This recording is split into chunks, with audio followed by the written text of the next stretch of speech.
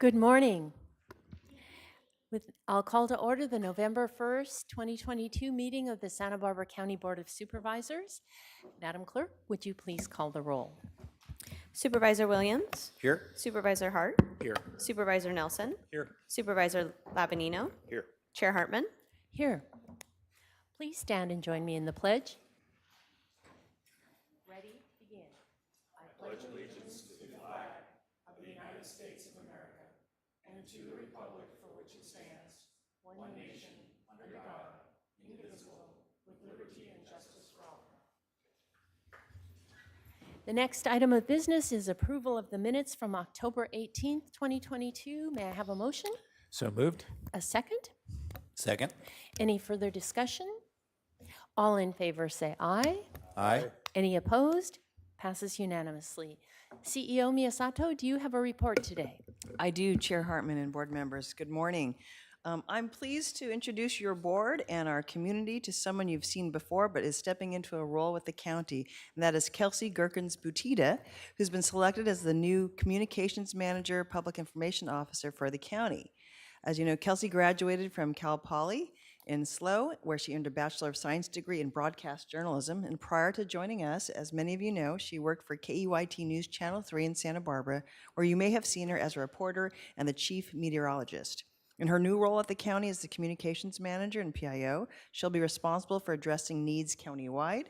She will also be responsible for addressing the community on emergency communications and ensuring all residents are well informed and have the information they need to access county services and programs. So please join me in welcoming Kelsey to the county team.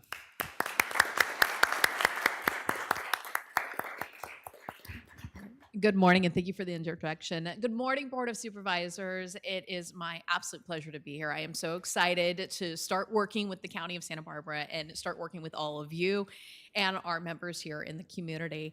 I am thrilled to be going into this communications role. I have been a part of this community for the last 12 years, and I really care about all of the communities here in the County of Santa Barbara. So I understand that we have all of these different neighborhoods and niches up through Santa Maria, Lompoc, Santa Ynez Valley, and Santa Barbara. And I'm really excited to represent all of the different communities and everything that the County of Santa Barbara is doing for our general population. So thank you for having me here today, and I look forward to the next chapter ahead. Thank you.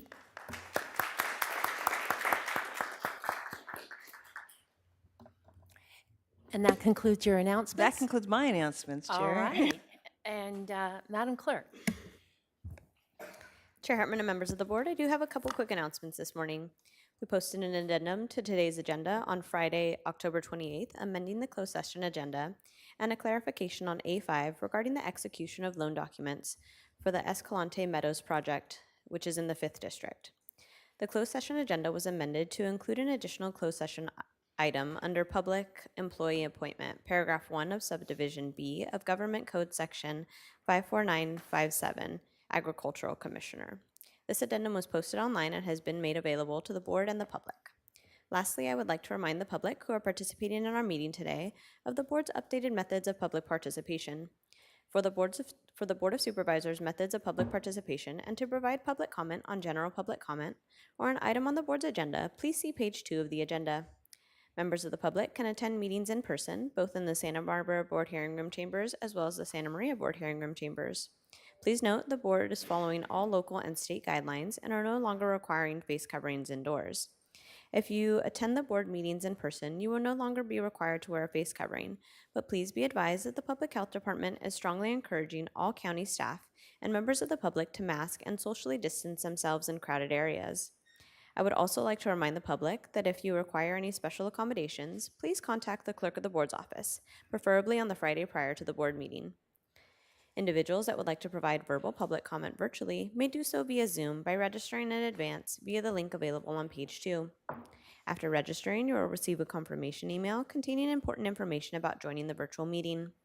Once the chair has announced the item you want to comment on, please join the meeting with the information provided in the registration confirmation email. You will be placed on mute until it is your turn to speak. The clerk will call you by name. When removed from mute, you will hear a notification that your line has been unmuted. If you are using a touch-tone phone, you may need to press *6 to unmute yourself. Each person may address the board for up to 3 minutes at the discretion of the chair. If you have any questions, please contact the clerk of the board's office at 805-568-2240. That concludes my announcements for today. Thank you. Madam Clerk, I had a question. Could you repeat what you said about A5? This project is located within the 5th district. Oh, okay. Thank you. All right. That brings us then to the administrative agenda. I have that board members would like to pull A13, A20, A23, A24, and A28. A26 as well, too. A26. All right, Madam Clerk, A13.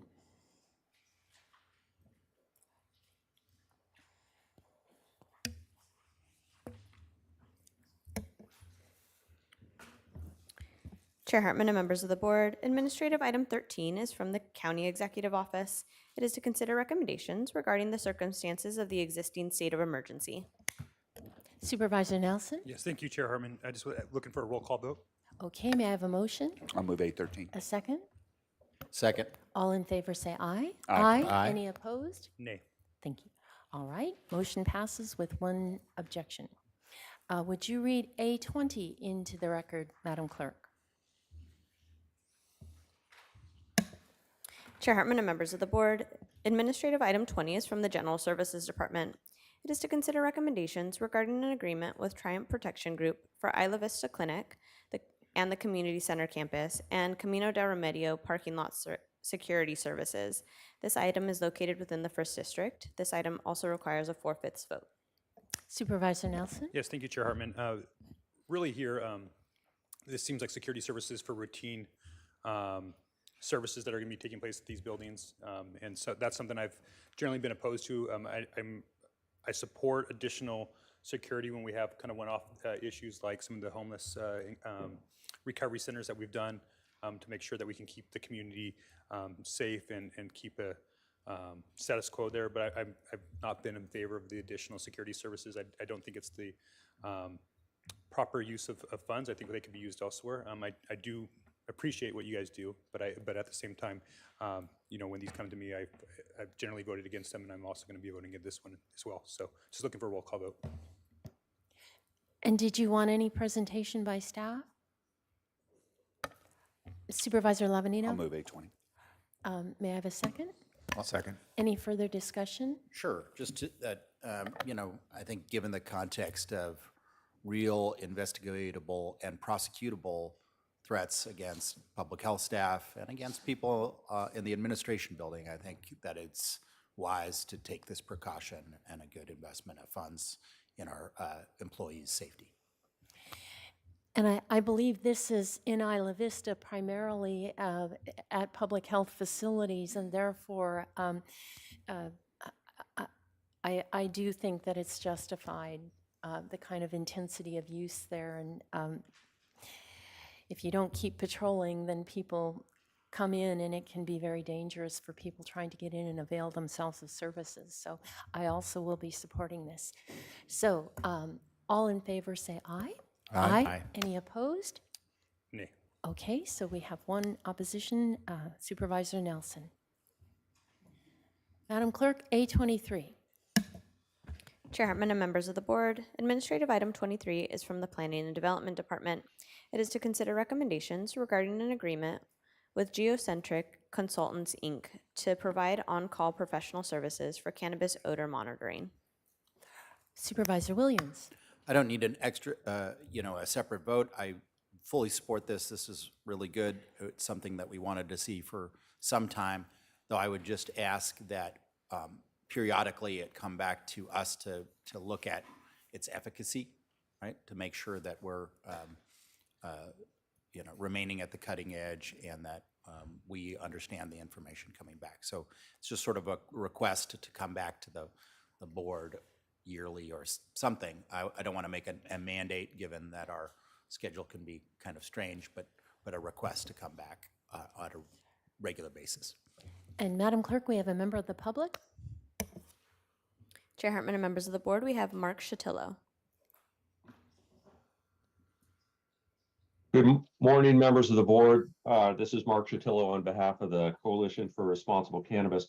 We do endorse and support this contract and underscore the need to keep an eye on it. Our concern is that some of the tools in this contract are not going to be adequate to be able to actually identify the sources of odor when there are nearby cannabis grows that are contributing to an odor problem.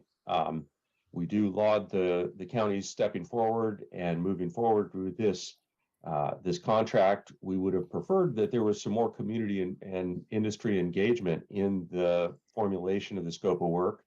But what you have before you is a good first step, and we do support it.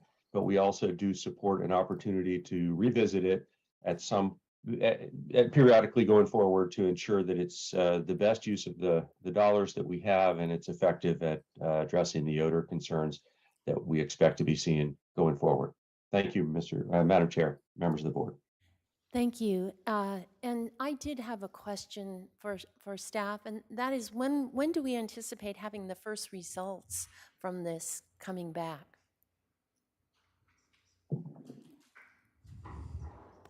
Madam Chair, members of the board, we need to get the contract started and moving, and then we're going to identify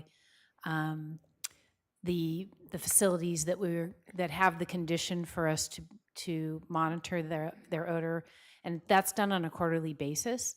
And so I think what we would do is I want to make sure I get enough data for the board, so I'll look at that first quarter and make sure we have enough data to provide to you, and then we could come back at that point in time. If not, I'll be in communication with the board about when we will come back.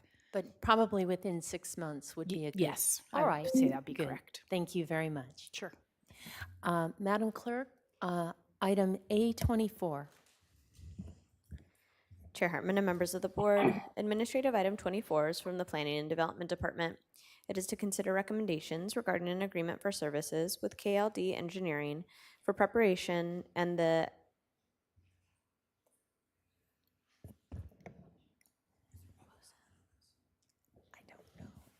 excavation modeling and planning project. And Madam Clerk, is there also public comment on this item? Chair Hartman and members of the board, we do have a request to speak from Mark Chatillo. Why don't we go with him first? Mr. Chatillo?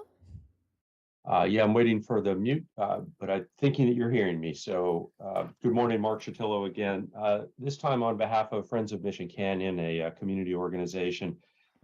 This is an evacuation plan and assessment, which is very much supported throughout the community to deal with emergency evacuations, particularly in our foothills, but elsewhere throughout the county where either wildfire or other emergencies necessitate the mass evacuation of communities.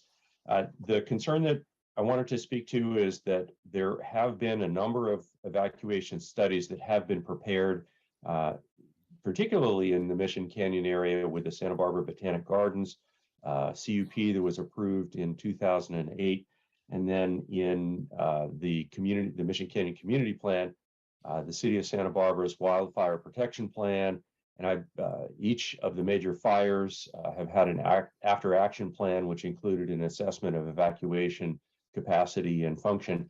All of these additional elements that are not referred to in this contract and as part of the scope of work should be included within this vendor's assessment of evacuation capacity so that we have the best possible chance of getting everybody out when the time comes. So just wanted to share those concerns and alert staff to the fact that there is a body of evacuation studies that could be helpful to advance the effectiveness of this contract. Thank you, Madam Chair. Thank you. Supervisor Williams? Yeah, I just wanted to take the opportunity not only to make sure that we look at that previous work, but also to highlight the need for Mission Canyon to be one of these areas where we look at these issues. Yes, and I would just like to add that so many developments just have one way in and one way out. So it's not only the route that's identified, but making sure that there's clearance wide and high so that if people need to evacuate and fire vehicles need to get in, that they can use the right-of-ways. So I think that's really important. All right, A26, Madam Clerk. Chair Hartman and members of the board, administrative item 26 is from the probation department. It is to consider recommendations regarding alternative sentencing and pretrial services program data. And is there public comment on this item? Chair Hartman and members of the board, we have Andy Caldwell that would like to make public comment on this Why don't we item. start with him?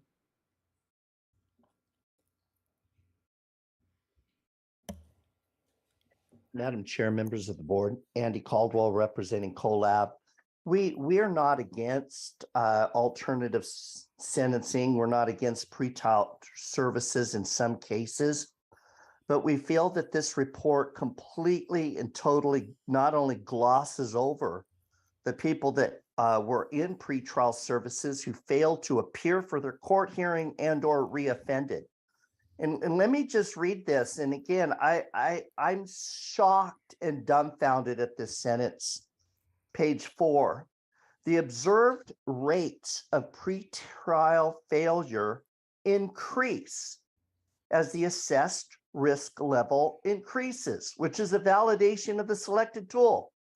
And as expected, defendants with higher scores on this system had the highest rates of unsuccessful completion on pretrial supervision. Now, any normal person would read that and said, well, if they have an increased assess level for pretrial failure, why are they getting pretrial services? Why aren't they in jail? Why are they not in jail? And instead, your woke probation department, instead of putting them in jail, wants to assign additional pre-trial service navigators to meet their unmet needs. Well, the victim of crimes have an unmet need that justice be served. And I always just have to scratch my head that when we have these hearings, you also have another item on there to increase security at your own facilities. Now, I'm reading between the lines here, and I think some of these people may be homeless, and they're raising hell in our community, and they're not going to jail. And here's the killer. These individuals are often those that are unhoused, have mental health and or substance abuse vulnerabilities, lower level offenses, and for whom custody time is, quote, not necessarily appropriate, unquote. Says who? Who is saying that they shouldn't go to jail? Especially when they failed the chance to not go to jail while they're waiting for their hearing. This is, again, we're talking 1/3, up to 1/3 of the people that you're trying to keep out of jail are not showing up for their trial and or they're reoffending. Up to 1/3. And this is buried at the end of the report. Why isn't this at the top of the report and why isn't this a departmental hearing? You are failing to keep your community safe by putting this on the admin agenda and rendering this a success. 1/3 of these people belong in jail. Maybe the other 2/3 That is your time, don't. Mr. Caldwell. Supervisor Nelson? Yes, thank you, Chair Hartman. I asked probation to make sure they were here to be able to set the record straight on some of the claims that were made in the public comment letter and as well as the verbal public comment. I think Ms. Benton will be happy to get into a little bit further. Some of the numbers were off here, and just because some people had failures to appear, did not necessarily failures to appear to court. If you dig into there, there's some additional levels there, and this was also a snapshot during COVID, is my understanding as well. And you know, at the end of the day, pretrial services has always existed. It's just whether, you know, a judge was releasing somebody and then they wouldn't have any follow-up with potentially, you know, navigators, is what we call them now, but in the past we also called them case managers or other terms. And the idea is to get them to not to reoffend. And at the, you know, we in government when we're trying to keep the public safe, have to always make a calculation on resources, right? If somebody that was arrested stayed in jail until their court date, we wouldn't be able to have the funds necessary to do other things like patrol. And so, there's a calculation that has to take place. In the past, this was done by a judge. Now there's some other ways to expedite that process, and I know Ms. Benton would like to go into a little bit further and set the record straight here. Ms. Benton? Madam Chair, members of the board, and Supervisor Nelson through the chair.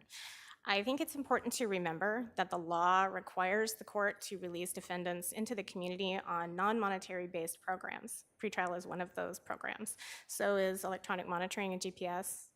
Those also qualify as non-monetary programs, unless those individuals present what we think of as an unreasonable risk to the community.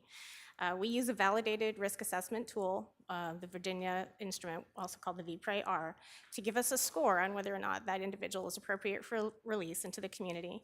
And then we do some additional vetting of that case, and the judge in the court will make the ultimate determination as to whether or not that individual is released on pretrial. When we look at that 27% of individuals who are unsuccessful on pretrial, those are folks who are generally unhoused. Those are folks with mental health challenges, individuals who have substance abuse issues, or a combination of those barriers. So they have some significant challenges that they have to meet, and that is the reason that we connect them with pretrial navigators while they're on pretrial supervision. Those folks will connect them to supports for housing, transportation, employment as necessary, behavioral wellness clinics and medication support, and many other things. When we say that we agree that jail is not the appropriate place for some of these individuals, it's because those needs can't be met while they're in jail. And the reality is many of these folks will be released into the community eventually by the court. Pretrial functions as a safety net in some cases, so that if a defendant is going sideways while in the community, we have an opportunity to intervene. We can let the court know sooner rather than later, so they're not out in the community generally committing crimes without us knowing. The most common rebooking offense is disorderly conduct, and the second most common is possession of drug paraphernalia. So when you think about how these folks are having higher scores on the risk assessment instrument, it would be predictable that they would reoffend and that they would commit some of these offenses. I think also it's important to note that when an individual does reoffend or when they fail to appear in court, we take them back into custody. We report those statistics because it's important to know, in the spirit of transparency, what our failure rate is on pretrial, but we also take appropriate action on those cases so they are not out there in the community being unsupervised or action not being taken. That is very helpful. Supervisor Hart. Yeah, I appreciate Supervisor Nelson's questions and Ms. Benton's answers, because this issue obviously has a lot of interest from the public and there's a lot of confusion. And so, maybe if you could just talk a little bit more specifically about what alternative sentencing is versus pretrial supervision, just to help set the context for the conversation. Sure. I know our partners from the Sheriff's Office are here also, in case you would like to ask questions about alternative sentencing. That'd be great, thank you. Alternative sentencing is actually a sentence, and they're serving their sentence in the community in lieu of being in custody. Pretrial is for those folks who have not yet finished their court process. So they're being released into the community on supervision, awaiting the conclusion of their court process. Those are folks who are considered innocent. They have not finished that process, and so having those folks in jail sometimes is not the appropriate place for them, and that's what the risk instrument tells us. Alternative sentencing, Lieutenant Calmetta can speak to that, but that requires a process of application after the person is entering the sentencing process, and then the Sheriff's Office will determine whether or not they're appropriate for that program.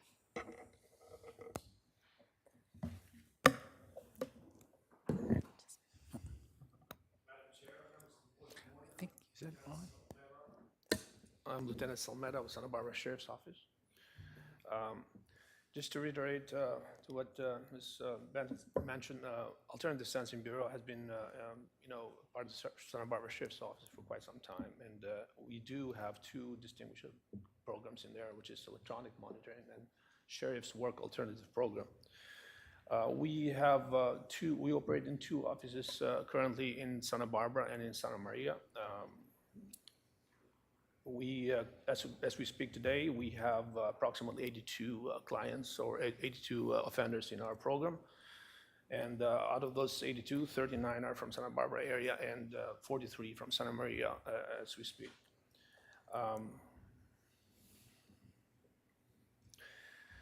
During the past month, we had only 4 removals from the program. Most of those removals were due to offenders having warrants, DUI arrest, and domestic battery. So an average per month, Alternative Sentencing Bureau has an average of receiving 69 applications per month. Out of those 69 applications, only 2 get rejected due to the offender having different issues and not qualifying for the program.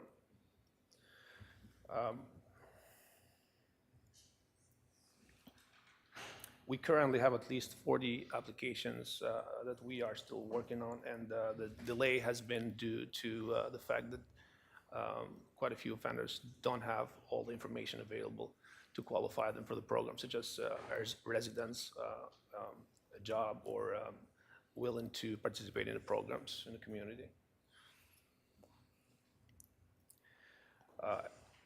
We currently have seen an increase in overall numbers of the offenders in our program, and that's due to the great cooperation that we got going between probation and the Santa Barbara Sheriff's Office.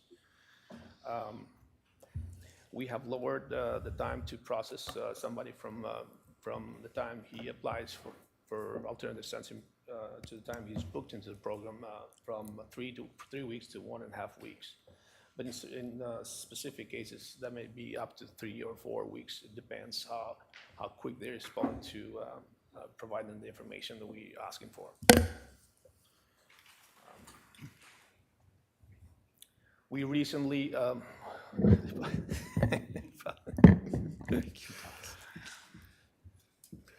recently implemented the online application for offenders who are willing and would like to participate in our programs. And that online application is live right now, and we're just waiting to see how that is going to play out in the upcoming weeks. As we speak, we have 3 individuals who reside in different areas outside our county, such as Ventura and San Luis Obispo. Well, I appreciate hearing the cooperation and collaboration between probation and the Sheriff's Department. That's good news. And particularly, the shortening of the time that it takes to get folks into the program. I noticed in the report that in the past, there had been a very, very long period of time. And I appreciate you highlighting that challenge and trying to make that happen as fast as possible. I know the penal code requires that the Board of Supervisors review the alternative sentencing program annually. So are we going to have a presentation going forward from the Sheriff's Department about the status of the program? Can we expect that every year now? Yes, sir. Definitely, we'll have the presentation ready for. I think that'll help the transparency and some of the questions that the members of the public asked about too. And then maybe just as a final question, another word that gets talked about a lot in this space is diversion. And maybe, Holly, if you could talk about diversion relationship to alternative sentencing and pretrial supervision. We don't really consider pretrial supervision to be a diversion by the classic sense of the word. Diversion is actually taking that person out before they enter the juvenile or the adult justice system and making sure that they are given appropriate supports and whatever they need to make sure that they don't come back into the system. And there are a number of partners that are working on programs like that. Pretrial supervision is really its own self-contained program, and it is meant to be a period of supervision while that person is awaiting trial. So I know that those things get thought of as interchangeable, but they are not actually interchangeable. Thank you. That's really helpful. And I think this has really highlighted how we're trying to provide the treatment and the services and the accountability and support that folks need to get their lives back on track when they enter the criminal justice system or be diverted prior to that. And this is all, as Supervisor Nelson said, critical from a fiscal standpoint and also from a public safety standpoint. This is how we, have folks not end up back in jail. Which is everybody's goal. So thanks for highlighting all this information and sharing it with the board and the public.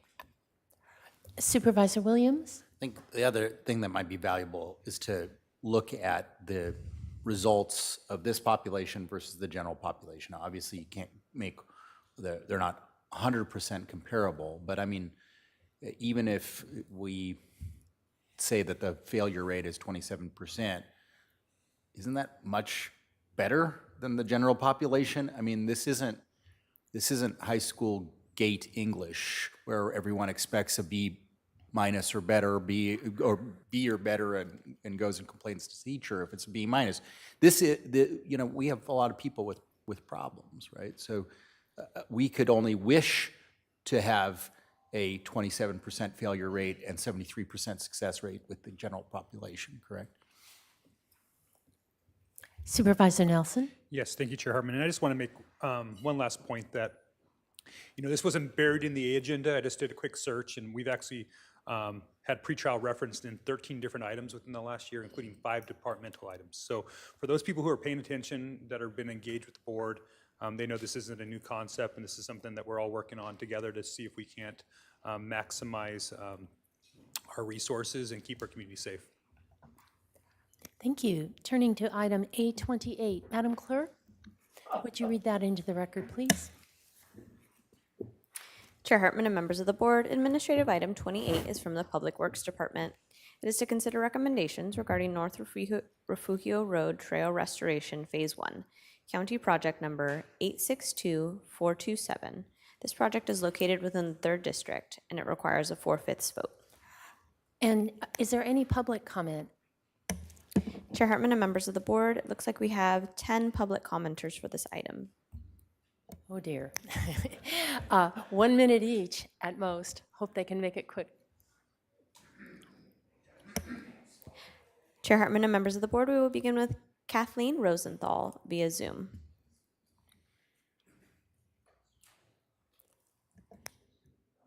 Good morning, Madam Chair and members of the commission. I'm here just to say that I am so happy to see this project on the agenda. I did want to emphasize that our community is really focusing on the safety of where this trail goes, and we hope to see that happen. We appreciate all the work that's gone into this. We appreciate the work by the Bucket Brigade, by Chair Hartman and the board here that have allocated the money for this project. The volunteers we've had at our last 2 work days. This is going to be such a boon for our community, and it will allow our kids and our equestrian safe passage along one of our most busy routes, Refugio Road. So thank you very much for all that you've done so far with this project, and we appreciate Chris Sneddon and all his patience in answering our technical questions and making this project happen. Thank you very much. Faith Dieter to be followed by Bonnie Barber.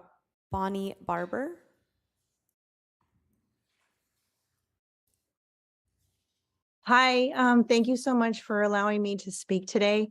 I want to thank the board and Public Works for its commitment to restore the Refugio Trail, which was designated a pedestrian and equestrian trail back in 1977. And I'm here today for a very personal reason to thank you, because in 2001, I hit a pedestrian. And since that time, 2 pedestrians have been killed. And this project is more important than people realize until they've been in the position that I've been in.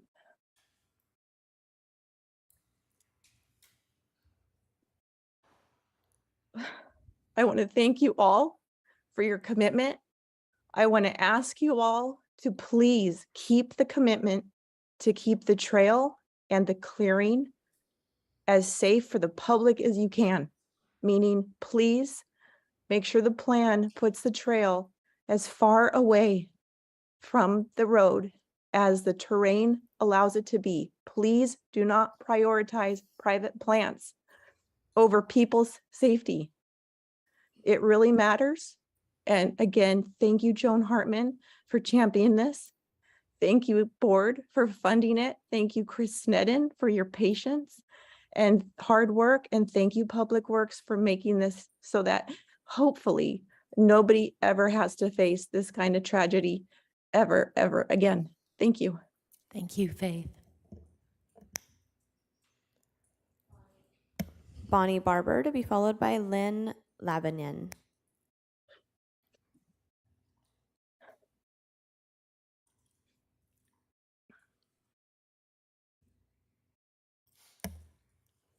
Bonnie, you've been unmuted on our end.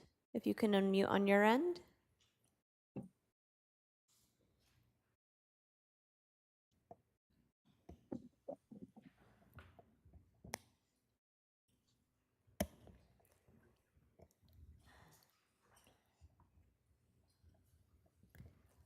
Lynn, you've been unmuted.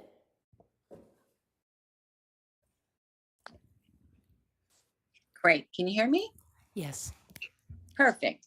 I'd like to just say thank you to all those, Madam Chair and members of the board, and all those people with whom we've done a huge amount of work for our community. And essentially, for the sake of time, I will ditto those who've spoken before me, and also reiterate public safety, as Faith just so sweetly just spoke about, and emphasize, when we buy our properties, we do know where our easements are. And though I have compassion for people who have put up plants and gates and what have you, public safety is paramount. And again, thank you for everyone for their hard work. And our community is really excited about this pedestrian equine trail. Thank you. Thank you. Larry Kelsey, to be followed by our final speaker, Marcia Griggs.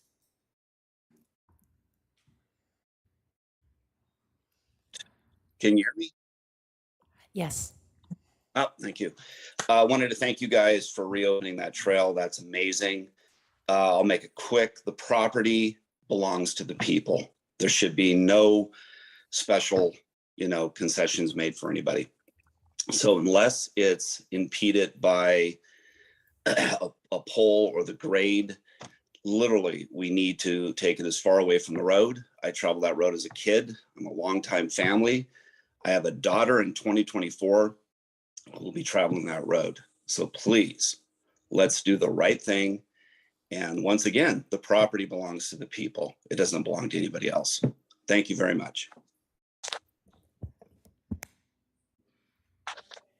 Marcia Griggs, and to be followed by Bonnie Barber, if you can get your audio unmuted.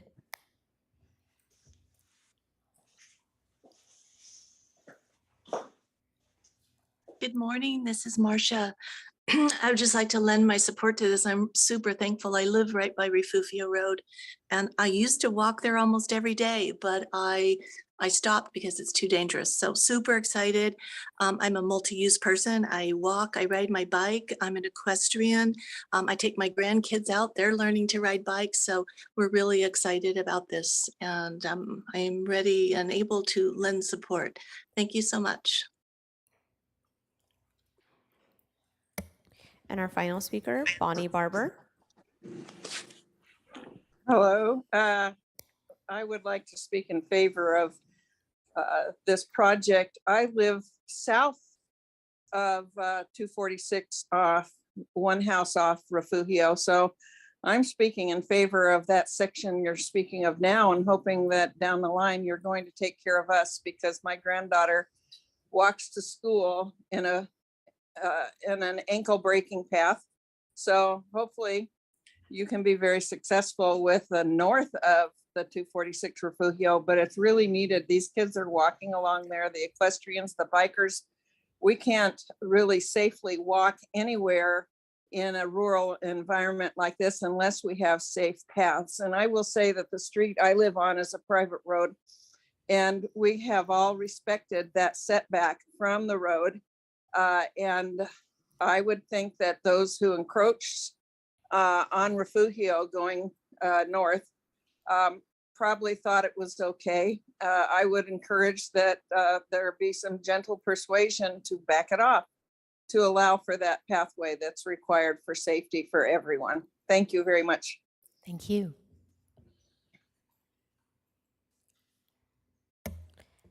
Chair Hartman and members of the board, we have no further requests to speak.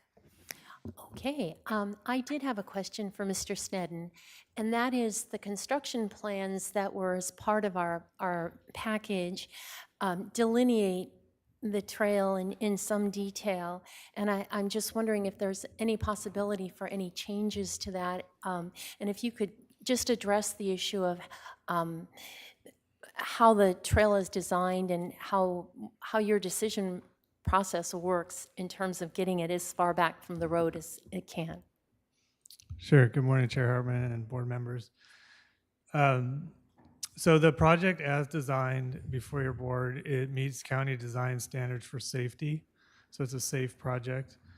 I think what a lot of people are talking about is user experience, and it can be sometimes a little bit more of a comfortable experience for users to be a little bit more separated from the roadway. The considerations on this project are there's a lot of things that the road right-of-way is used for, including encroachments, but there's also grades that you have to design for. There's drainage, there's utilities. There's a lot of different factors that go into play to create a balanced project and cost too. So this project is balancing all those different interests to try and make the best path possible, but there are opportunities to adjust the alignment during construction, and we can certainly fit that in as long as it's within the project scope. Well, I just want to say, you can see there's a lot of community support for this, and it's very creative to put the equestrian on the east side because many people like to use that to get down to South Refugio Road, and then for walkers and bikers on the west side. And we were out there with the Bucket Brigade. Public Works had got it ready, and we have a demonstration, and people are very excited about that. I wanted to present something to you, Mr. Snedden. It's a front page article in the newspaper that shows you speaking when we launched this project, and this is just a sign of our gratitude.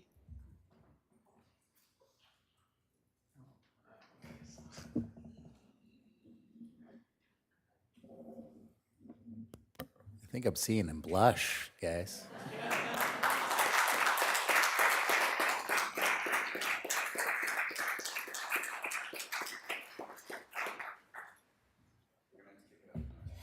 Mr. Snedden went door to door himself talking to residents about this so that when we did have our groundbreaking ceremony, we didn't have people there resenting the trail. Everybody was on board. And again, it means so much to the community. We've, since the 1950s, designed our space for cars, and we've kind of lost sight of other uses on the roads, and especially in rural areas where we don't have sidewalks. It means that we have to drive, even in a small rural town, to get around safely. So we're restoring some of these right-of-way trails and paths. And it's very slow, tedious work, but Mr. Snedden and the Bucket Brigade have a great partnership and have led. And I also need to recognize the community because this was really their idea, and we're doing our best to implement it. So again, thank you, Mr. Snedden. All right, that concludes our A agenda. May I have a motion for the balance? And that motion should include the slight change to A5 for the District 5. And so may I have that motion? So moved. Second? Second. All in favor? Aye. Aye. Any opposed? The administrative agenda is passed. Turning to our resolutions, Madam Clerk, A37, please. Chair Hartman and members of the board, Administrative Item 37 is sponsored by Supervisor Hart. It is to adopt a resolution honoring Pat Saley for her 2 decades of service as a facilitator of the Goleta Slough Management Committee and her leadership on local planning issues in Santa Barbara County. Joining us here in person, we have Pat Saley. If you will join us at the podium, I will now read the resolution into the record. Whereas Pat Saley has resided in Santa Barbara since 1972, where she subsequently graduated from UCSB with a degree in environmental studies, emphasis in biology. And whereas Pat has worked as a staff member, consultant, or facilitator for a plethora of public agencies, special districts, committees, and nonprofit organizations, including California Coastal Commission, Santa Barbara County, Santa Barbara and Carpinteria School Districts, SBCAG, UCSB, and the City of Goleta. And whereas Goleta Slough is an important coastal wetland habitat performing critical ecosystem services to our community, including flood attenuation, fish nursery and food web support, pollution filtration, groundwater recharge, nutrient cycling, sediment flow, and carbon sequestration. Whereas Pat led the committee fearlessly and with ease, honor, and grace, as it grappled with a wide variety of complex land use and natural resource issues for over 3 decades, including studies demonstrating the reduced risk tidal wetlands provide relative to non-tidal depressions for bird, airplane, strike hazards, and conducting an epic high tide floodgate opening experiment in 1997 to demonstrate the inland reach of slough tide flows. And whereas Pat and the committee helped devise the 2004 Wetland Restoration Plan, which directed habitat restoration mitigation for the 2006 through 2007 airfield safety projects. This plan not only resulted in 40 acres of new and restored wetland and marginal upland habitat restoration, but also facilitated implementation of the airfield safety projects. Now, therefore, be it ordered and resolved that this Board of Supervisors does hereby recognize Pat Saley for over 40 years of exemplary leadership and outstanding achievement working to protect the Goleta Slough and surrounding community, passed and adopted today.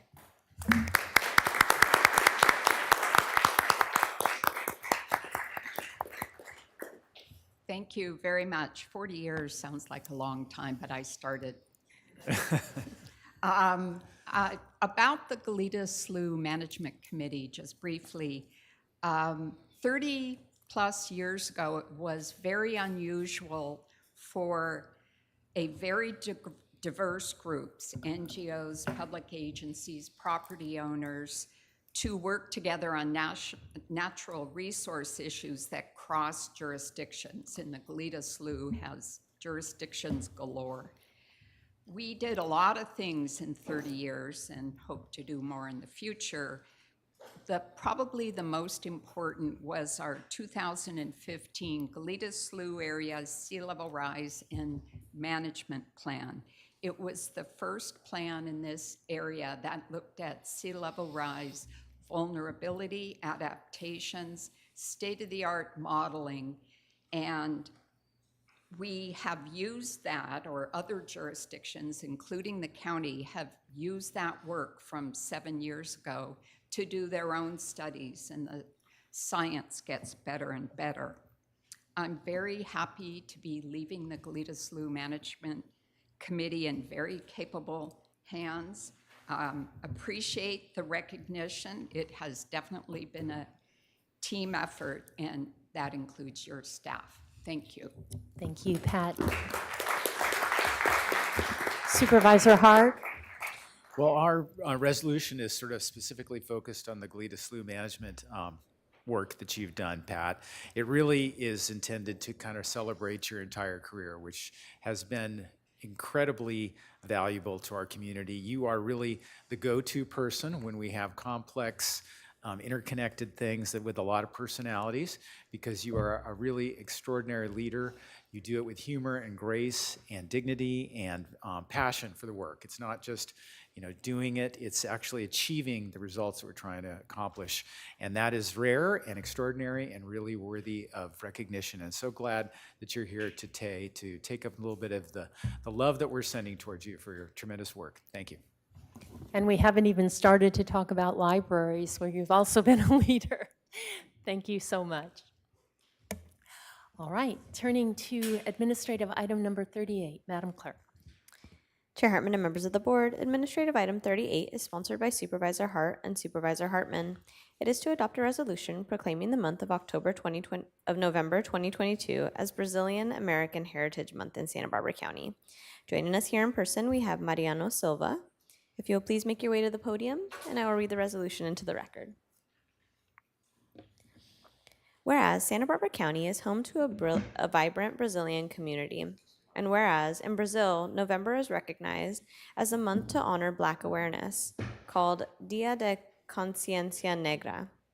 which celebrates the Afro-Brazilian culture, including the leaders of the Black Liberation Movement. And whereas November 19th, 2022 will mark Santa Barbara's 4th annual Brazilian Day, put on by the Brazilian Cultural Arts Center of Santa Barbara, which is a time for the community to come together in celebration of Brazilian culture, including Afro-Brazilian culture and cultural arts. And whereas the Brazilian Cultural Arts Center of Santa Barbara strives to empower community members through arts education, inspiring creative self-expression to move beyond physical, mental, and emotional challenges. And whereas the Brazilian Cultural Arts Center of Santa Barbara uses martial arts, dance, drumming, language, and music to encourage its community to embrace diversity and embody self-confidence through classes for all ages and levels. And whereas the County of Santa Barbara celebrates Brazilian Americans and all they contribute to our society. Now, therefore, be it ordered and resolved that this Board of Supervisors declares November as Brazilian American Heritage Month in Santa Barbara County and encourages all residents to celebrate the rich culture that the Brazilian American community contributes to our society. Passed and adopted today. Thank you. Thank you all. Thank you. Good morning to all. My name is Mariano Silva, to the Chair, Hartman, and the Honorable Supervisors, and to all the community members here today. It's an honor to be here to accept this recognition on the behalf of the Brazilian American community. I feel lucky to live in a county that honors the Brazilian community, including the African Brazilians. I stand on the shoulder of many who have come before me and to continue to inspire my work.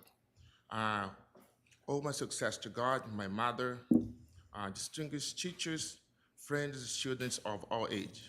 I was born in Salvador, Bahia, Brazil, in the birthplace of capoeira, and with that continues to be the epicenter of the African Brazilian culture today. I have learned over my 21 years work in Santa Barbara that Americans have a few opportunity for self-expression.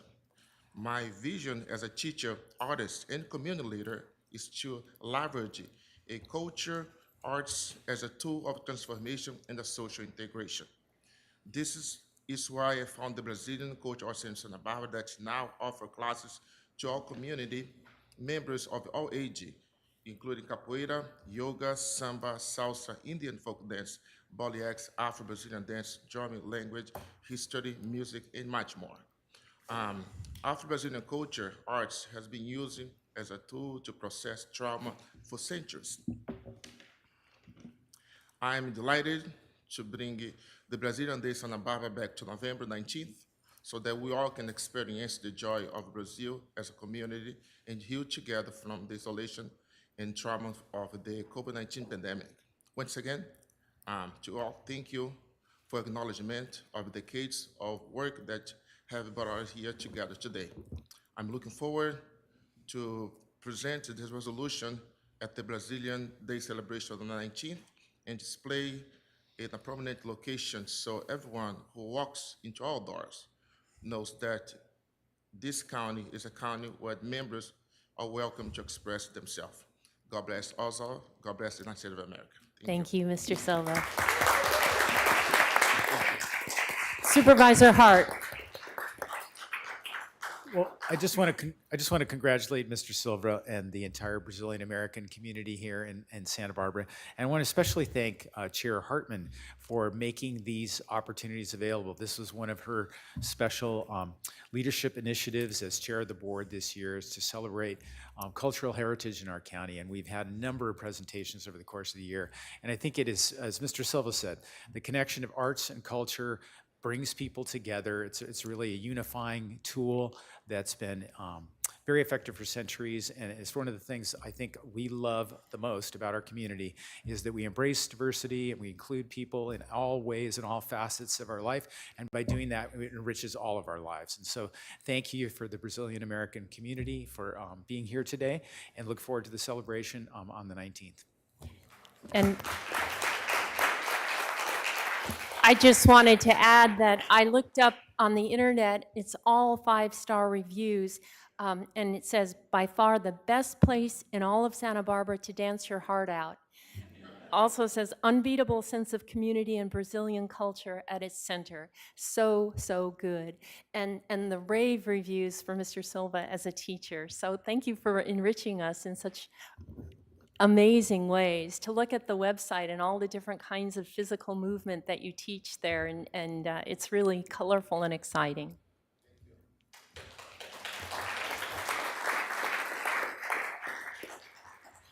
Madam Clerk, turning to item number 39.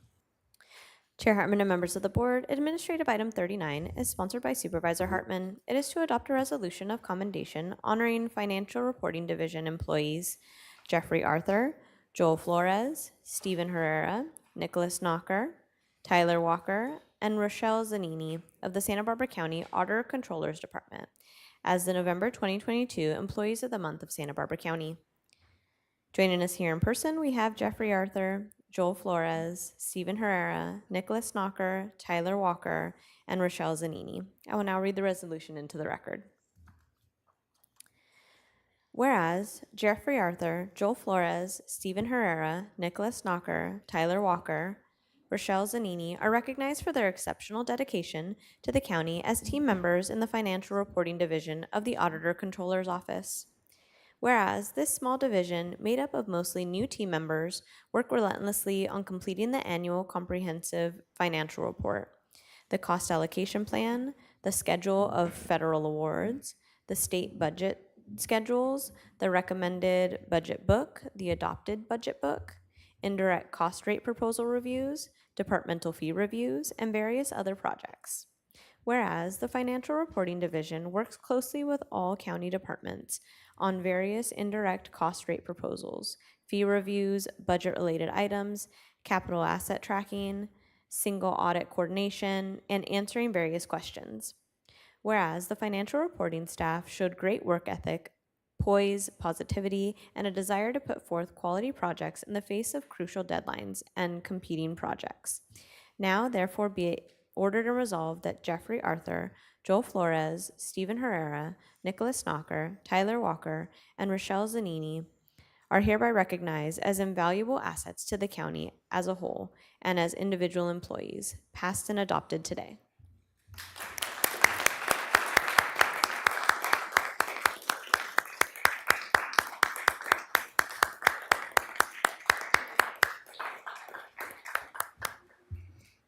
Good morning, members of the board. I'm Ed Price, Assistant Auditor Controller.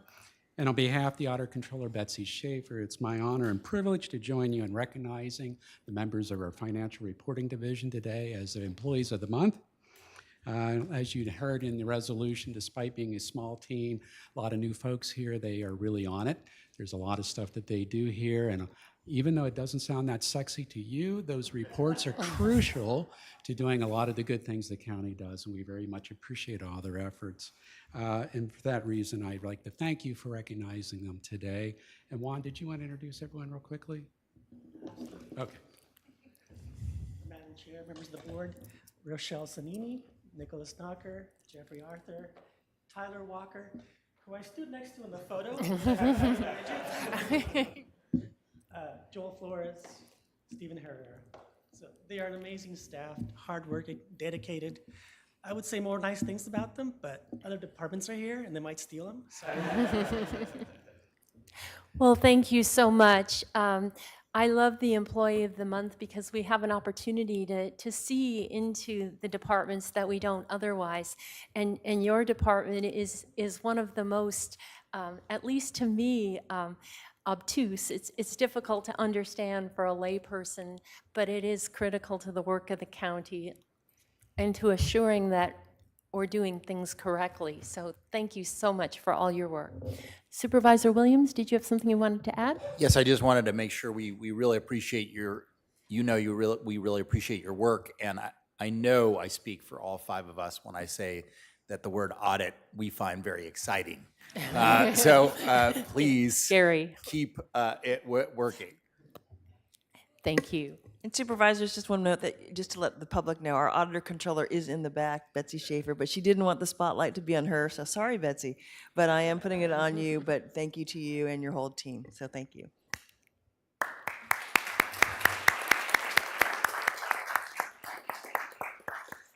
Madam Clerk, turning to departmental item number 1, would you read that into the record, please?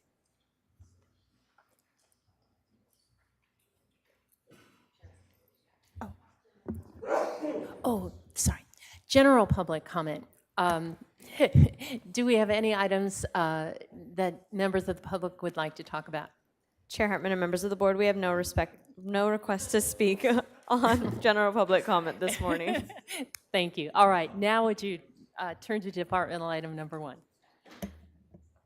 Chair Hartman and members of the board, departmental item number 1 is from the Planning and Development Department. It is a hearing to consider recommendations regarding the Seaman and Sierra Botanical LLC appeals of the Planning Commission approval of the Nahoki Farms Cannabis Cultivation Project, case numbers 22 APL 21, 22 APL 23, and 19 LUP 530. This project is located within the 3rd District. Before we proceed, we did receive 3 documents after our Friday deadline. These will require a vote to be accepted into the record. The first is a public comment by Sally Isaacson, received Sunday, October 30th, 2022 at 3:43 p.m. The next is a PowerPoint by Ed Seaman, received on Monday, October 31st, 2022 at 11:17 a.m. The last is a PowerPoint by Benjamin Bendoff, Monday, October 31st, 2022 at 8:08 a.m. Thank you. May I have a motion to accept those 3 documents into the record, please? I'll make that motion, but I'd also like to iterate for anybody in the public to make sure get these to us much sooner than the day of, especially on these really long meetings that we have, where we have a lot of material to cover, and so it's hard to catch up. So, the earlier we have these things, the better. So, but I will make the motion. Second? Second, but I agree, it's, you're torn between wanting to read them, which makes you look like you're not paying attention to the rest of the hearing. So it's really, if you folks want us to read them, it would be really good to get them in earlier. So we have a motion and a second. All in favor say aye. Aye. Aye. Any opposed? They're into the records. We need ex parte communications reported. Supervisor Nelson? Thank you, Chair Hartman. I spoke to Justin L. Dewari on Friday over the phone, Ed Seaman yesterday over the phone, Charlie Catherman yesterday over the phone. All 3 of them I spoke to about water in the area, and also spoke to Laurel Fisher Perez last night and spoke about water and odor, and also spoke with my planning commissioner, Larry Farini, about the hearing that took place at the PC. Thank you. Supervisor Lavanino? Thank you, Madam Chair. Phone conversation with Justin L. Dewani on water issues. My staff had a conversation this morning with Mr. Seaman. I spoke yesterday on the phone with Charlie Catherman from Catherman Exploration, again about water, wells, and historic usage there. And I did watch portions of the Planning Commission meeting. Supervisor Williams? I had a Zoom with Laurel Perez and the applicant last Thursday, the 27th. A Zoom with one of the appellants, Mr. Seaman, also on Thursday, the 27th. And a phone conversation yesterday, the 31st, with Mr. Aldewani. Supervisor Hart? Yes, and I had phone conversations with Ed Seaman on 10/27, talking about water issues. And that same day, I had a phone conversation with Justin Eldewani about water as well. And then yesterday, I had a phone conversation with Laurel Fisher Perez about the project as a whole, what the plan was for screening the grow from the highway, and odor abatement strategies, and water issues as well. Thank you. And I had a site visit with the applicant, the agent Laurel Perez, and their hydrologist on site on Tuesday, October 25th. I had a Zoom with the appellant Sierra Botanicals on Tuesday, October 25th. I had a Zoom scheduled with Mr. Seaman, but somehow that didn't work. So he spoke with my staff, and they provided me with written notes of that conversation. all of these all of the discussions focused largely on water. I also spoke by phone with Mr. Mark Shatillo, again, talking about water issues in the context of cannabis more broadly. So we're ready for staff presentation, and Director Plowman. Madam Chair, members of the board, today we have before you the appeal on the Nahui cannabis application. This was a permit that was approved in August 2021. It finally made it to hearing on August 10th, 2022. The Planning Commission did approve it with some modifications to the project description, and that was subsequently appealed, obviously, to the board here. Today we have Aaliyah Vosberg, who is the project planner, and she is available via Zoom. We have Joe Dargle, our supervising planner, and Travis Seaward's deputy director. With that, I'll turn it over to Ms. Vosberg for the presentation. Thank you. Good morning. Can everyone hear me okay? Yes, we can. Okay. Good morning. My name is Aaliyah Vosberg. As introduced, I'll be presenting the appeals of the Planning Commission's approval of the Nahui Farms Cannabis Cultivation Project. Can move on to the next slide. So this is a vicinity map of the project. You'll see the site is located on a 53-acre parcel on the west side of Highway 101, approximately 4 miles south of the city of Buellton.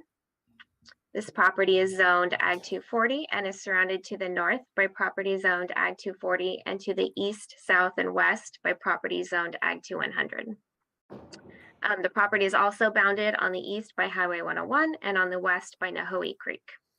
The site's been historically planted with organic field crops dating back to the 1990s, and surrounding land uses include field crops, grazing, and open lands. Next slide. So the project consists of a land use permit to allow 20.67 acres of outdoor mature cannabis cultivation under hoop structures, 1.2 acres of outdoor nursery under hoop structures, refrigerated storage in an existing 3,200 square foot ag storage barn, and cannabis processing that includes drying, curing, trimming, and packaging in a proposed 10,000 square foot processing building. Additionally, the project includes a new 30,000 gallon water storage tank for fire protection purposes, installation of a permeable employee parking area, and installation of lighting, fencing, and landscape screening. The operation will employ 5 full-time employees with an additional 19 seasonal employees during harvest periods, which will occur up to 3 times per year for a duration of 21 days per harvest period. Next slide. So this project was approved by the Planning Commission on August 11th, 2022, with an applicant proposed addition to the project description, which specifies the applicant will, 1, limit the use of the primary well that serves the project to 26.6 acre feet per year, and 2, provide the Planning and Development Department a well meter log of this primary well prior to commencement of use and biannually thereafter for the life of the project. Next slide, please. So 2 appellants filed 2 timely appeals of the Planning Commission's approval. The primary focus of both appeals is water, and both appeals make reference to other agencies' reviews of the project's water source. So before discussing each appeal issue individually, I'll outline the high-level regulatory environment that governs all proposed cannabis projects.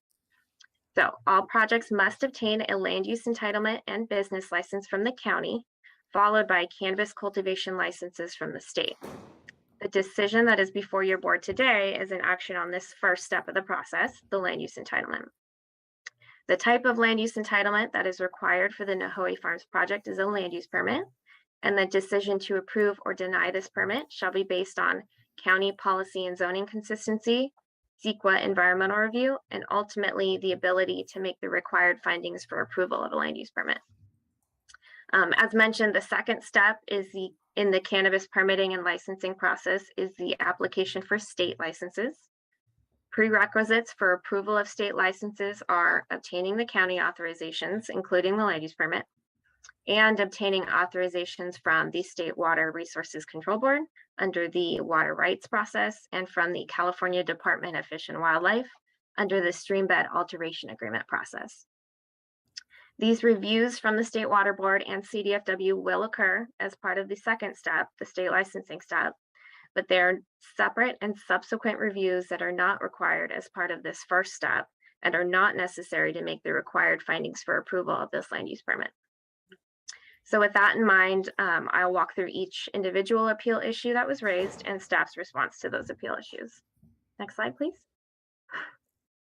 So for appeal issue 1, raised by appellant number 1, Edward Seaman asserts that planning staff worked solely with the applicant's hired geological consultant, and in doing so denied the appellant a fair and impartial hearing. In this appeal issue, the appellant specifically cites a technical memo which was prepared by the appellant's technical consultant and which disputes the applicant's technical memo. In response, staff reviewed all materials submitted by the applicant and all other interested parties and made a recommendation to the Planning Commission based on the project's consistency with zoning and policy requirements.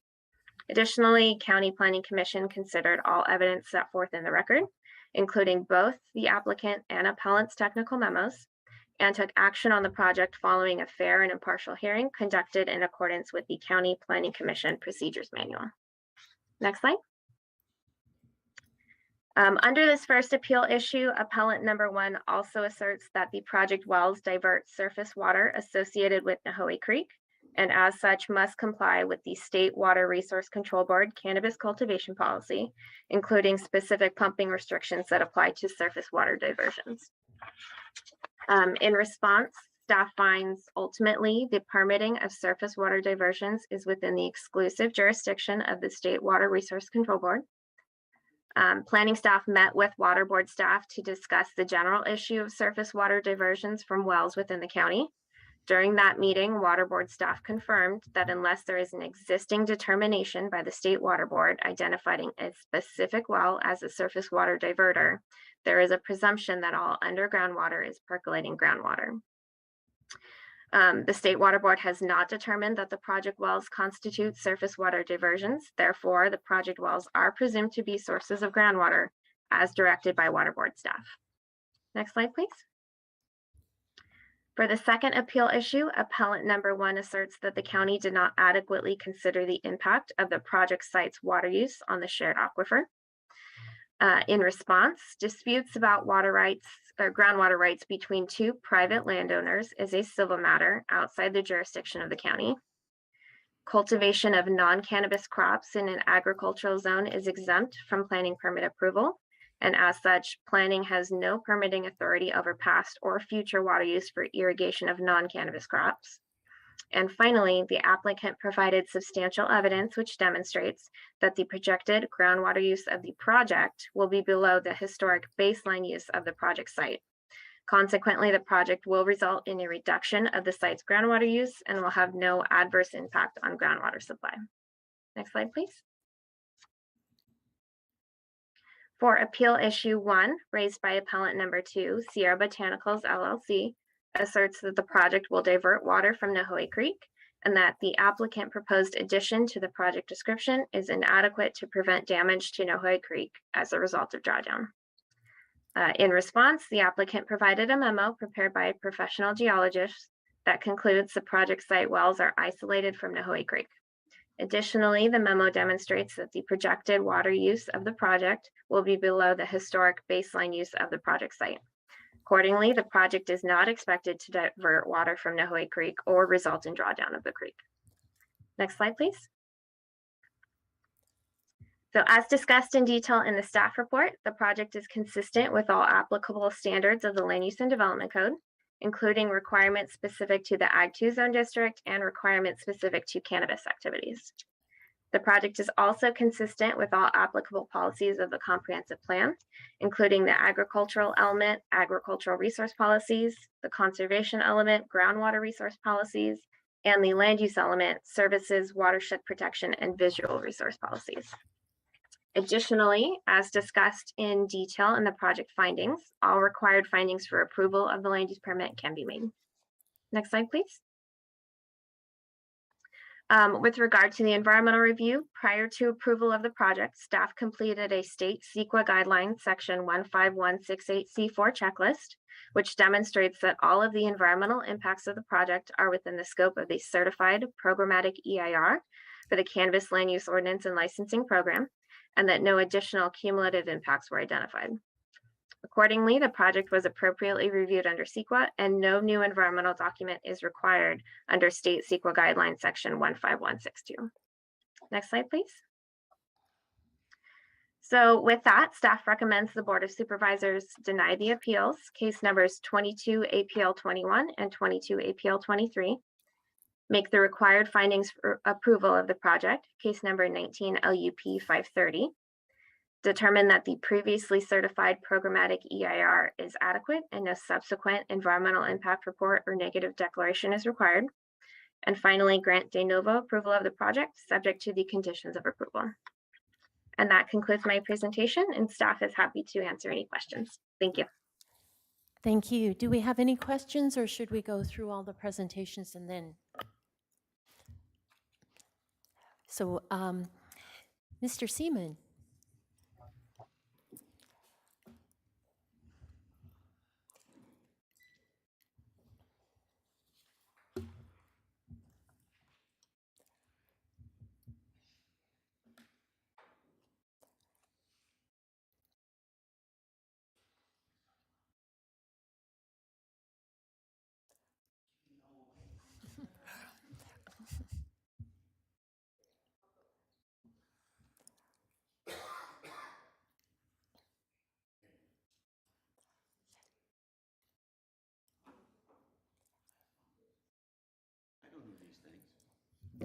You're doing fine. Hi, I'm Ed. I'm a grandpa, a dad, a husband, one of the stewards of Restoration Oaks Ranch. My wife and I own Santa Barbara Blueberries. I'm the co-founder and executive director of the Wild Farmlands Foundation. I'm an environmentalist, I'm an educator, and I'm an agroecologist. For those that don't know the term, agroecology is agriculture as a part of the ecosystem, not a replacement for it. I consider myself and all the people that work for me and with me to be an integral part of the natural ecosystem, and we take responsibility for its health and the natural balance of it. We are transitioning Restoration Oaks Ranch into an agroecology education preserve, and we are working with many organizations in the Santa Barbara region to this end. I appealed the Nahoe Farms project again with the board because as an environmentalist, I do not believe that the appeal process up to this point in time has been considerate enough of the impaired Nahoe Creek ecosystem that we share with Nahoe Farms and with our other neighbors. At least two of whom are here today. Randy is with me with Pork Palace, and Richard said that he would join us on Zoom. The two issues in my appeal to the board this time around were bias and water. Let's see if I can do this right. There we go. I'm not going to read everything that's on the screen. You guys can do that. I'm just going to say a little bit about it. I believe that planning staff didn't want to slow down the process. I think staff have been working with Mr. Kathman for a while now. I'm sure they have a good working relationship with him. He's a nice guy and he is qualified. But in this case, his water source and geology explanations were challenged forcefully and effectively by Dr. Brad Newton, my consultant. Dr. Newton was known and available to planning staff many days before the Planning Commission hearing, but no effort was made to contact him directly or through me. I don't understand this.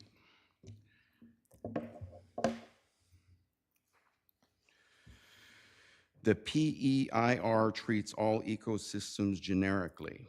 As far as I know, I'm not an expert, I'm doing it the best that I can. It ignores unique, fragile ecosystems like ours because it's designed to move cannabis permits through quickly. In the process, it seems to give up local environmental protections.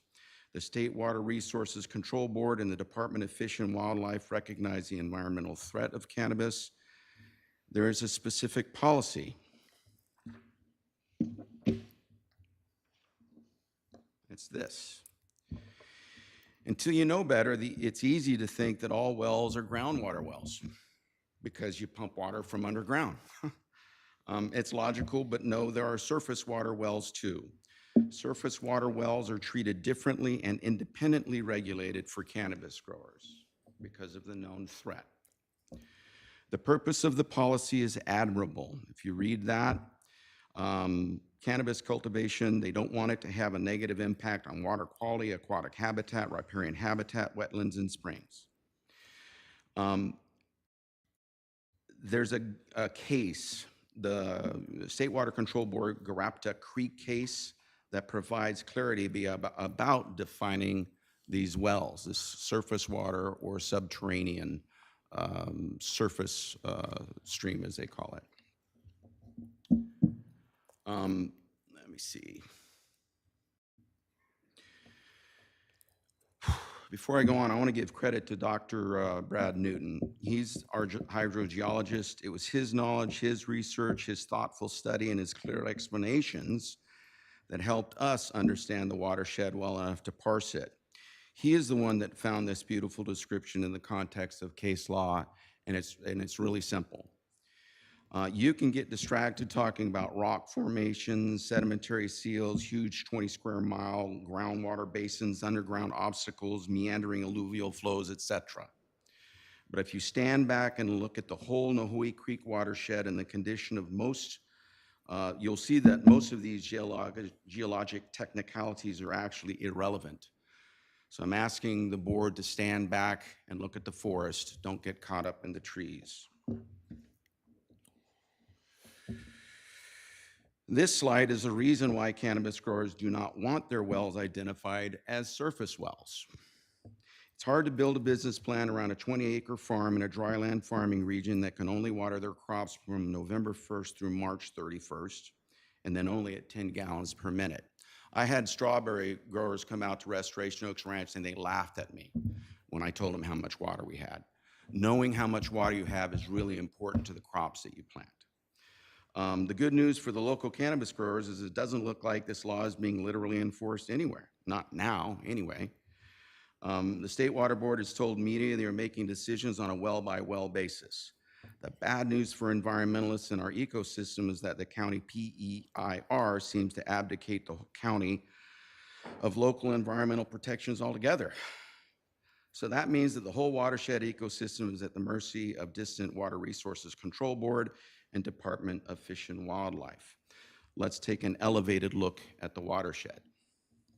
Here's this same graphic. I outlined the rough edges of the watershed. You can see that Nohoe Farms' main well and the wells for Restoration Oaks, Family Ranch Produce, and Pork Palace. Pork Palace is the canary in the coal mine. When they start having water trouble like in 2009, we all need to hit the red button immediately. At that point, it's probably too late. Let's look at the recent rainfall log juxtaposed to well behavior in the watershed. And by the way, all these exhibits I gave you guys earlier, it was clunky, I know, but I did my best. So if you look at this. Based on conversations with the family of Pork Palace and Family Ranch Produce, the historical use of Nohoe Farms over the last 50 years or so has been grazing, not veggies, not any other kind of intensive farming. You will see that the Pork Palace well went dry for the first time in 2009. I actually expected the well to go dry later. To understand, I would like to see another 10 years or more of the metered water usage. We have the beginnings of a model here. It's an opportunity. Based on this more complete data, Nohoe Farms' main metered well is pumping surface water, recharged annually by rainfall, because the whole watershed went dry during this period of diminished rainfall and intensive pumping by the main Nohoe Farms well. And we're talking about between 2011 and 2016. Also keep in mind that no wells in the watershed went dry at all before this, ever, all the way back to the 1950s. How many acre feet is too many? We don't know. We haven't studied it. You can go through those bullet items there. But we do have rainfall records back to 1954, and rainfall cycles haven't really changed. The only thing that's changed is how much water is being pumped. How many acre feet is reasonable to pump and still have the ecosystem remain healthy? We don't know. We haven't studied it. After our shared well went dry in 2016, my wife and I decided that Santa Barbara Blueberries would take 7 acres of blueberries out of production. We just hit our worst case scenario. We weighed the environmental currency against the monetary currency and decided that it was the right thing to do. We would love to plant again, but we are not confident in the water supply yet. We're working on it. Ask me how, I'd love to tell you. Across the freeway, even if we assume the negotiated 26 acre feet is a reasonable use, the main Nahoe farm well is clearly tapping into surface water, so it shouldn't be pumping water for cannabis at all between April 1st and October 31st. But as I said before, this law is not being enforced. So whose jurisdiction is it? I'm not a lawyer, I'm not a policy expert, but sure looks like the combination of the county PEIR and the unwillingness of state agencies to enforce this law is a problem for our fragile Nahoe Creek environment. This might be okay in other places, but based on what I've already shown you, not here. We still haven't correctly defined the source of well water. We still haven't seriously evaluated the watershed ecosystem risk, and we are guessing when we say that 26 acre feet is reasonable use. I personally believe that Nahoe Creek environment is being casually dismissed and completely undervalued. I'm an agroecologist. This is the criteria that I use as an agroecologist. Even as my agroecology peers and I are working on ways to make agriculture more regenerative, soil more biology rich, food more nutrient dense, and small-scale farming more profitable and inspiring to young people, we need to transition, not jump. The PEIR, again, to the best of my ability in knowing it, it's a hasty instrument that jumps like a red-legged frog in mating season. In our already impaired Nahoe Creek ecosystem, we need a considered instrument, not a hasty one. So there's the summary. The process we're using to permit this Nahoe Farms cannabis project is devaluing the ecosystem, and I think it's doing it in preference to expediency. 26 acre feet may be good, may not be. We don't know. Once again, I would love to take a serious assessment shot at this. And Mr. Seaman, that is your time. You have 5 minutes rebuttal. You could use some of Okay, that now if you'd I'm like. going to take 30 more seconds. Okay. This is an opportunity. I said it before. We're wasting an opportunity because we haven't answered the most fundamental questions. I like Shannon as a neighbor. I want her to succeed. I'm willing to help her if I can, but not at the cost of our shared watershed ecosystem. That's it. Thanks. Thank you. Seaman, I have a question. Yeah. And you have to come back to the mic. Yeah. We're recording it. One of your claims is that these agencies that are supposed to be regulating it are not, but doesn't CDFW have a restriction on water for Sierra Botanicals, your fellow Yeah, but it's appellant? not literally the law that says you can't pump in the middle of the summer. I mean, what they've done is they've made what they're doing is they're taking every project and they're kind of negotiating an agreement kind of ad hoc. Okay. And then a question to staff, would we expect CDFW to put the same restriction on this project that is on Sierra Botanicals? Madam Chair and members of the board, my understanding is that the applicant has not submitted a lake and stream bed alteration agreement to CDFW yet. So we've spoken with CDFW and they don't have feedback for the county at this time. They would have to review the application. It would may be different than Sierra Botanicals. Can I respond to that too, just quickly? I don't think it's fair to Nahoe Farms to go here and then there and then back here again. The amount of money that they're putting into this, I don't know what it is, but it's a lot. And I think that this process is kind of clunky. And CDFW might say you can't use 26 acre feet. They might say you can only use 10. Then what's their business plan going to look like? Okay, I think we're ready for appellant number 2, Mr. Eldawani. I'm going to have Ben Benumoff do the presentation.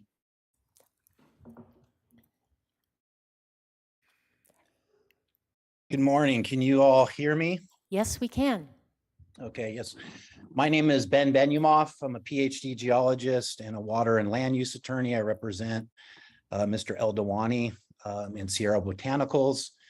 This PowerPoint was submitted actually to the Planning Commission, so it already was part of the record. There were some comments this morning about this being possibly a late submittal.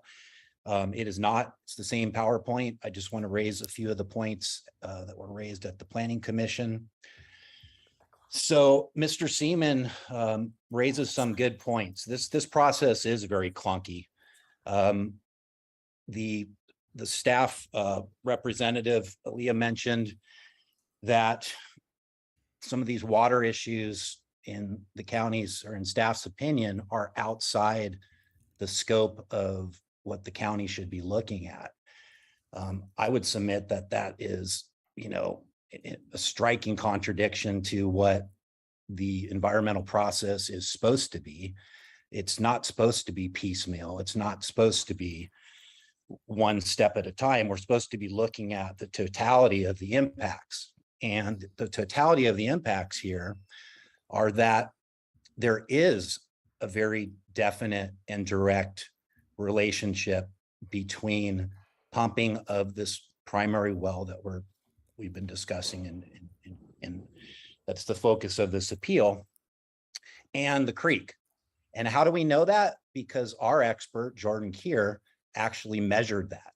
And you also have in the record Mr. Keir's report from his testing at the properties. He very definitively shows through the testing that there's an acute drawdown of the creek when the wells are pumped. And the state has recognized that, and that's why Mr. Eldawani's project has been conditioned the way it is. The staff report at page 6, which mentions that these wells are isolated from the creek, is about as backwards as you could have it. As you can see right here on this very first slide, these properties are all within the Quaternary alluvium, and what that means, alluvium are basically stream deposits from the geologic history, geologic past. So what you have here is a shallow well that is directly related to the subterranean creek flow. This is not a well in the bedrock outside of the whitish, tannish Quaternium alluvium that you see mapped here. Next slide, please. So as I just mentioned, this is just reiterating the conditions that Justin is limited to is 4,000 gallons a day, which is barely enough for its licensed operations. I agree with Mr. Seaman that this process at the with the county through the Planning Commission and now today, it's seriously flawed. To stick your head in the sand and say these are state issues is just really a waste of all of our time, because I think we all know when the LSA is prepared that this project is going to be conditioned substantially, and whether that meets a business plan or not, it would be better to be looking at that at this stage than to waste all of our money and time, and so Justin's not opposed to cannabis at all. Obviously he's in the cannabis business. He's not opposed to being neighborly, but this really needs to be looked at much more comprehensively. I mean, you have two experts, Dr. Newton and Mr. Keir, that has submitted to you, direct observations from the well. Mr. Catherman does not have that benefit. Mr. Catherman is is opining on things that he has no data for. No direct observation. Next slide, please.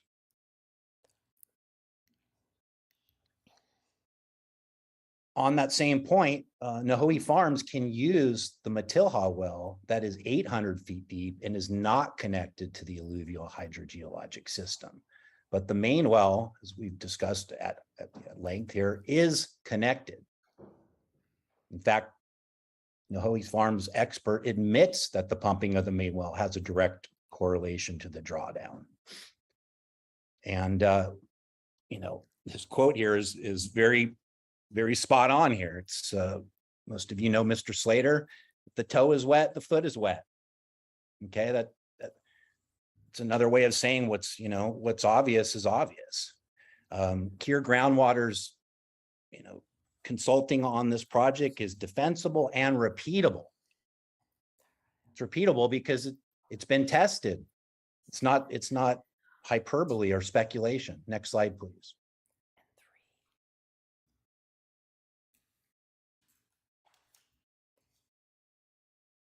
Well, as you can see, this process really goes one way. Sierra Botanicals originally applied for 6,000 gallons per day on a 15-minute pumping cycle, followed by 45 minutes of rest. And after communicating back and forth, through the LSA process, it was rationed down to 4,000 gallons a day. Next slide, please.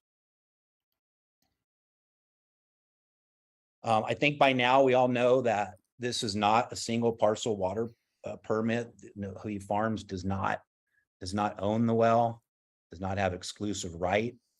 They have fraudulently represented that there was a shared well agreement. It's not the case. And on a very 30,000 foot level, as Mr. Seaman, was trying to get you to, orient your minds. Look at it this way: Sierra Botanicals is 2.16 acres, and Nahoe Farms is proposing 25. It's 10 times more. It's an order of magnitude to a creek system that's already impacted. So I think that's about all I have here. What we would ask for, assuming the board is going to just shovel this off to the state in terms of actually dealing with the water, but that there should be more rigorous monitoring. The monitoring really should be monthly, not annually, so we can actually see what's going on. But in closing, I guess what I'd say is that the county has stuck their toe into the water with respect to these water issues. You can't say on page 6 of the staff report that the well is isolated from the creek, and then say, well, we're not going to really look at the water issues. That's a state issue. You've done it. The problem is you haven't looked at the actual monitoring. You obviously did not read or appreciate Mr. Kier's report, and you obviously did not appreciate the very, point spot on, clear, articulate testimony of Dr. Newton at the Planning Commission. So that's all I have right now.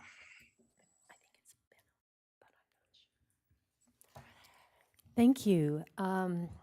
So then turning to the applicant, Ms. Perez.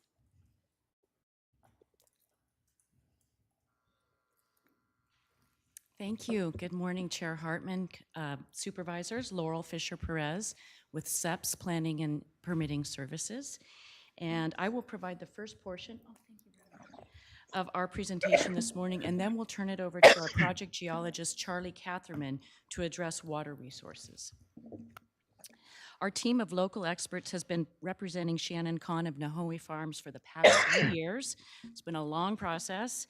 And in August, finally, the Planning Commission voted unanimously 4-0 to deny both appeals that are before your board today.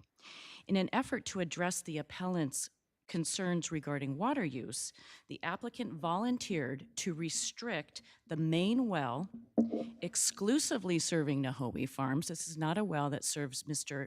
Eldawani's property. it is not a shared well, to approximately half its historic use. And we know this because the well has been monitored for decades, and well log use records have been maintained. This condition, this voluntary condition, has been added to the approved project description that's before you today. It is enforceable by county staff, and in fact, the Sierra Botanicals attorney stated at the end of the Planning Commission hearing, when the condition was added and the commission asked for response, that we are okay with this added condition, referring to the added restriction, because it addresses the concern about water use. And in addition, at the hearing, the Planning Commission also reiterated, and this is to Supervisor Williams' question earlier, that the groundwater regulation requirements are within the exclusive jurisdiction of the State Water Board, not the county. The Nahoe Farms property has been commercially farmed for 30 years by Sunburst Farms. It is one of the first certified organic farms in the county of Santa Barbara, and in fact, Sunburst helped California develop its organic certification program.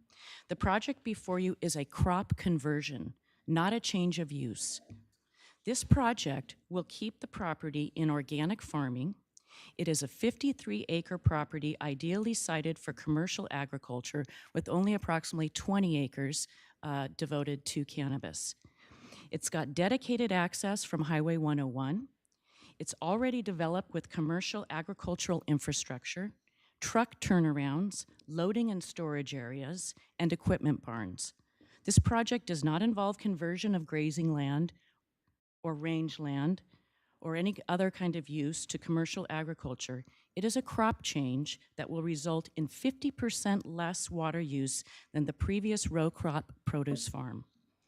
It is located approximately 3 miles from the nearest residentially zoned property and is surrounded by other commercial ag operations.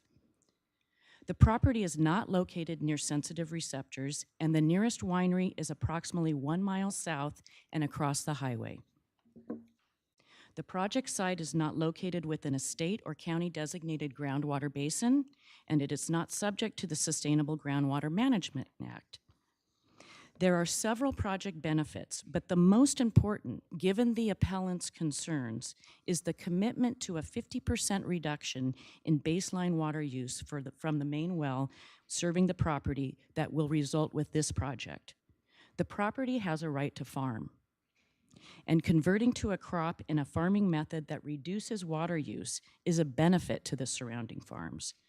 The applicant already reduced cultivation approved under the land use permit by 4 acres in order to try to address these concerns that the appellants have raised, and has also incorporated a robust odor abatement plan for the processing building, even though an odor abatement plan is not a requirement in the Ag 2 zone.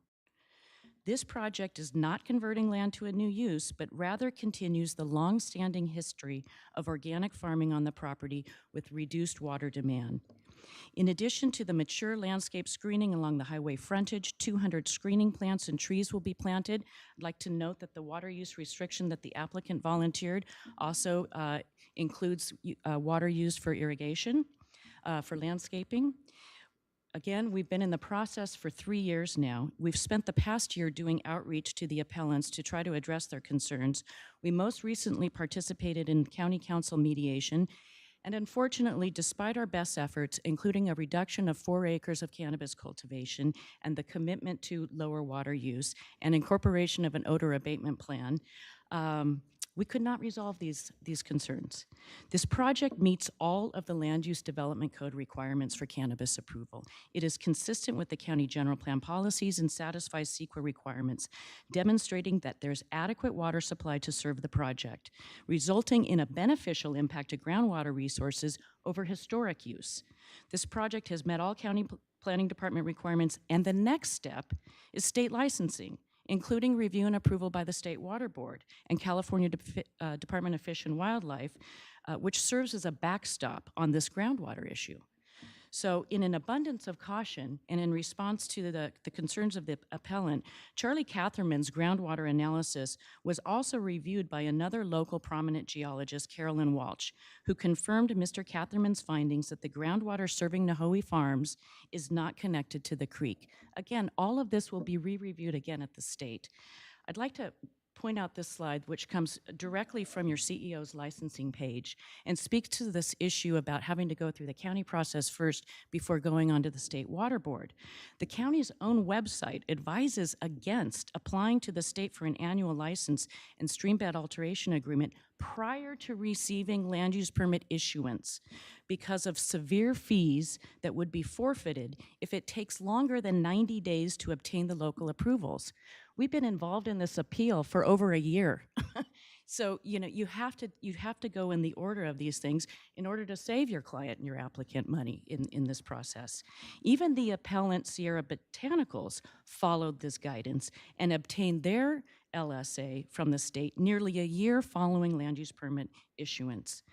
If the appellants are concerned about water use, then the applicant's commitment to using approximately half of the historically used water on the property and switching to a crop that utilizes less water is a good thing.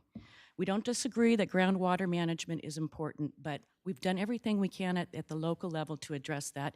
Let's move on to the state level and we can continue the conversation with the State Water Board. And with that, I'm going to introduce Charlie Catherman, who will address water resources in greater detail. Thank you. Charlie, if you can unmute yourself. Asking if you can hear me? Yes. Great. Madam Chair, members of the board, my name is Charlie Catherman. I've been a practicing professional geologist in Santa Barbara County for over 40 years. As to the previous appellant's comments that I am biased and a cannabis industry person, this is only one of 2 cannabis projects that I've taken on in the last 3 or 4 years. So the key points, since there's not a lot of time, is I did pump test the main well at 100 gallons a minute. There was no impact to the creek. I measured the creek water for any changes. There were none. Mr. Benimoff stated that I didn't do this kind of work, didn't do the field work and observation work, which I did. One of the things I also did in this regard was I tested chemically the water produced from the water well, the main well, and also a chemical analysis on the surface water. They are significantly different, which supports my contention that we're not producing surface water. In particular, the salinities were significantly different. The pH was significantly different. The water in the creek had excessive iron levels, chromium levels, and arsenic, which we did not see in the water of the main well. The elevation of the static level in the well is much deeper than the level of the creek. We have a sanitary seal on this well at 22 feet, which extends well below what would be surface water. I've looked at a lot of area wells, maybe as many as 30 wells, to confirm what's going on in the basin. I started working the basin in 1990, drilling wells on Mr. Seaman's property. And those wells were in the older sediments and produced low volumes of water and poor quality. Mr. Seaman fails to mention he buys water. He doesn't have an adequate well. His blueberries, in my calculation, based on Ag Commissioner, is he uses approximately 50 acre feet of water every year for his blueberries, which is a significant amount of water over what we're projecting is going to be used for this project. Let me just interrupt to say that you're over your time, but you can take it from your rebuttal. And Well, Ms. I Perez is think saying I- that's fine, so go ahead. Right. Well, my final comment is in regards to Sierra Botanicals well, I did a public records check recently, and Mr. Eldawani's well was pump tested at 25 gallons a minute for 24 hours. There was no indication of effects on the creek. The recovery was very quick on this well. Consequently, if Mr. Eldawani didn't have restrictions from CDFW, he could easily produce 20 plus acre feet of water from that well without having any effects on the creek. So I will leave it at that. I'm happy to answer questions as we go forward. Thank you very much. Okay, so that's about a minute and a quarter into your time. Can I just see that yeah. slide where he says if CDFW does have an LSA on you? What the, again?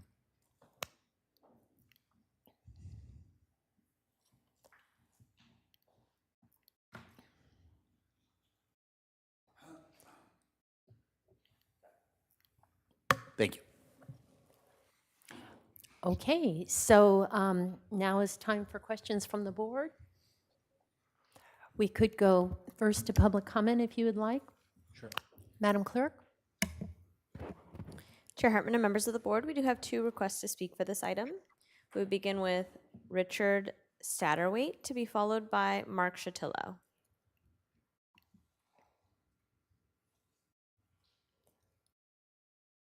Richard, you've been unmuted on our end. If you would unmute yourself on your end. Okay, can you hear me now? We can. Okay, yes, I farmed out here just north of Nahui Creek for about 37 years.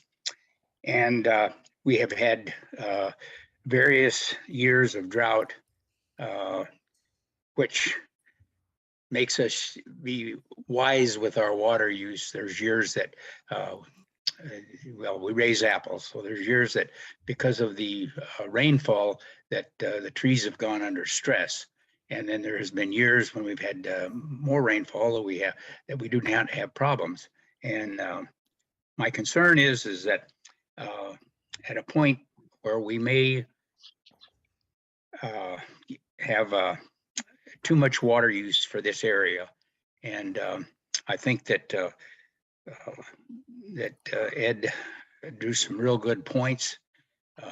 There are times that the creek has not completely dried up, but the flow has been extremely low, where the neighbor to our north, the Pork Palace, they have pools down there and their pools have dried up. So I think that the project is a little bit to my concern. I thank you very much for allowing me to speak. Thank you. Thank you.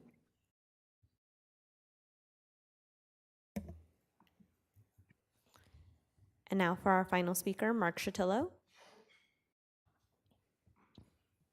Good morning again, members of the board, Madam Chair, Mark Shatillo, and I'm addressing you today in my individual capacity, having had considerable background in the subject matter here of water supply for cannabis projects in the North County. And this appeal, I think, and the testimony you've heard displays the fundamental disconnect in cannabis project planning, both at the county and the challenges that are associated with dealing with this piecemeal process and amongst the other agencies that are involved. It's problematic and it underscores and highlights one of the key issues that was in the coalition's recent complaint filed with the State Water Resources Control Board, that much of the water associated with cannabis projects is actually subterranean surface flows. And if that's true, then they are under the exclusive jurisdiction of the State Water Resources Control Board. And I heard the applicant's consultant, the land use consultant, agree that, or make the statement that this is within the State Water Resources Control Board's exclusive jurisdiction. Not sure that that comports with her, with Mr. Catherman's testimony, but the 3 points on this particular project. First, because at least a portion of the water that's involved is shallow groundwater. It is considered to be surface water under California law and therefore under the State Water Resources Control Board's jurisdiction. That's significant because the state board has a cannabis specific policy that requires forbearance from the use of surface flows during April to November, that period, because of the impact on associated water. So unfortunately, as reported by some of the materials in your file, the state board has essentially abdicated jurisdiction and said they're going to presume that all water is percolating groundwater and thus under the county's jurisdiction. That's a considerable issue that needs to get untangled. Secondly, on the issue of water duty, the applicant is claiming an extremely low water duty and one that really does not, while Mr. DeFriel and the Central Coast Agriculture claimed that they were able to grow cannabis with less than half an acre foot per acre per crop, there's no real evidence of that. And finally, there's the issue of the CDFW application, the 1600 permit. That does need to be completed. So it's my feeling that the board really lacks the information that it needs to make the findings that there is an adequate water supply here. And it belies a larger problem with our cannabis grows and the lack of background to be able to establish the adequacy of water and then scale the project to meet that water supply. Thank you, Madam Chair and members of the board. Thank you. All right, back to the board for questions. I'm sorry. This is a quasi judicial proceeding where we have very strict procedures that are deemed then to be fair to everyone. So you have your rebuttal opportunity, and if you could save your comments for that, that would be best.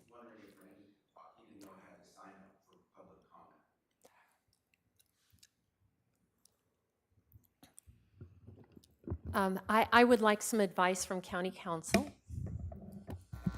Madam Chair, members of the board, I think as chair you have discretion.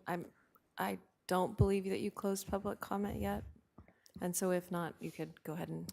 All right, we'll take you then. You have 3 minutes. Thank you very much. My name is Randy Jones. I'm the part of the family that owns the Pork Palace, and so it's been interesting to hear a lot of the experts talk today. And all I can tell you is from practical experience, from living on the property since 1975 when my family bought it, and we never had problems with the water. We always have water in our creek. I thought it was kind of ironic today that you were honoring someone who protected the Goleta Slough for environmental reasons, and I think that our creek is a great environmental habitat. That habitat disappears when it dries up.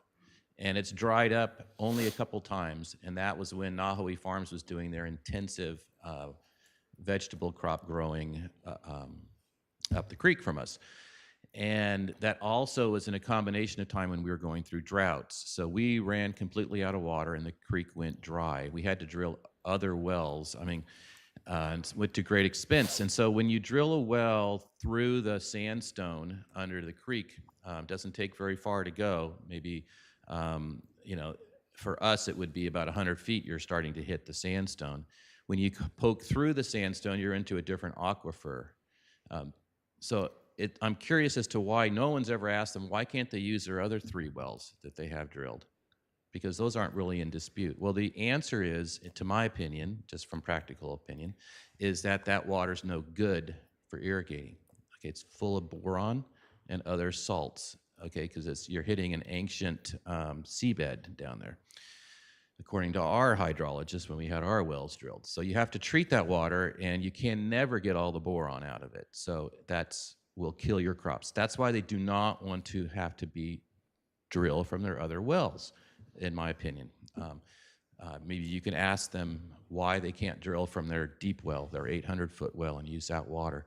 But Richard Satterthwaite, who spoke earlier, and I can attest to that, when the intensive water pumping was going on, the well would go dry. If they stopped for a few days, the creek would start running again. So it is surface water. And everyone along the creek there relies on that. So if we're the last ones, so we're stuck when we run out of water. So if there's another way to police the water, I mean, it's legal to grow marijuana. I'm not going to object to that, okay? But I would object to us running out of water. And I have pigs and goats and cattle, and we've planted rose gardens and make our place look nice, and that's all going to die if we have to water with boron water again. So we won't run out of water. We have bad water too that we can use in an emergency, but it'll just kills everything. So that's all I have to say. So I appreciate your consideration. Thank you. Thank you. Okay, with that, I do close public comment, and we are back to the board for questions. Madam Chair? Yes. There were just a few points that staff wanted to make before we get to board questions Absolutely, that might okay. clarify some things. Thank you, Chair Hartman. Yeah, staff just wanted to address a couple concerns that were raised in the comments, specifically with regards to the environmental review and claimed piecemealing of the environmental review. We just like to reiterate that the whole of the project was appropriately reviewed under CEQA. And the potential impacts of the project were reviewed against the existing baseline as is directed by CEQA. That environmental review is documented in the CEQA checklist and it's attached supporting documentation. Additionally, just to reiterate, the applicant provided substantial evidence which demonstrates that the projected groundwater use of the project will be below the baseline use of the project site. So accordingly, there's substantial evidence supporting sufficient water service and that no new impact on groundwater exists. And that's it for me. Thank you.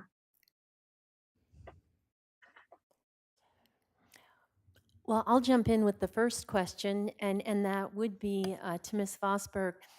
We have the contention that previous vegetable farming and water use depleted the water supplies for downstream users. So how does that fit into our analysis? I mean, how does during drought conditions, how does we say we used a baseline, but if the baseline itself was problematic for water downstream, that raises questions. So could you clarify that? Yeah, Chair Hartman, thank you for that question. I think to start off with, we don't have substantial evidence that supports those claims, but I think to take a step back, it's also good to understand that planning and development doesn't permit conventional agriculture, and so planning really doesn't have any authority to review or regulate the water use associated with irrigation of conventional agriculture. So the historic use of the property is considered the baseline use. And like I mentioned, we don't have substantial evidence that supports the claims that the historic use had any detrimental impact on the shared aquifer. So I'm not seeing any other lights up here. Supervisor Levanino. Thank you, Madam Chair. Well, I'm going to ask a really dumb question to start with. They might all be dumb, but this is going to be the dumbest. But biannual monitoring, is that twice a year or once every 2 years? That is an excellent question. Our understanding was that was meant to be twice a year, but we can correct that in the project description to make that more apparent. Okay. I even Googled that, by the way, and you can use it either way, so I don't know. The other one I'm going to ask is just a general question about appeals. And I think this is the first one, at least the first one I remember, where we had multiple appellants on one project. And I'm just curious how that works. So are they independent? And this is just the way that we operate the meeting, but are they two independent? I mean, do they each have to pay the separate filing? Okay. All right. Yes, we have two separate appeal applications and both pay. I was just wondering how that worked, because if it was one and you had multiple people appealing it, you could have 20 10-minute presentations. So I'm glad that worked out that way. All right, good to know. And then how are we so sure about the historical use of what's been used on the site? For the historical use, we do have the memo that was provided by a professional geologist. Certainly that information was filled in by the property owner. And that well, to my understanding, as mentioned in the memo, has been metered. And so they have records of the water use dating back those 10 years, I think with 1 or 2 kind of gap years where it wasn't recorded. But and then on top of that, we can kind of see from historic aerial imagery that there was indeed clear, at least farming done on that property in the areas that were claimed.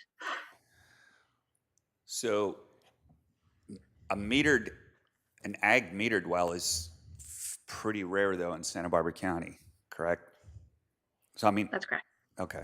So it was metered because it was organic, or just the person wanted to know and we just happened to get the information? I mean, it seems, it's very helpful in this situation, but I'm also just curious why we have one metered ag well out of.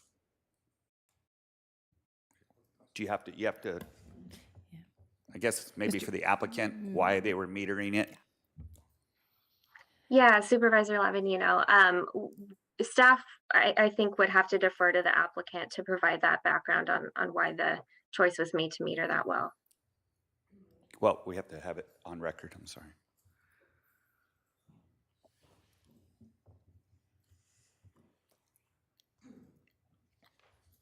Hello, my name is Shannon Kahn, and I'm the applicant. And historically, Nahoe Farms metered that well, number one, because they were GAP certified, and they're also very much part of the organic movement in Santa Barbara County back in the day, and they wanted to make sure they preserved water and had a record to be able to help other farmers locally in that aquifer, including the Georgies and everyone before them, so we could all work as a team. So they've always had that well metered to make sure that we were able to help everybody else in that area with water supply.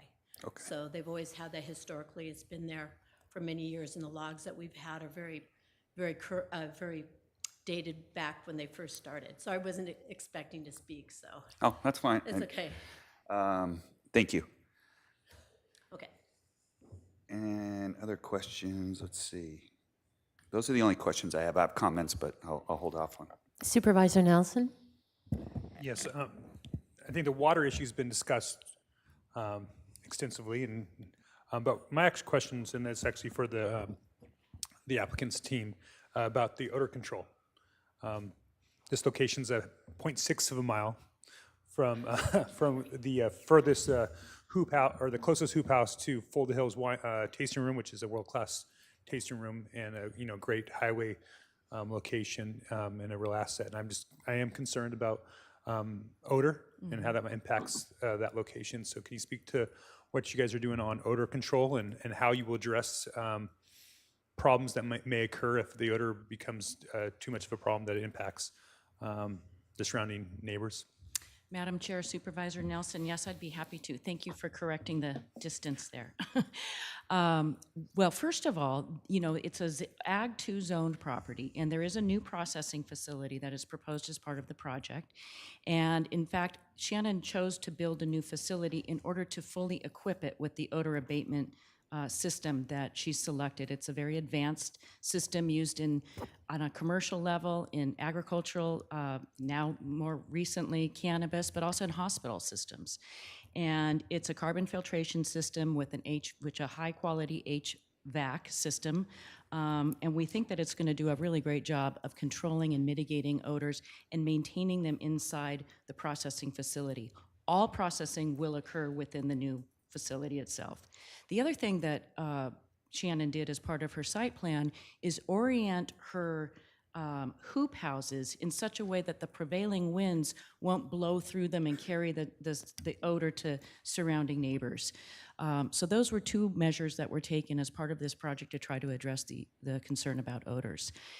In the event that there are complaints in the future, I mean, you've heard from Shannon, she comes from a family of farmers and tenders of the land. Sunburst Farms, by the way, was probably one of the first farms that I'm aware of that started monitoring their well usage 20 years ago in coordination with their shift to organic farming. So they're very conscientious about well water use, very conscientious about conservation and environmental issues. And I know that Shannon will carry that forward and work with her neighbors if there are odor concerns. I'm not sure if there's a program that the county has adopted as part of their monitoring condition compliance for cannabis land use permits, but certainly willing to work with neighbors to address concerns beyond what she's already done. And one of the conditions is also there's going to be 3 harvest periods for up to 21 days. That's right. And I just want to kind of make sure I'm clear on that, because many farms I know that it's really plantings are stacked, so harvest may start on one block at one point, and maybe the 20th block at a later date. So is it rolling 21 days, or is it actually a set 21-day period that the harvest will be taking place for all 20 acres? Madam Chair, Commissioner Nelson, I believe it's a set 21-day period of time for those up to 3 harvests. Right. If they're lucky, they would get 3 harvests. It's probably more likely to be 2, but a set 21 period day. Okay, I want to get that on, Yep, actually in on the the record, because I think that some applicants or some farmers say, hey, 21-day harvest, they're thinking that for each block that they plant, not necessarily the entire project. So if you're saying it's 21 days for that whole period, that helps me. Thank you. Okay, you bet. Thank you. Supervisor Hart. Yeah, but just back to the water question again. So my understanding is this applicant has a very long water record about usage, but I don't think the neighbors make that information public. And so I get the dynamic that you have where you have a shared resource and you're all trying to cooperate and collaborate. But it is, and the point you're making, which is a legitimate public policy point, that we ought to have a system that integrates all that. But that isn't our system. Our system is different than that, and the neighbors are not participating in a public, transparent government process where water uses are shared publicly and evaluated as such. So I think we're in a little bit of a disadvantage, in having that critique of our process, when in fact, agriculture has been treated differently in terms of water use historically because of private property rights. And so I think, for us to be held to a standard here, to imagine that the cannabis processing applications, which are being held to a higher public transparent standard, are somehow limited by the fact that everybody else who's growing in that aquifer is an odd place to be as a decision maker up here. Supervisor Williams. Yeah, I'll agree with that. Meaning, I'll try to put it even more simply. Like, this process is more accountable on water than previous processes, but it's being critiqued as not being accountable enough. And I might agree that there, in distressed water regions, that there should be a better regulatory framework. But that's sort of like, criticizing an improvement, right? But I do think that, in trying to read, trying to hear both appellants and the applicant, that there does seem to be a trust gap, and so I wonder if the applicant would agree for you to be submitting your water data every other month as opposed to twice a year. Generally, your required submittal of recorded water use keeps people more honest, but also identifies, technical problems such as leaks or stuck meters. So there may be value to doing that. I know, doing it more often is not without consequence, but I wonder if the applicant would agree to that as a condition of approval.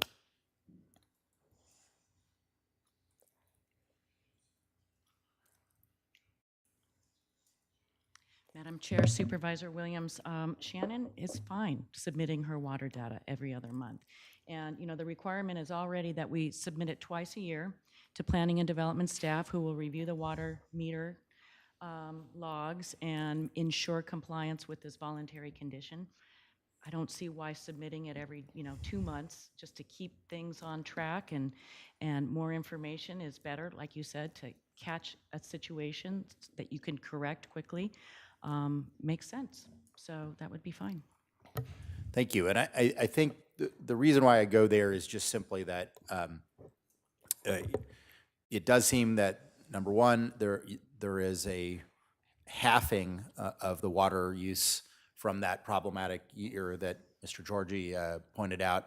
But in addition to that, I think that there is some chance of CDFW restricting your water usage through the LSA process, and which in that case, then that data gets submitted and accountability for that process as well. And my question, whether we get it every other month or whether we get it twice a year, that's to make sure that they're using within their pledge. But how do we know what the impacts are on the other surrounding wells? I mean, I think that's the real concern. What if those wells go dry or the water quality is impaired? What remedy do they have? And I gather we're saying you just have to go to court? It's a private matter? It's not really us?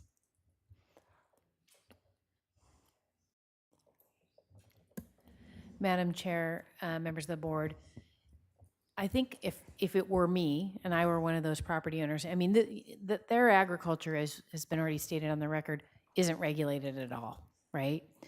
With respect to water use. They can pump and we don't have a say in that.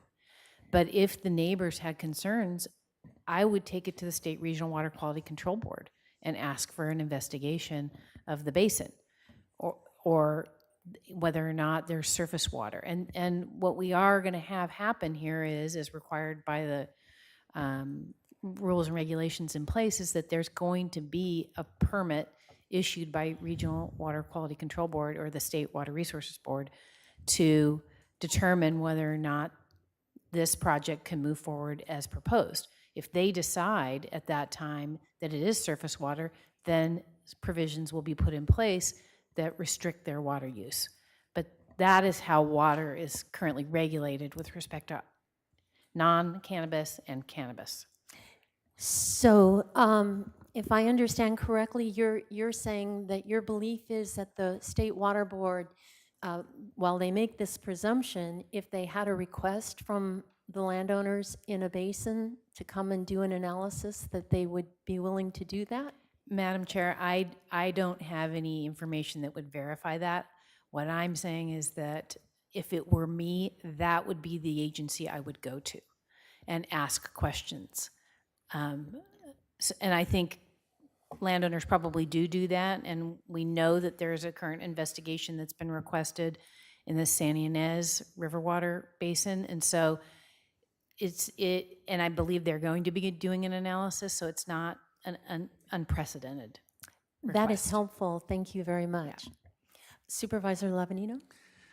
Thank you, Madam Chair. Well, I think it brings up, and I think the appellant had a good point about talking about the 30,000-foot level. And this is something that's probably 50,000-foot level is water usage, and everybody right now is impacted by the drought. I mean, that's just that area, the entire county, the state of California, many parts of the United States. And this is going to cause more neighbor versus neighbor conflict. And unfortunately, especially around ag properties, you're going to have somebody saying that guy's using my water, he's using too much of it. And I don't think we are the referees of that situation right now.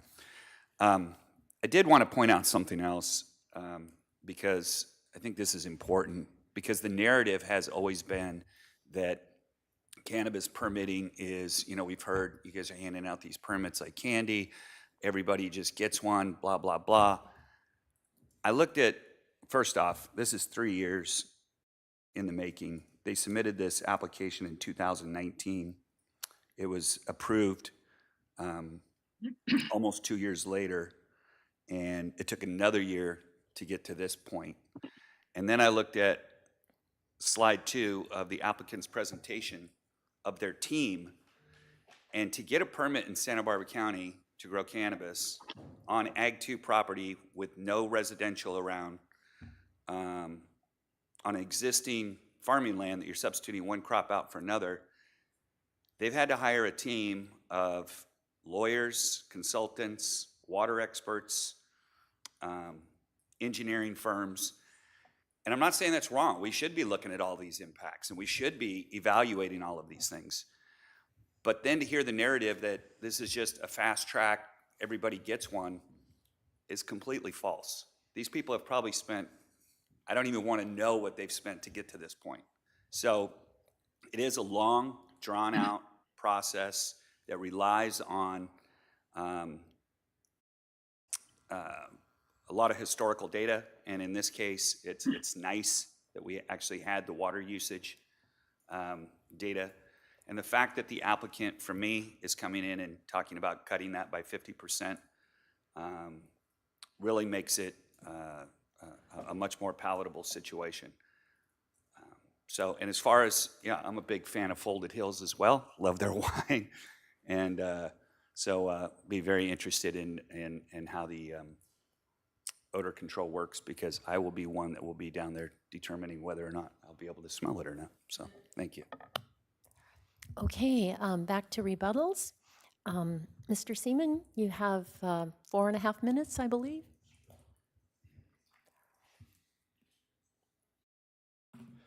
Well, I'm going to keep this simple. If your premise is wrong, your conclusions are going to be wrong. 10 years is not historical use, not on rural land like this. According to the people that I've talked to that have been on the land for a long time, Pork Palace, Richard Family Ranch Produce, it's not veggie growing. And so if we got another 10 years of metered water records, or another 20 years, then the math would change. And that math would lower that 50 acre feet, which was then reduced in half. Maybe it goes down to 25 acre feet, and then that needs to be reduced in half if that's the canon that we're going to use. So I don't think that we can say that 10 years is historical water use based on everything else we know. The other point I want to make is Mr. Catherman went back to pump tests, elevation, static level, recovery. All of this is irrelevant. This is the tree, and I'm asking you to look at the forest. None of that matters with the State Water Control Board tests whatsoever. These are things that are irrelevant when you look at the fact that the other wells went dry. Why are we even talking about that? It makes no sense to me.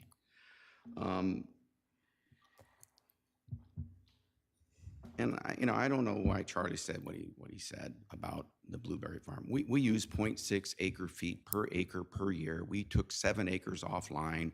I don't know where he got his information. I don't want to get into it. I think that's irrelevant too. That's it. Thank you. All right. So, Mr. Eldawani?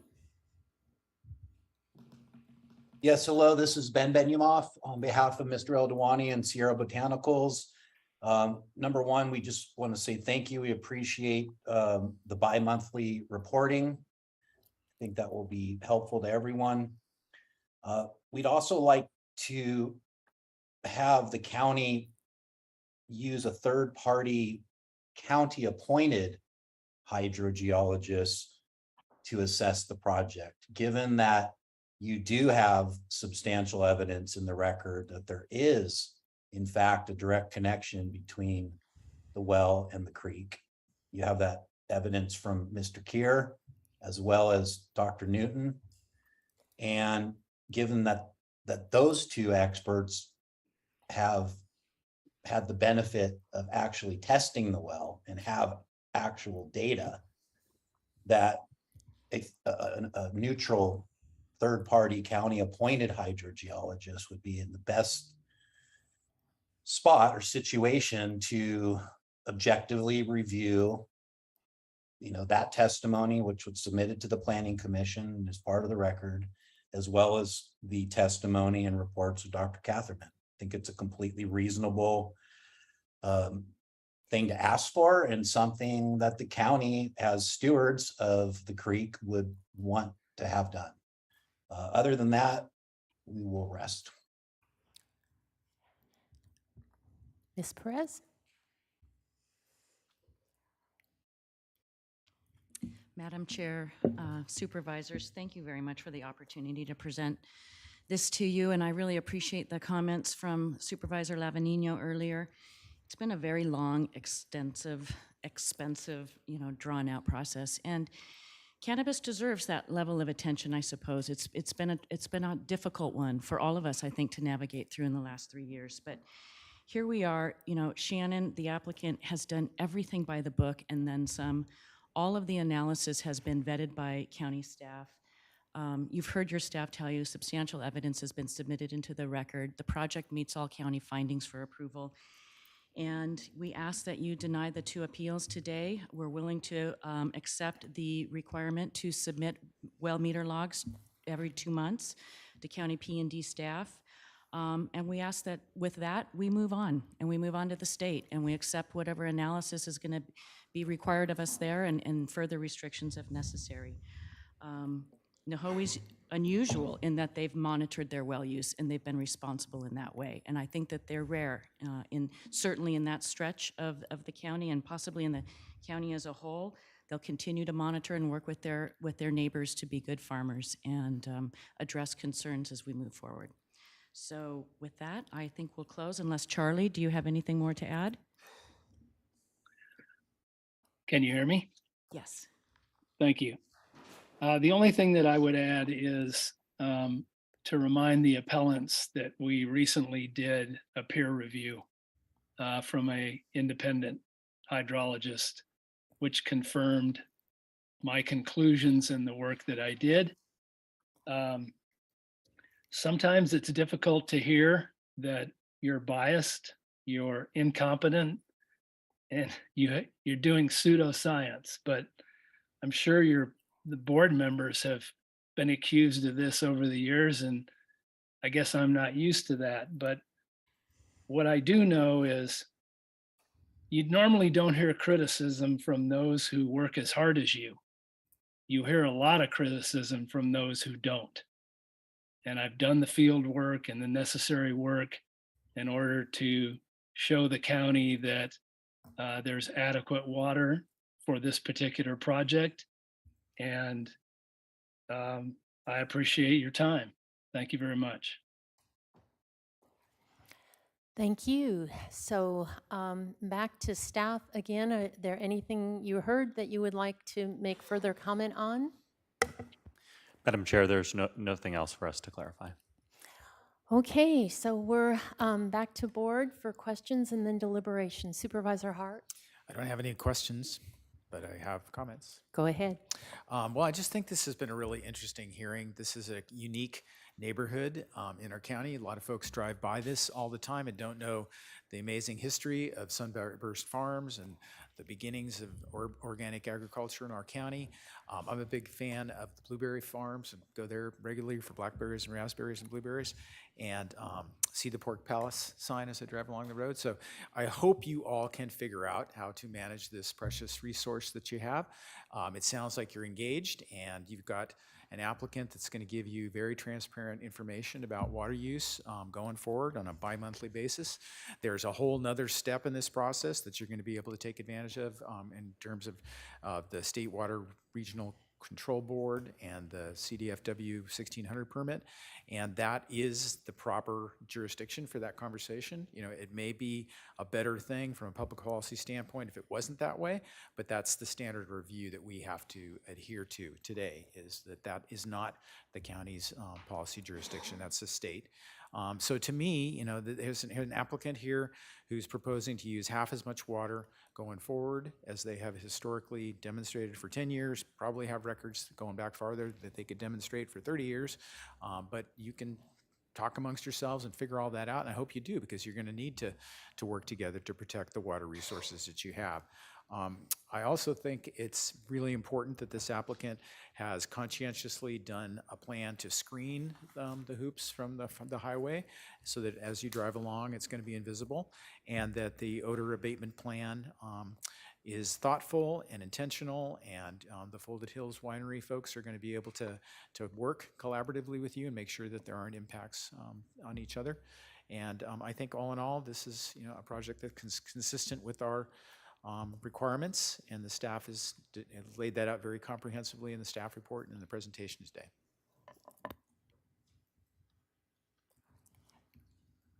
Supervisor Williams? I think the appellants have an important issue, which is that of shared water resources. And as tough of an issue that is when it's between, 4 or 5 different parcels, or there's probably a few more.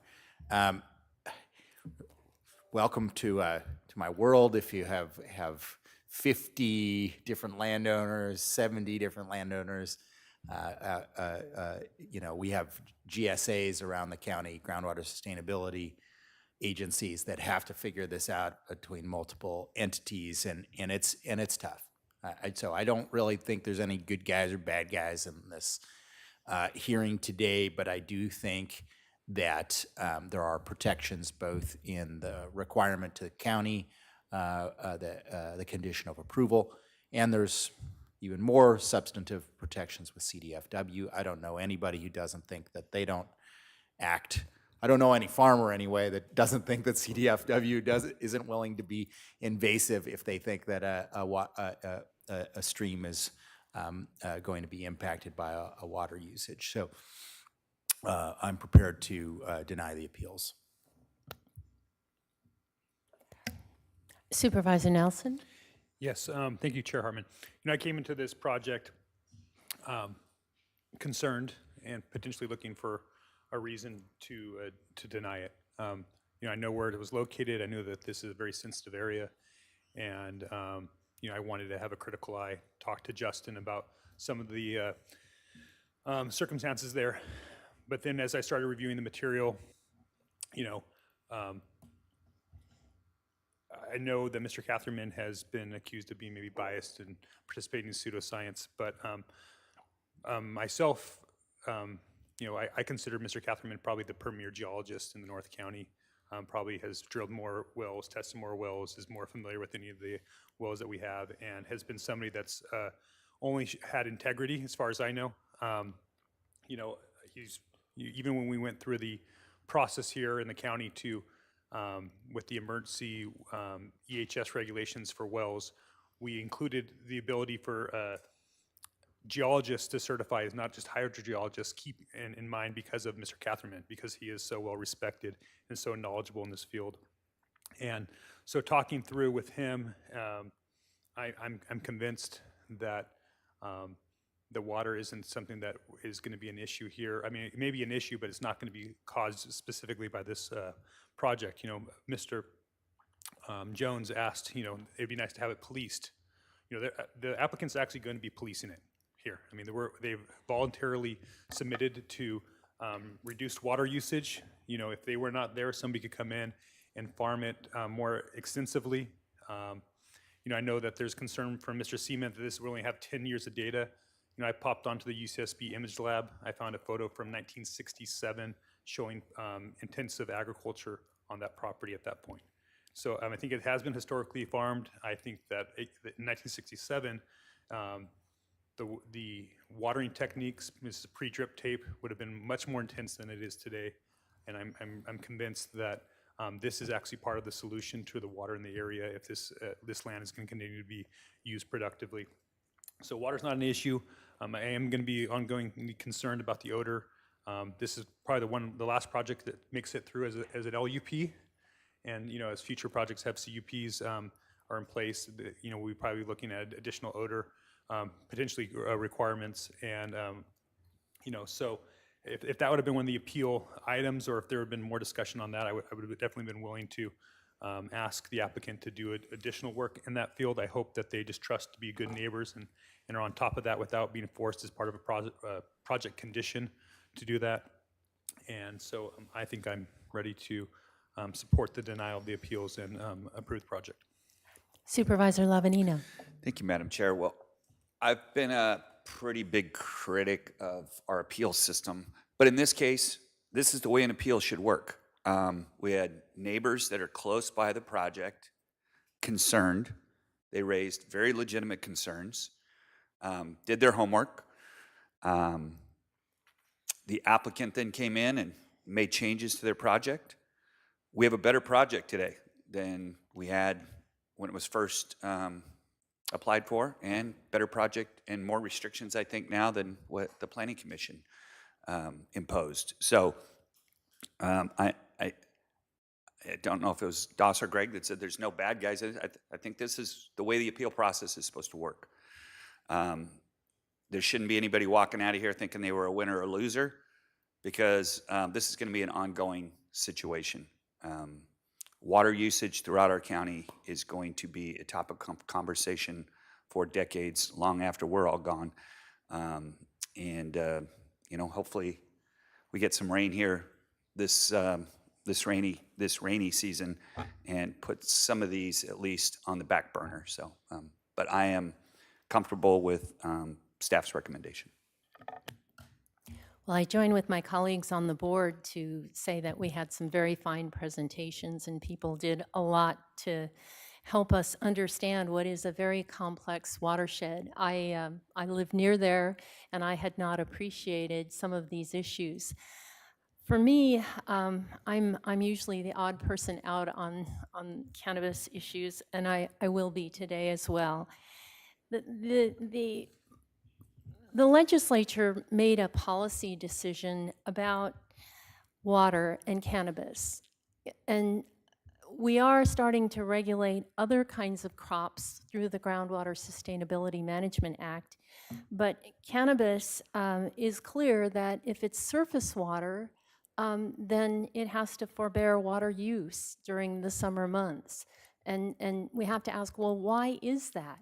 And I believe it's because cannabis is not a crop that should be drawing down precious surface water resources, whereas we're the number one, or we're among the top 1% of agricultural counties in the entire country for fruits and vegetables. So I think that is a higher use, and that's why that policy is in place. Here we have dueling hydrologists, and I think all of them are reputable, and I'm not really in a position to be able to say which one is right. Is this groundwater? Is this surface water? But I am very concerned that we don't have anything really in place for us, even if we're getting every other month reports of the water usage on the Nahoe site. We don't know what the impacts are elsewhere. And this, I think, is government at its worst when we're saying, well, it's the water board, it's CDFW, it's everybody, they can work it out in court, it's not us. In my mind, we really should have had a comprehensive, I wish we had a CUP and could have a study by an independent hydrogeologist to say what really is the condition. I mean, everything we know from predictions about the impacts of climate change are that water here in our region, we're going to see more droughts, more extreme droughts. We're currently in what they say is a, beyond a mega drought to a giga drought. So I don't expect, based on what scientists are telling us, that we're just going to get rain and it's going to fix everything. So I admire the applicant. I think they've done a tremendous job, but I find myself having to make a protest vote because I think this system is wrong.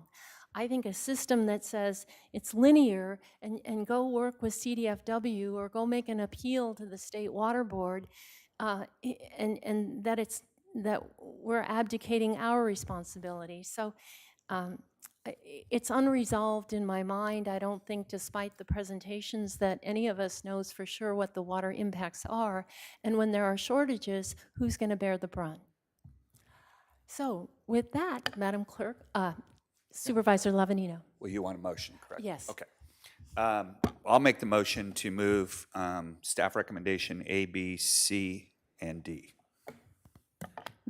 I'll second that, and that's the understanding that there's a stipulation by the applicant to be, Every 2 months. what's that?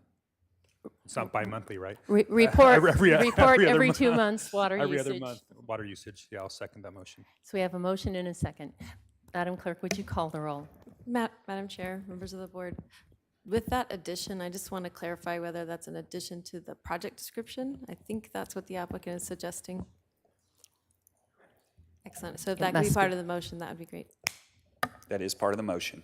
It changed the project description to providing P&D with water meter logs every 2 months. That's my second. Supervisor Williams, Aye. Supervisor Hart, Aye. Supervisor Nelson, Aye. Supervisor Lavanino, Aye. Supervisor Hartman. No. Motion passes 4-1. Thank you. I have a 10-minute break, but we have a long agenda. Would you be willing to, all righty. Madam Clerk, departmental item number 2.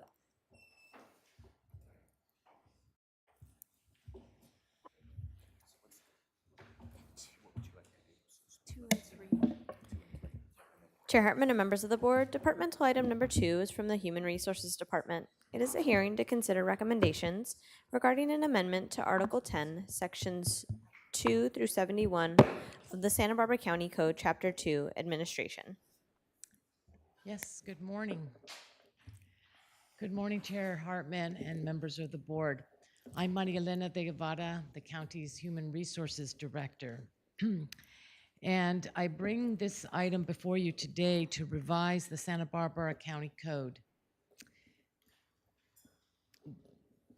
The item before you to revise the code is Article 10, Section 2-71 of Chapter 2, titled Administration.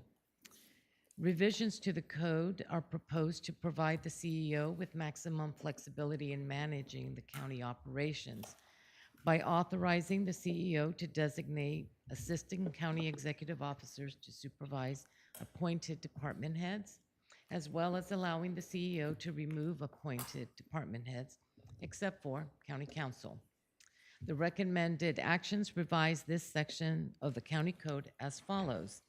Authorizes the county executive officer to designate supervision, etc., of appointed department heads to designated ACEOs, clarifies the performance evaluation process for appointed department heads, and strikes the requirement of the CEO to obtain board approval to remove any appointed department head. The board will continue to approve the hiring of any appointed department head.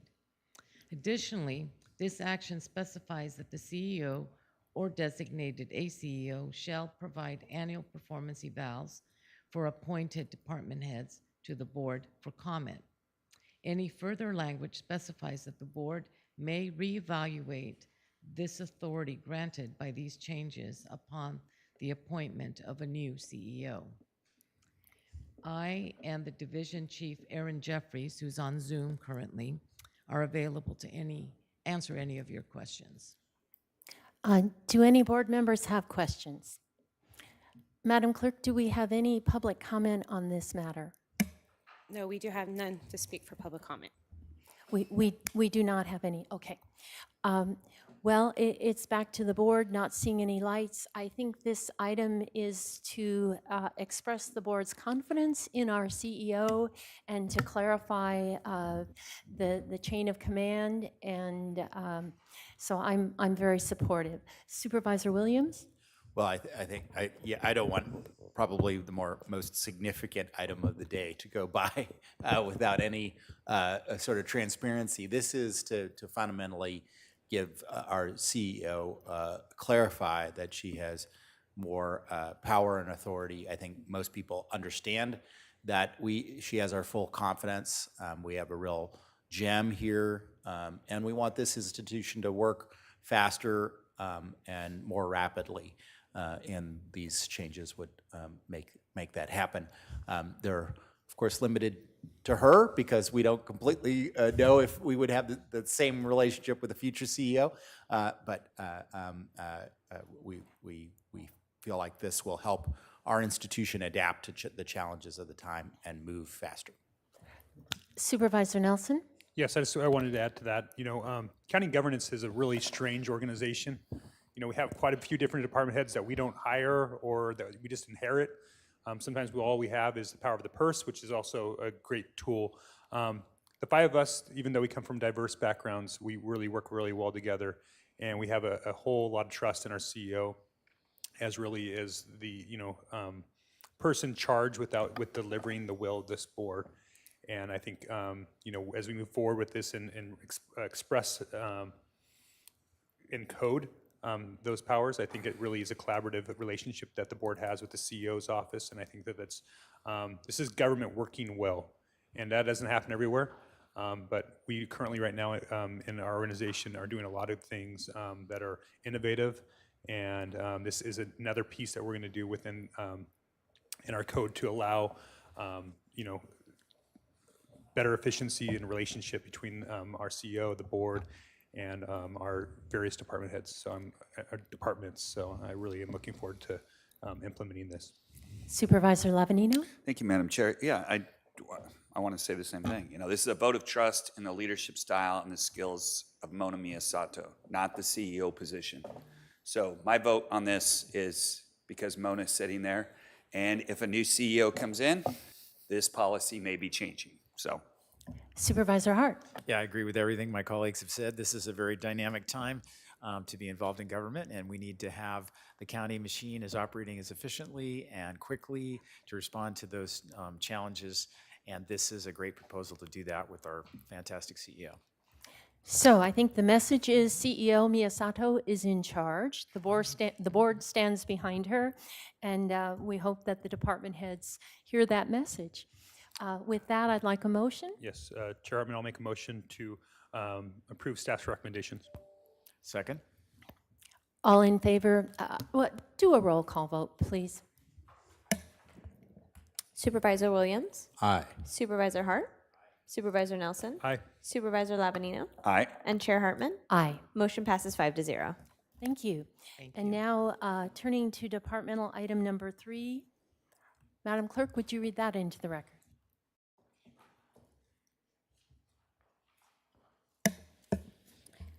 Chair Hartman and members of the board, departmental item number 3 is from the Public Works Department. It is a hearing to consider recommendations regarding the introduction, first reading, of an ordinance amending speed limits specified in County Code Sections 23-15.4, 23-15.5, 23-15.6, 15.7, and 23-15.8, first, second, and fourth districts. Mr. Sneddon. Oh, no. Good morning. Chris Nedden, Public Works. I have Gary Smart, our traffic engineer, with us today. I just want to state for the record, the recommendations were modified in the board letter, but the updated recommendations are correct and then match the presentation that you'll see today. And it was in a memo that I think was done last week. And I'm going to turn it over to Gary from here. Thank you. Thank you, Chris. Madam Chair, members of the board. Today I'm going to be presenting amendment to the speed limit ordinance. We had some good news from the state this last year. They approved Assembly Bill 43, went into effect January 1st. We're still kind of waiting for the state to give us some clarifications on some of the wording, but we're moving forward with some of the changes we feel confident will hold up. This Assembly Bill gives local agencies a lot more discretion in improving safety by adjusting speed zones throughout the county. We're going to be using this. Some of the changes, I have a brief description up here of the items that we'll be able to use to adjust the speed zones. We now have consideration of more vulnerable groups, including kids, seniors, people with disabilities, homeless people. We can also lower the speeds down to 15 mile per hour in our speed zones that are set by engineering traffic surveys, which before they were 25 miles per hour was the lower limit on it. We do have some 15 mile per hour zones that are prima facie, or school zones, but this will increase the amount of streets that we can look at 15 miles per hour if it's justified through an engineering traffic survey. We can also establish safety corridors that can lower the speed limits additional 5 miles per hour on any other added items in the vehicle code. But this is not in effect yet and may not be effect till 2024. So we're still waiting to hear the details on that from the state for the speed safety corridors. Also, we can grandfather in some speed zones that have an engineering traffic survey establishing a speed limit. So if the drivers start driving faster on a road, we don't necessarily have to increase the speed limit on those zones. We need to look at it and make a determination, but we will be able to grandfather some speed zones in. Today, we're actually looking at a couple of the speed zones that we will be using that part of Assembly Bill 43 for. We can also exempt seniors zones, business activity districts, and then also residential districts and business districts from the local road exclusion. So roads that were classified in the California roadway system maps has collectors or higher arterials or something like that, but met the qualifications of a business zone or residential zone, we can now use the prima facie, which we were having to do an engineering traffic survey on these roads before. And then the last thing is the speed zones will be 14 years in effect instead of 10 years. So that also reduces a lot of the labor we put into establishing and maintaining these speed zones. So we'll be able to look at maybe adding some additional speed zones to our systems. Right here's the slide showing the residential roads that were limited by not being a local road, but we will now be able to be 25 mile per hour prima facie. So we don't need to do an engineering traffic survey for these roads, and they'll just default to 25 miles per hour, and we'll be able to post and enforce those legally. And then the process for establishing speed zones has not changed from the prior process. We still need to do the engineering traffic survey, but once again, that will be good for 14 years if the roadway stays the same system characteristics. We'll still present the findings to the Board of Supervisors for any changes. And these are our recommendations that we have at the board today. These are the ones that are going to be going to 25 miles per hour, except for Clark Avenue. That's one of the ones that, speed zones that Madam we're Chair, Madam Chair. I'm sorry to interrupt, but I just wanted to give a chance to Supervisor Nelson to speak. Yeah, I missed it when my prep, but my actually street's on here, so I'm actually going to step out. Oh, into the okay. room. So I'm going to, out of abundance of caution, I don't think there's actually, we had to evaluate whether there's an actual conflict, but just out of abundance of caution, I'm going to step out of the room. So, thank you. We're going to make your street 85 miles an hour now. No comment.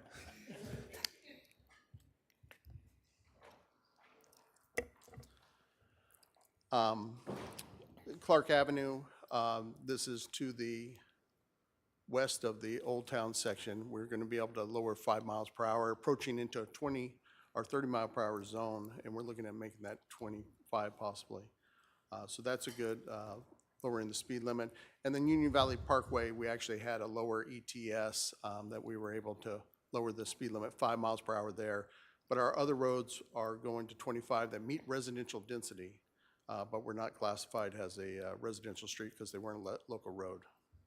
And then these are the recommendations for, since we now can have 25 mile per hour on these local streets near our schools, we can also do a 15 mile per hour zone, and we're recommending that for our school zones in close proximity to the residential areas. And with that, I conclude my presentation, and I'll answer any questions if the board has any questions. Let's see, I guess I do. So you're changing the method, so it's not, for certain roads at least, it's not the traffic analysis, speed analysis, but instead it's by category of user, really. and use by school or business district. Is that correct? Madam Chair, that is correct. And we're extending the period for which these are, for which these speed limits apply. How did you decide, in the universe of our county local roads, how did you decide what to focus on in this, this round? I noticed there, the third district is not mentioned. So could you explain how you're going about this task in the big picture? Yeah. For a road to be considered a residential district, which is a lot of the focus of this item here, we need to have a certain density of homes. And the third district homes are usually more ranchettes, a little bit larger lots and stuff. So a lot of the roads in the third district don't qualify for that residential district that other homes like in Orcutt or Goleta area So they had to do. be denser. Yes. And that's how, so in where it's not as dense, we won't expect any changes? Well, if we're establishing by engineering traffic survey, we're going to have, in the third district, we're going to be looking at the application of the safety corridors. So roads like Alamo Potato, Refugio, those roads we're going to be looking at if we can implement the safety corridors and lower the existing speed limits down by additional 5 miles per hour. But they would not qualify for residential density, our district, because of the density, even though all the fronting properties are residential in nature, they're larger in size and such, so they don't qualify. Okay, and I guess this is going to ask for an opinion, but it seems the state also passed a recent law. I believe that if a pedestrian stands off the curb, the cars have to stop. They don't have to be, jaywalking isn't the problem that it once was. Is that correct? The jaywalking law applied to areas where you have traffic signals at consecutive intersections. So if you crossed the road in between two traffic signals, that would be considered jaywalking.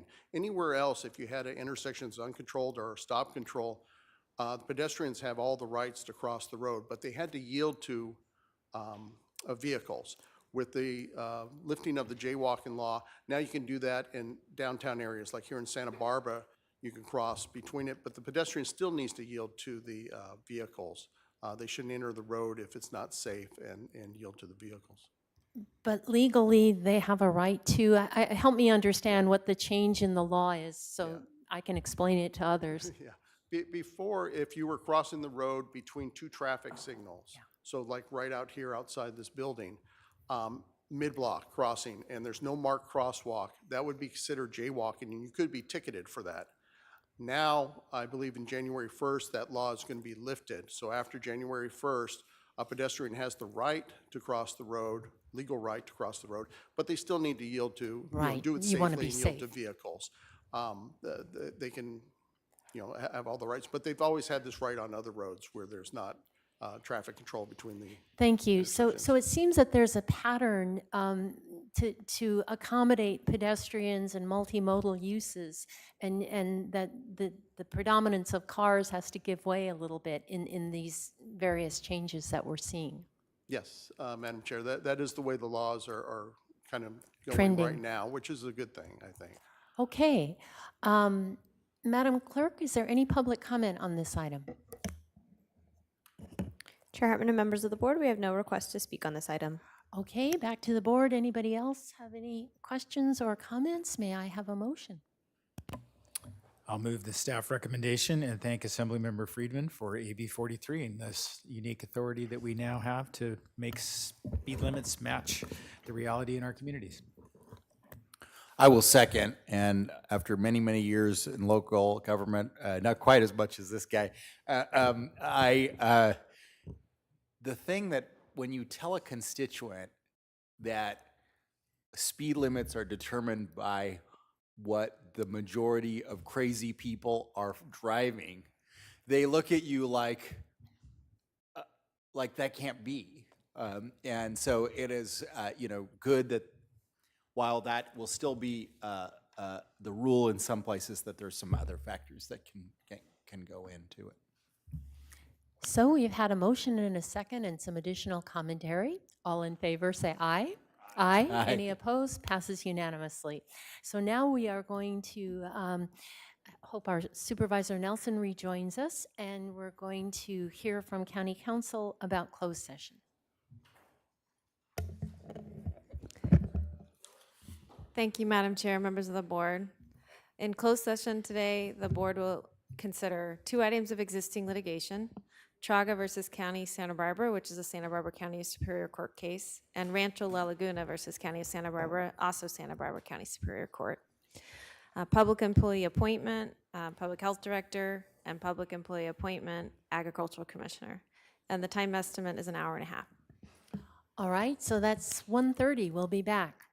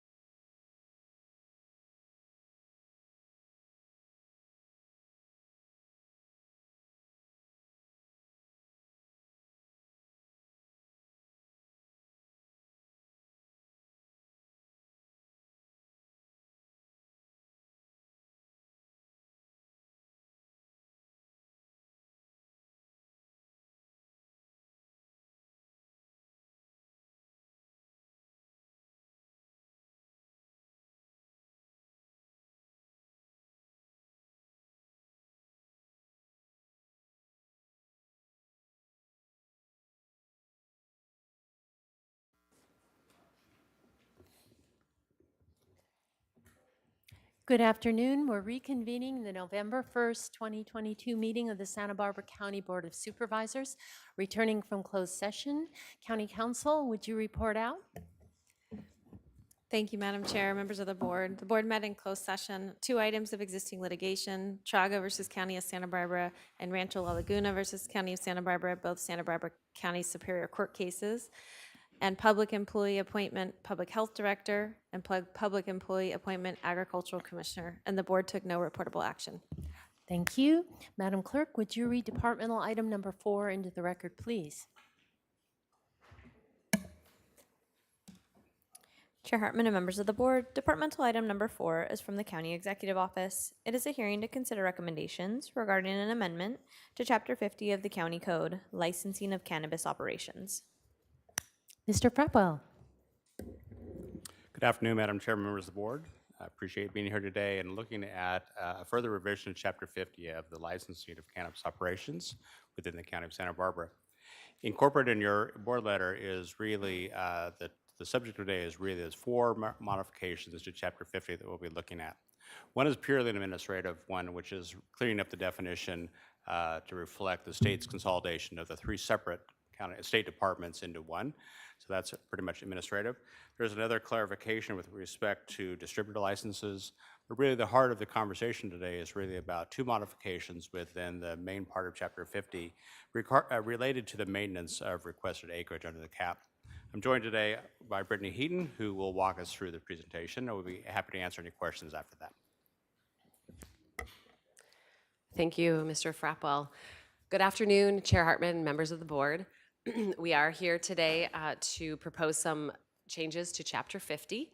As you all know, the board adopted Chapter 50 back in May of 2018, and it's been amended several times over the course of the last 2 years. I think this is my 4th amendment that I've been involved with. And you asked us to come back last February with these changes. And so we are here today to propose some language to optimize the acreage under the cap and maximize revenues to the county. Those are really the overarching goals. The proposed language is meant to address operators with business licenses that are not cultivating the entirety of their requested acreage and a timeline to get there or risk losing what is not being cultivated. We are also proposing language that would allow for fallowing, which means not growing, with restrictions that I will go over shortly. So as Mr. Frapwell stated, we have 4 changes. The first 2 are fairly administrative. He discussed the first one there, reflecting the change in the state's regulatory agencies. The second clarifies that an approved land use entitlement may not be necessary for all business license types. Specifically, this is for a distributor who's for operators located outside the county. So they distribute into the county, they need a business license, but their physical location is located outside of the county. They would not need a land use entitlement for that purpose. And then the last 2 that I'll discuss in more detail are maintenance of requested acreage. So the first requires that licensed cultivators secure their requested acreage by demonstrating that they reached that amount in actual cultivation activities upon the 2nd renewal or year 3 of operation, or they would risk losing the unused acreage on the eligibility list. We also are proposing that licensed cultivators can request to fallow for up to 1 year once the requested acreage has been reached and or maintained for at least 3 consecutive years. So those are the restrictions that I referred to. So a little more detail about the maintenance of requested acreage. So currently, business license applicants request acreage up to the amount approved in their associated land use entitlement. So in every land use entitlement, there's a project description that explicitly lists the amount of acreage that is allowed for cannabis operations. And when they apply for a business license, we verify that the amount they've requested is at that amount or less. They can always request less than they're approved for. This amendment gives all applicants 3 years to phase in their cultivation operations to reach the acreage in their original license application. If the operator is unable to reach that acreage in year 3 of operation, so they come up with this, they come to their second renewal, they're operating in year 3, that unused acreage would be removed from the reserved acreage. And I'm calling the reserved acreage, that's the reserved acreage that's on the eligibility list, or what we call the acreage cap. And I'll walk you through on the next slide. I have a flow chart and I can give you an example. That freed up acreage would then be offered to the next operator on the wait list. We currently have 6 operators on the wait list for a total of about 220 acres. So we do have an active wait list in the unincorporated North County. The acreage approved in the land use entitlement continues to be permitted, and the operator may be placed on the wait list to secure that lost acreage at a future date. So if they lose any acreage in this 3-year process, they can request to be placed on the wait list, and they can eventually end up with their total acreage that's approved in the land use entitlement. Because as you know, a land use entitlement is in perpetuity, in that, so that permitted acreage does not go away. This is solely for the business license purpose. And then once they reach that final acreage in their 3rd year, there's a requirement that they maintain at least 80% of that licensed acreage for subsequent renewals once that their acreage has been established. So here's kind of a very simple flow chart, but I just want to walk you through it. So if you have an initial application, you request 50 acres. That's what's approved in your land use entitlement. You would receive your business license application. In year 1 of operation, you need to demonstrate that you're cultivating 50 acres. If you haven't done that, you are eligible for renewal, and we would go into year 2. If you do demonstrate in the first year, your requested acreage is secured. So that 50 acres is secured, and then you would move on and you maintain 80% of that secured acreage moving forward. If you're in year 2 of operation, you continue to request your 50 acres, but maybe you only cultivated 20. You need to demonstrate the 50 acres. In the second year, if you do, you secure your 50 acres. If you don't, you would be eligible for a second renewal for the 50 acres again requested. And then in year 3, you need to demonstrate that 50 acres. If you do, you secure that 50 acres. Otherwise, the uncultivated acreage released to wait list. So in year 3, if you were able to demonstrate that you were cultivating 40 acres, we would free up or release 10 acres to the wait list. At the top there, so once you're secured with your acreage, you maintain 80% of secured acreage. The current proposed language states that you have to maintain the 80%, and then if you do dip below the 80%, then you get kind of washed back through the cycle again in the next year, and you have to, in your first year of operation, you'd have 2 more years to get back up to the 80%. So we don't expect that someone's going to maintain 100% of their cultivation at all times. So there is some flexibility here.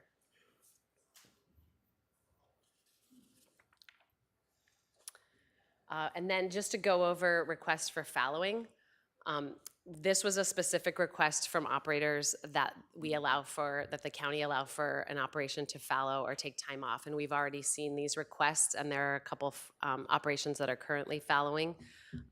They maintain an active business license during this time, and we do go out and verify that they are in fact fallowing when they make this request.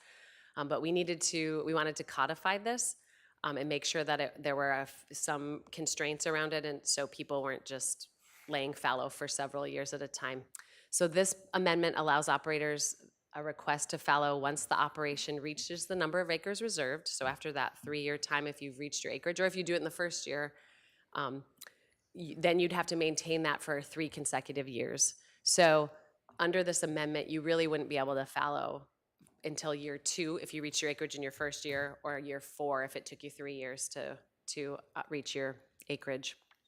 The request can be for up to 12 months, and that's how long a business license is good. So it would essentially be the cycle of a business license. And new requests are allowed no more than once every 3 years. The pauses in cultivation between crops during the license period we won't consider that fallowing. So in outdoor growing, we have operators that are doing 2 harvests a year. Obviously, if they're in between October and April, they're not cultivating. We don't consider that fallowing. That's just a pause between 2 harvests. So our recommended actions today are that the Board of Supervisors consider the introduction of the ordinance of amending Chapter 50, read the title and waive further reading of the ordinance in full, and then set a hearing on the administrative agenda for, oh, I'm sorry, that says March 1st. That should say November 29th to consider the second reading and seek a determination for amendments to Chapter 50. That concludes my presentation. I'm happy to take questions. Supervisor Lavanino. Thank you, Madam Chair. Thank you. Question about how, like, I guess I understand what the problem is. I didn't understand, I don't know how big the problem is. So can you you did some research, I'm assuming, and can you just kind of scope it for us, like how many dead acres we have out there that are approved, that have an entitlement that aren't actually cultivating? Thank you, Chair Hartman, Supervisor Lavanino.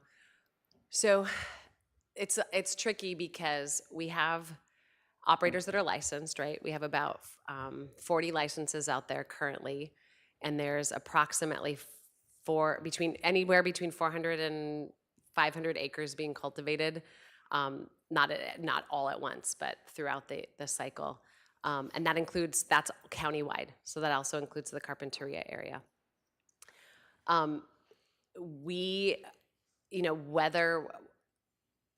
What that looks like compared to how much is actually licensed by us, it looks like it's about a 20% difference currently.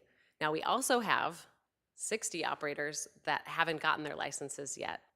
And we know that we've heard and we know that those operations are planning to phase in, or they've requested very large areas, and we don't know how much they're actually going to cultivate. And we also know that we have 220 acres waiting on the wait list, and people that are calling me weekly to ask when we're going to free up acreage. And so, is it a huge problem? Probably not currently, but that's because we're still in the process of getting everybody licensed. But does it have potential to be a bigger problem? I think so. Okay. And again, we wanted to ensure that we were motivating our operators to do what they said they were going to do, and again, to get as many people into the cannabis space as possible under our acreage cap, and also maximize revenues. I mean, that's really what this is meant to do. Right. Follow up to that is, so then, so if somebody's on the wait list, just explain the wait list to me. What have they gone through to get to the wait list? And then what do they need to do once we determine, hey, there's 50 dead acres that we're moving off? How does that work? Thank you, Supervisor Lavanino, through the chair. The wait list is, you are eligible to be placed on the wait list once you have an approved land use entitlement. So at that point, you can be working toward the issuance of your land use entitlement, but we ask that you hold on applying for a business license, because there isn't a reason for us to go through and process that, because there isn't acreage available. So once acreage is freed up, we contact those on the wait list, and we've already done this. I think that we've had 3 so far that we've taken off the wait list, and say, hey, you have an approved land use entitlement, please submit your business license application, and we get them going and started into the system. So it can take, that could take another 6 months to a year, right. But that's where they are in the process when they get on the wait list, is they have an approved land use entitlement. Supervisor Nelson. Yes, so I heard 400 acres is what we have licensed throughout the county right now. Supervisor Nelson, and that number I'm using is from the state. So how much, because I think the question was how much was being cultivated. Yeah. So we're looking at, how much is licensed under the state license process, because they measure it differently. Measure it by the square foot. Yeah. So, and is there an estimate about what that percentage is in the inland area versus the Carpinteria? That's a good question, the breakdown between Carpinteria and the inland area. I think I should be able to get that answer for you fairly quickly, but I don't have the breakdown off the top of my head. Apologize. And do we think once everybody comes online that we will be using most of the cap space here? I mean, because it seems the market itself is kind of created a cap. You know, I know why we did it. When we did it, was to slow some things down and motivate people to get through a process.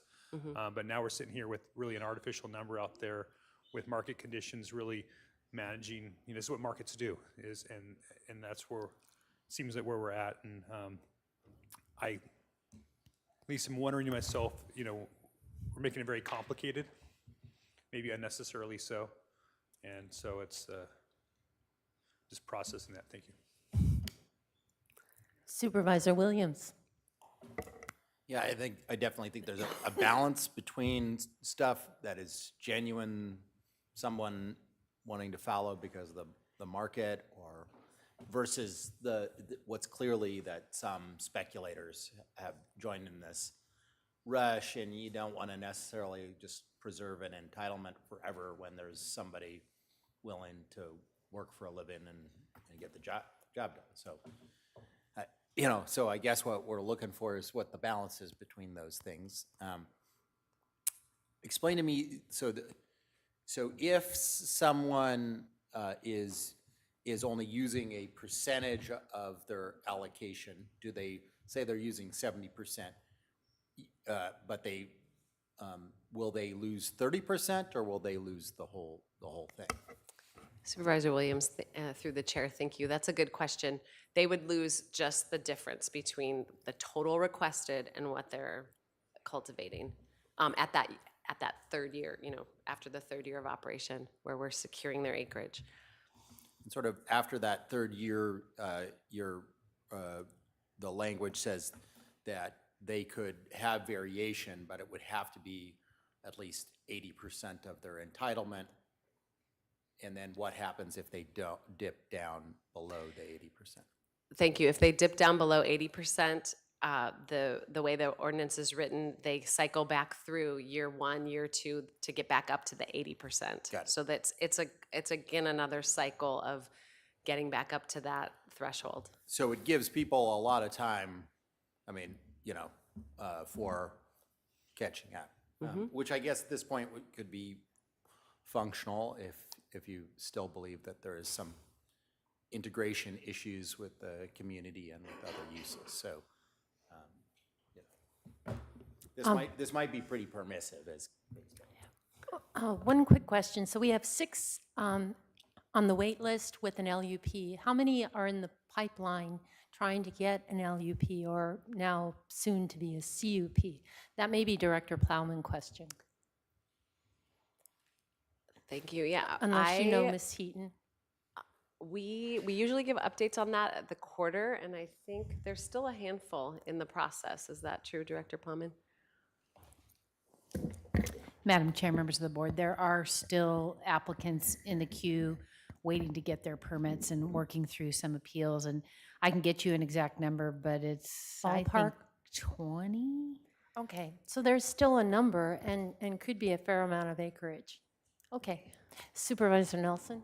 Yeah, so the 80%, so some of these are like 50-acre cannabis projects, but there's not 50 acres of cultivation on that property. I mean, we count roads and other pieces of it. So are we restricting the 80% to the cultivation area, or is it because, you know, they might be using the roads, but it may not be actual cultivation? There's nursery space, there's other buildings. Have we got that, is that thought through in this process?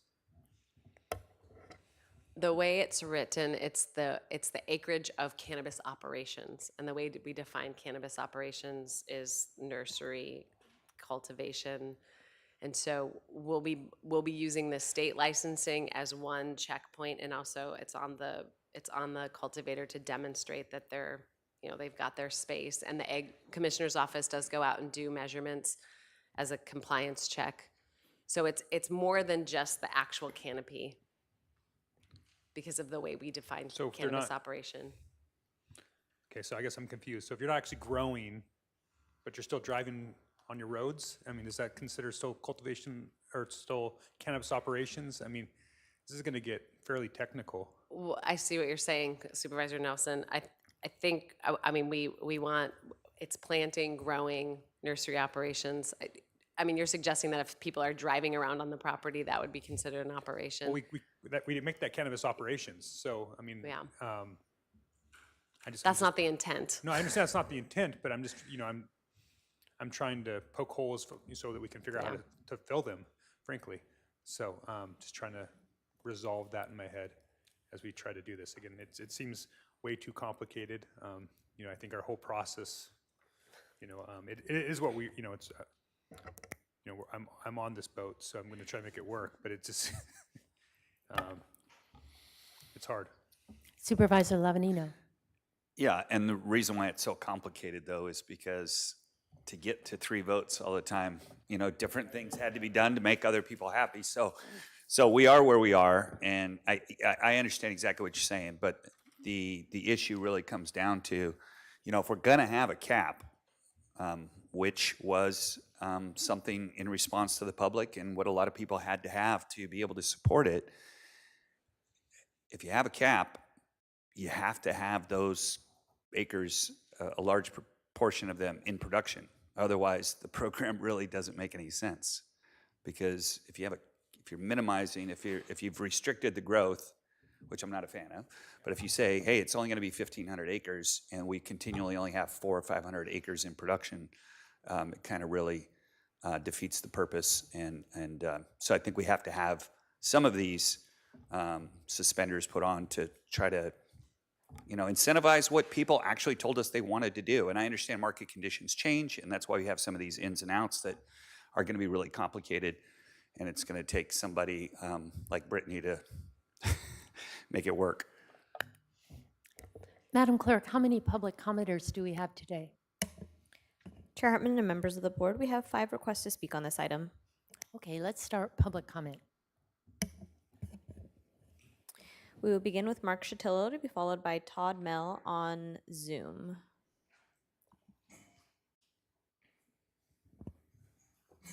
Good afternoon, members of the board. Mark Shatillo speaking on this item on behalf of the Coalition for Responsible Cannabis, and just want to underscore our support for the continued improvement and refinement of the county's cannabis regulatory program. I think I call it the use it or lose it approach, and I think that's a good step forward. There's adjustments that could be made, but staff has sought to take forward a program that's going to be effective and operational. So we support that and ongoing iterations and refinements to the overall program. So thanks for the opportunity to address your board on this matter. Thank you. Todd Mell to be followed by Sarah Rotman.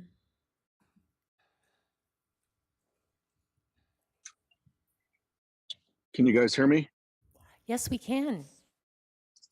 Thank you, Chair Hartman and Board of Supervisors. I'm coming to you as a project whom is on the wait list. We have 43 of our 186.7 acres inside the cap. We're currently stuck there pending all this stuff. But I wanted to go kind of back a notch. And Brittany, you've done a great job trying to navigate this Chapter 50. It's really a difficult thing, as 2 of the supervisors have stated today. And it's really interesting. When we started this, we didn't have a cap when Chapter 50 came out, and then we implemented the cap. And we implemented the cap without really any consistency throughout the process. And for example, our project is 186.7 acres, of which we have about 151 acres of true cultivation, meaning that when we do apply for our state licenses, that's what we'll have. So with these new amendments talking about matching state license requirement, our current policies don't match that. And so, for example, we've done an exhaustive, look at this, Amy Steinfeld and Brownstein and our team, and we've looked really hard at, there should be maybe a land use permit and then a cultivation acreage attached to that permit. There's 100+ acres of things that don't apply to state licensing at a minimum right now that you're never going to see any tax revenue off of because they're not going to be cultivating on them. So it appears to me that we need to look at that maybe a little closer and clean that up so that we're consistent with moving the ball forward on trying to account for the actual cultivation acreage. You know, we've gone back and looked at your original hearings, and you know, it was always stated that it was cultivation acres, not project acres. And then, you know, obviously there's differences of you know, all the projects are different, and some of them are right on point, and some of them, and most of them are not.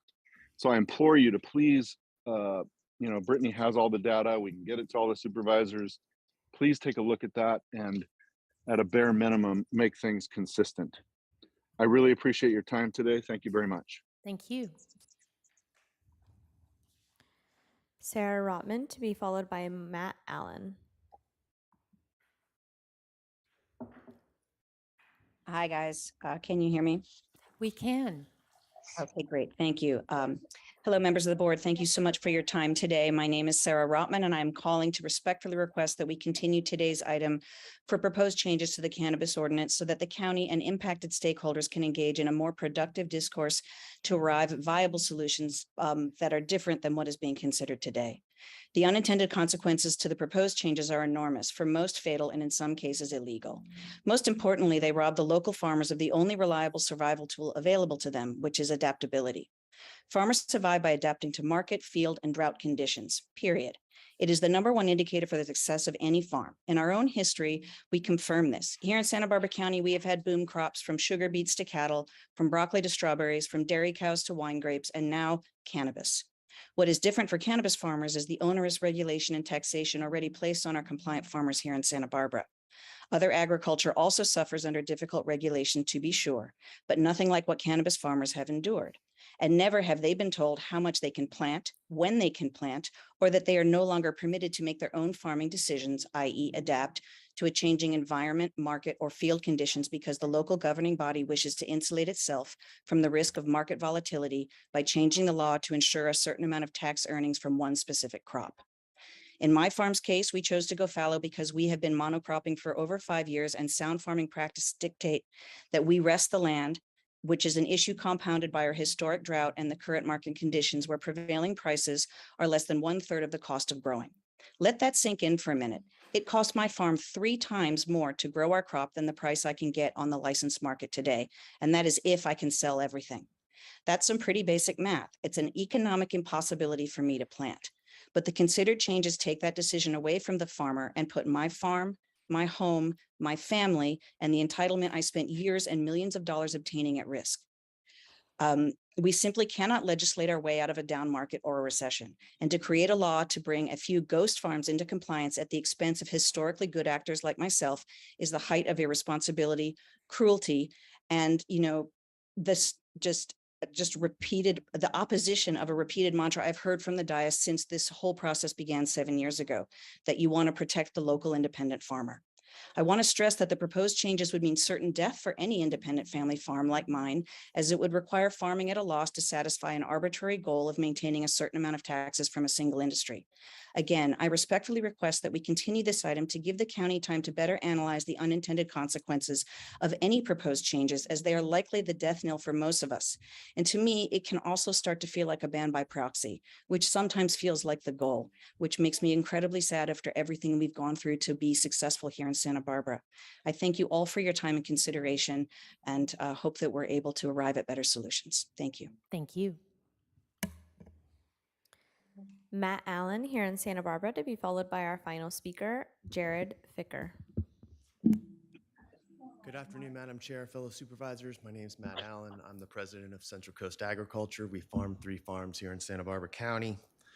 I'd like to point out that you're all deciding on how we're going to farm in the middle of harvest, and asking farmers to show up here and talk to you right in the middle of harvest I don't think is appropriate. I'd also like to point out you have a full list of everybody in the county with a business license, but this document that's being proposed here today wasn't sent to those individuals. Now, Brittany's been very helpful to my group, the North County Farmers Guild, and to my staff about getting us information. but she hasn't provided these documents or information to the rest of the farmers in the county. So I really think a continuance is warranted here to give the farmers time to come in, to get through harvest, and come and work with your staff to get a better ordinance together. I know you've all pointed this out, but you're creating your own problem, right? You're trying to regulate the farming when all you need to do is raise the cap. If you want more acres farmed, raise the cap. Don't tell us how to farm. This regulation says that 80% of the acreage has to be farmed, but there's no definition of what farmed means in there. So are we planting 1 plant an acre? Are we planting 1,000 plants an acre? Are you going to tell me how big my plants need to be, how much water I need to use, how much fertilizer? What happens if my crop fails? It's very problematic for a farmer to operate under these kind of regulations when there's this much uncertainty. The regulation also says that if we go fallow for more than 4 months, that's considered going fallow, period, for the whole year. We haven't grown a second crop in the last 2 years. The price of our main crop, the photo period crop, is depressed to the point where it's not economic for most people to produce it. The other crop, the autoflower crop, hasn't been profitable for the last 2 years in a row. So now you're telling me not only do I need to farm 80%, I need to double the amount of production I'm going to have and depress the market even further. We've also gone fallow on some of our land for over 2 years to have it improved because we'd been farming there for 5 years. But this new regulation is going to tell us that we can only go fallow for 1 year, even though we're trying to improve the quality of our soil and the makeup of the soil.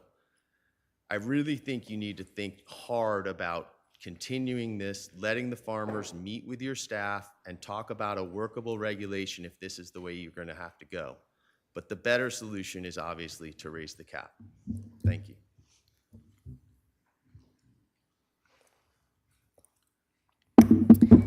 And our final speaker, Jared Ficker.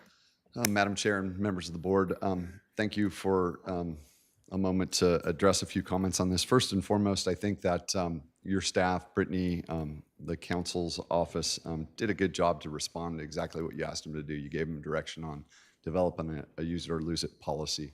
I just think while it was not direction, there could be some additional flexibility put into this Chapter 50 language that would allow for transfers of cap space amongst existing cultivators. And I'll maybe refer you to the section in your briefing materials here, but the red line of Chapter 50, after the following section, I'd suggest some language that I'd put in kind of item G right after the following section that says you could request a transfer. So a licensed cultivator may transfer any unused acreage or fallowed acreage that was secured under the cap to an eligible applicant on the wait list via either a termed contract or a transfer to another eligible applicant on the wait list, subject to the CEO's discretion and approval.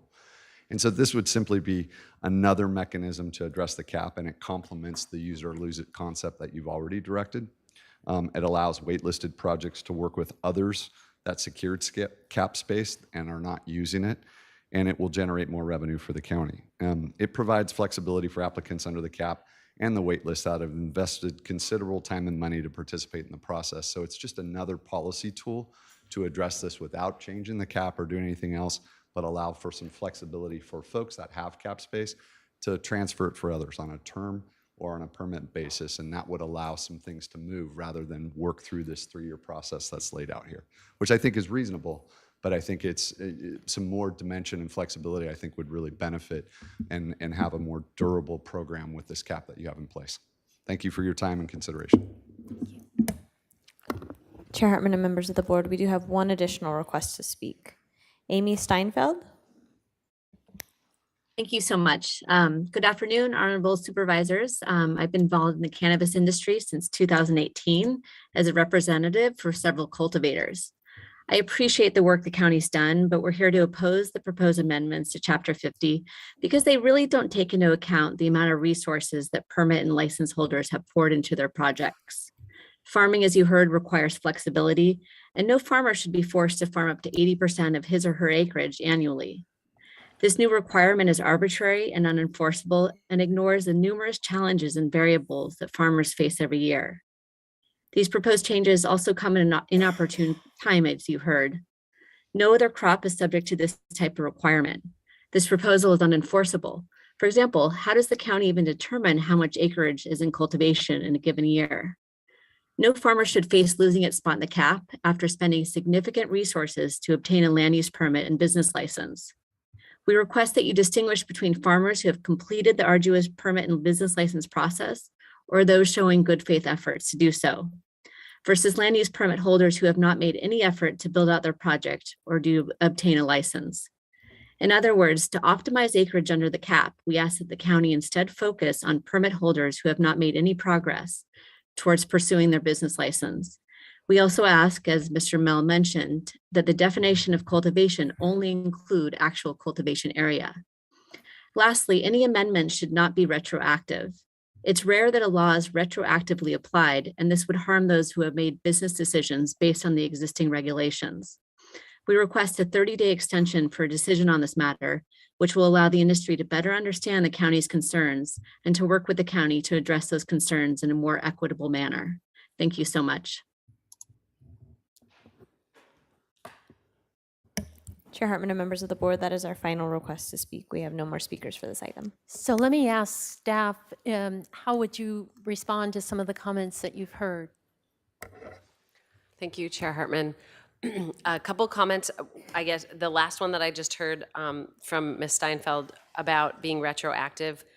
Currently, the way the proposed language is written, that is how it would be applied. However, I did work with council over the last couple days, because that was brought to our attention, to come up with some proposed language to make this apply to everyone starting when it becomes operative.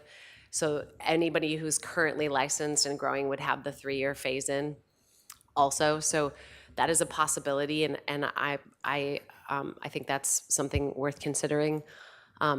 Also, the point that Mr. Allen made about the fallowing. Currently, the way this is written, we do say that pauses of up to 4 months are allowed. I think based on what we're hearing from the industry and the fact that we were looking at what people were saying they were going to do, like the maximum of 2 to 3 harvests a year, that's where we base the 4 months. But recognizing now that most people are doing maybe just 1 harvest a year, that we need to make that number higher. And so that's something that we could consider, and I think that's a fairly simple change to change the number 4 to 8, for example, if that's going to work. Some of the other items, I mean, it's true that there are people who are licensed and they're out there doing their best and trying to make things work. What's also true is we have several people on our list that have applied for licenses, and I think to the average person look like they're not making much progress toward getting that license for various reasons. And so what my staff's focus has been, now that we've reached the 10/31 deadline yesterday, which was a huge deadline that we were all focused on getting the legal nonconforming operators licensed, we are pivoting to those 60 folks and getting into, tiered into, we have the people who have issued land use entitlements, working with them one-on-one, where they are in the process, being clear about what the next step is, what we need from them, and giving them a timeline to submit those materials or complete those infrastructure improvements or whatever it is, recognizing that there are delays, in the building department, there are delays, in various, if they're dealing with utilities, and then, documenting that and then rendering their application abandoned if they're not able to meet those deadlines. And in fact, we just sent a letter today to one of those applicants who was not being responsive. And so that will start freeing up some acreage. And so that's something that we're certainly focused on. I think today we were asked to look at, people who currently are licensed and who are cultivating and what they're cultivating and whether they're doing what they said they were going to do. And so I hope that answers most of the things that were brought up. Do you have any other I don't know, did I I'm miss sure, anything I'm else? sure we will, but I wanted to give you the first opportunity. Supervisor Williams?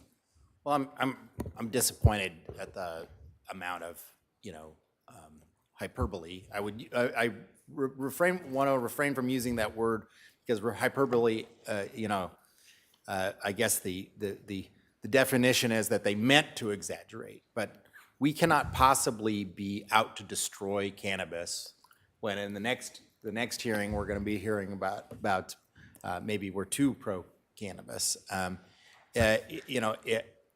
understand that some growers will have that feeling given how difficult and volatile the market is right now, and I know your livelihood is at stake. But we, I think, have a job to do, which is to maintain some consistency of regulatory oversight. And we need to make sure that the people who are growing are taxed, and the people who have permits are growing. And if there's, and it seems to me on this rule, you would only have to grow once every 3 years to maintain your entitlement. And you always have the option of keeping part of your entitlement instead of all of it, if that is difficult to maintain. I think I can agree with the idea of terminating the retroactivity.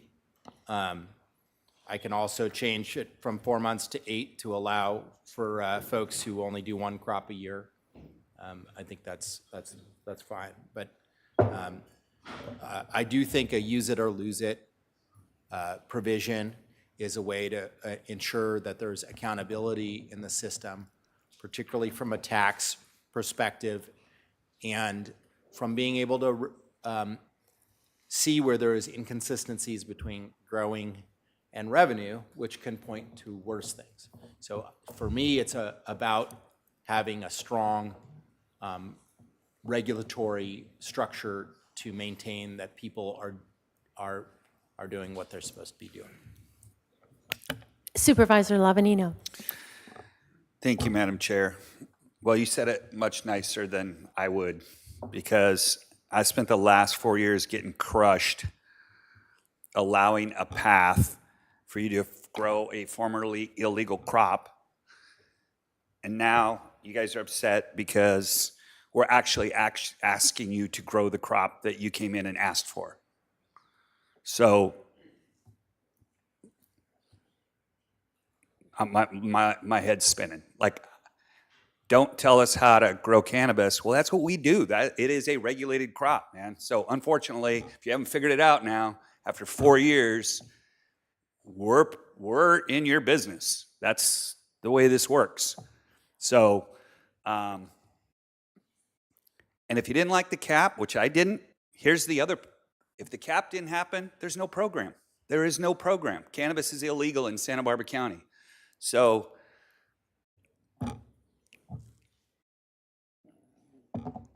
I understand you have concerns with this. This isn't regular agriculture. And as much as, and maybe we're going to get there someday, and I'm pushing that way. But do I think it's fair that you can't have a generator on your property when the guy growing spinach can? No, I don't think that's fair. And there's a whole litany of things that I think are unfair. But you have to understand that you are on a very thin thread of how we had to navigate and move through this process to keep 3 votes and the people behind this program.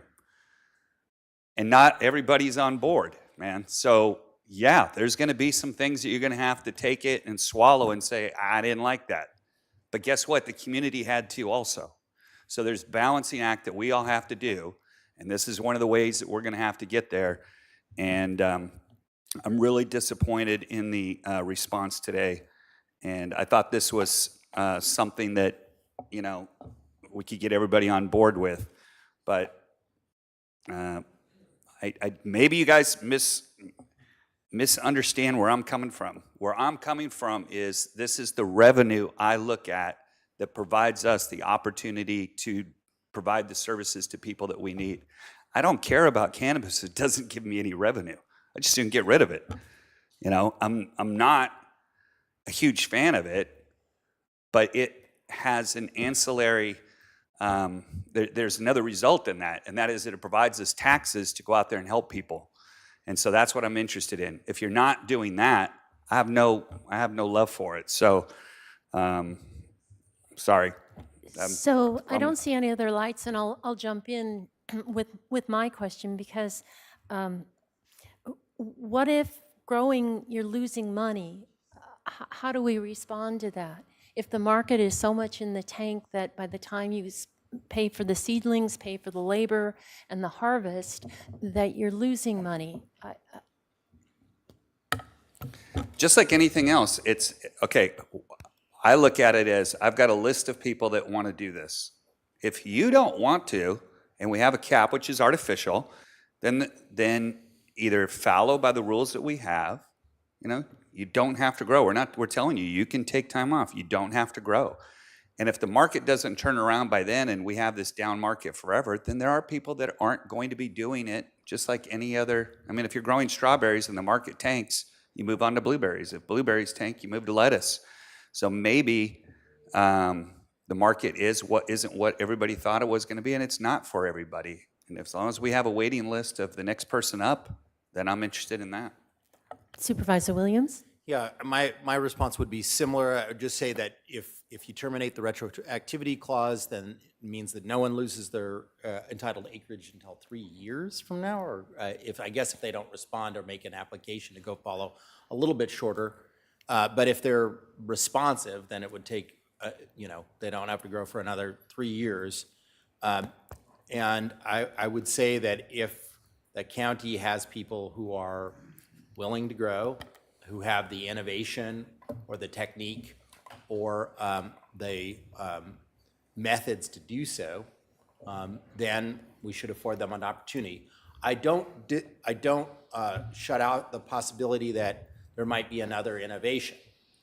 Mr. Ficker brought up the idea of transferring or renting an entitlement. That I would love staff to vet that and look at that a little bit more. Maybe that's a good idea.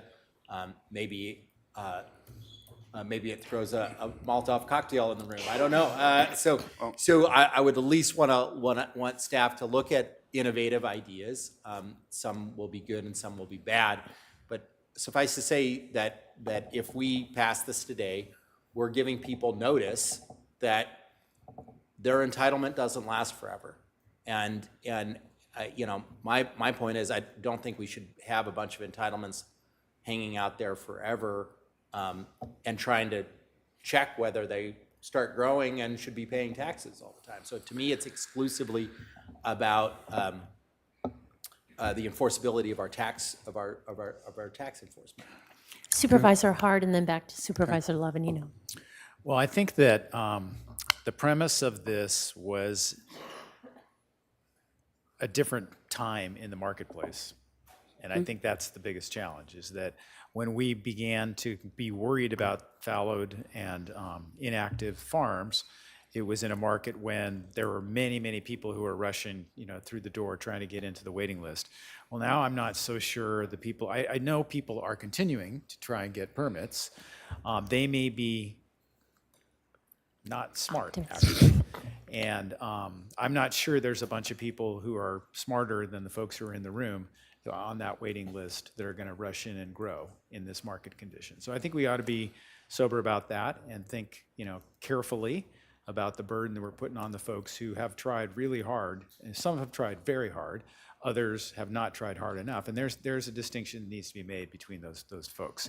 And it may be worthwhile to pause right now, because I don't know that we're actually losing revenue that we wouldn't have otherwise, because I think the market is dictating what's being grown, not our regulations. And it can't hurt to have more conversation with the farmers that are regulated by this. It doesn't have to go on forever, but I think there's a sense of urgency to get something done, but we want to do it with the most collaborative conversation we can have to make it most effective, so we don't come back and have to change it again when the market changes another time. Supervisor Lavanino and then Williams. Thank you. Well, I appreciate that too. And I don't think these regulations would have to be in forever. It's, the reason why I see the need for it is because we do have a waiting list, and it's not, I'm not judging whether the person's doesn't know the market. I mean, at that point, if you're that far into our system, you better know what you're doing. So, I mean, once the demand goes away and we got down to, let's say there's 1,400 acres, I don't think then, I think this is, to me, it's just a matter of fairness to the person that's waiting in the line and also to us to have people do what they said they were going to do. But I'm never against more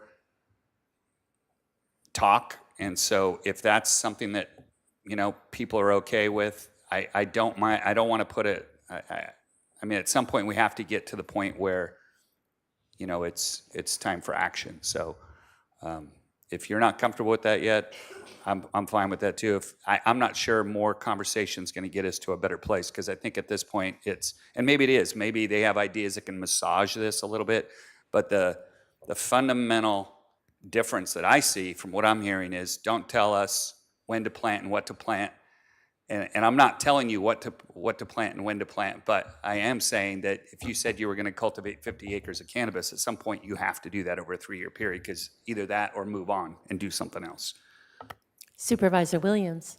Yeah, I'd oppose a motion to extend this, meaning, I would support a motion today, and I would oppose a motion to defer this to another meeting, simply because of one of the principal asks from the industry is to terminate the retroactivity clause.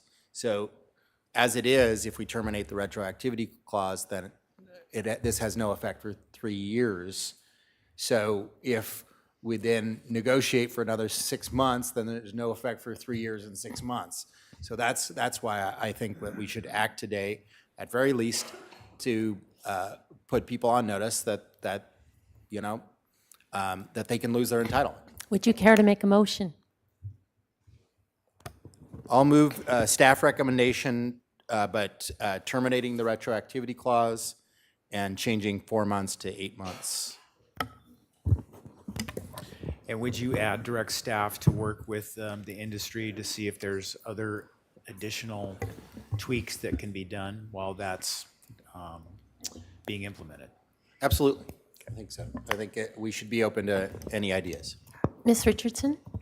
Chair Hartman and Supervisors, since there's not a retroactivity clause, could I suggest instead of that motion to make edits to the ordinance to have it would be effective within 30 days, but this going forward 3-year process would begin starting on any renewal after that, not counting any prior business license issuance or renewals? That's a good suggestion. Generally, when my attorney makes a suggestion, I say yes. Okay, I'm good with that. So are we clear on the motion? The effective date is 30 days from today, right? Mr. Chair, or Madam Chair, members of the board,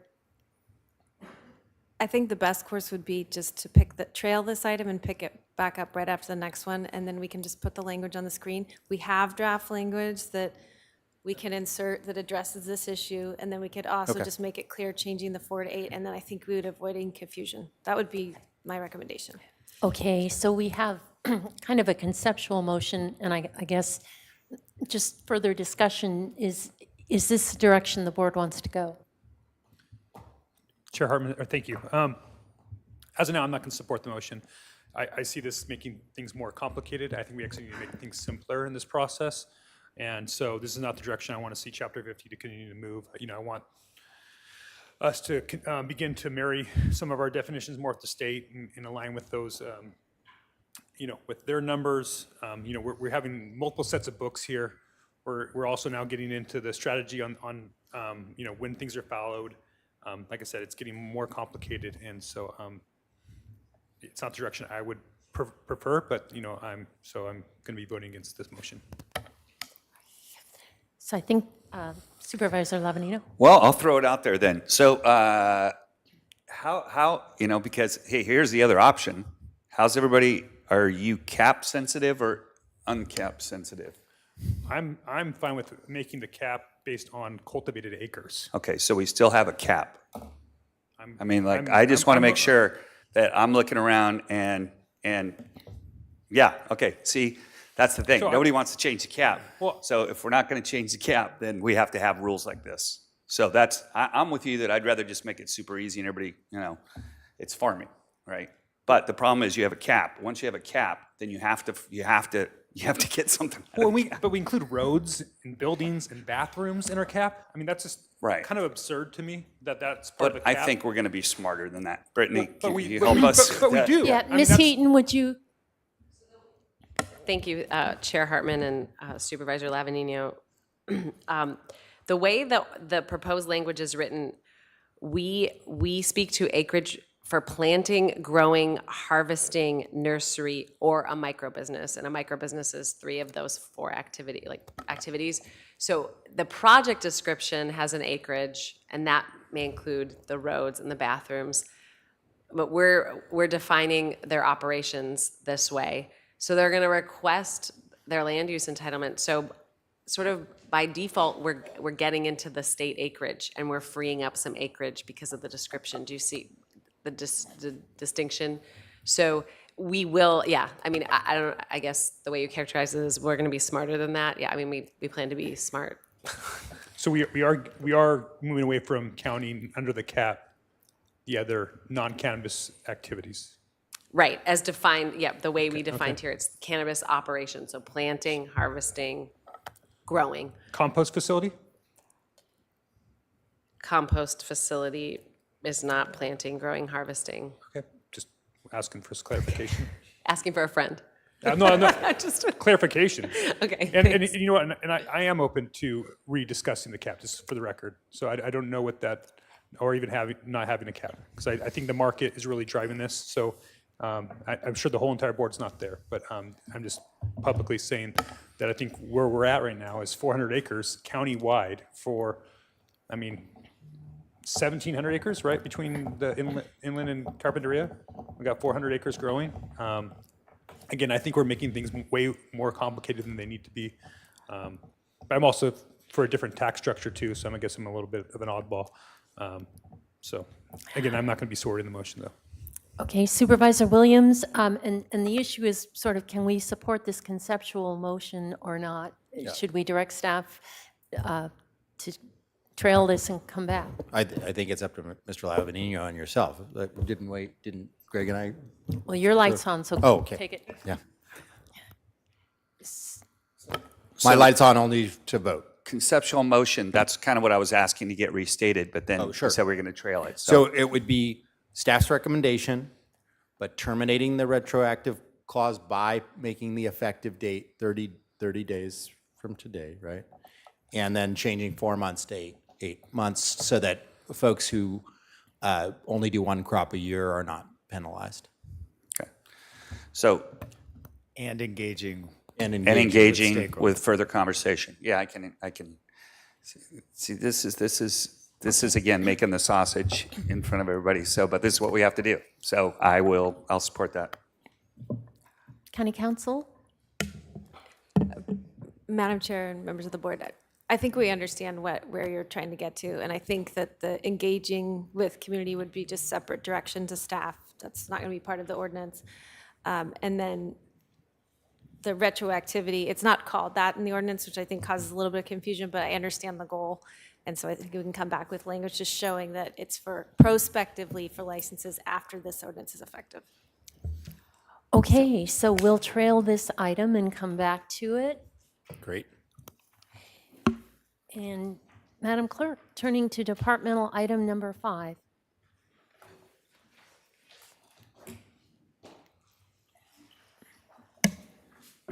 Chair Hartman and members of the board, departmental item number 5 is from the Planning and Development Department. It is a hearing to consider recommendations regarding an appeal from Kent on behalf of Preserve Access on Santa Claus Lane, case number 22 APL 29 of the Planning Commission approval of Roots Cannabis Storefront Retail Project, case number 21 CDH 29. This project is located within the 1st District. Okay, so board members, ex parte communications. Starting with Supervisor Hart. We're doing ex partes. I didn't hear the beginning.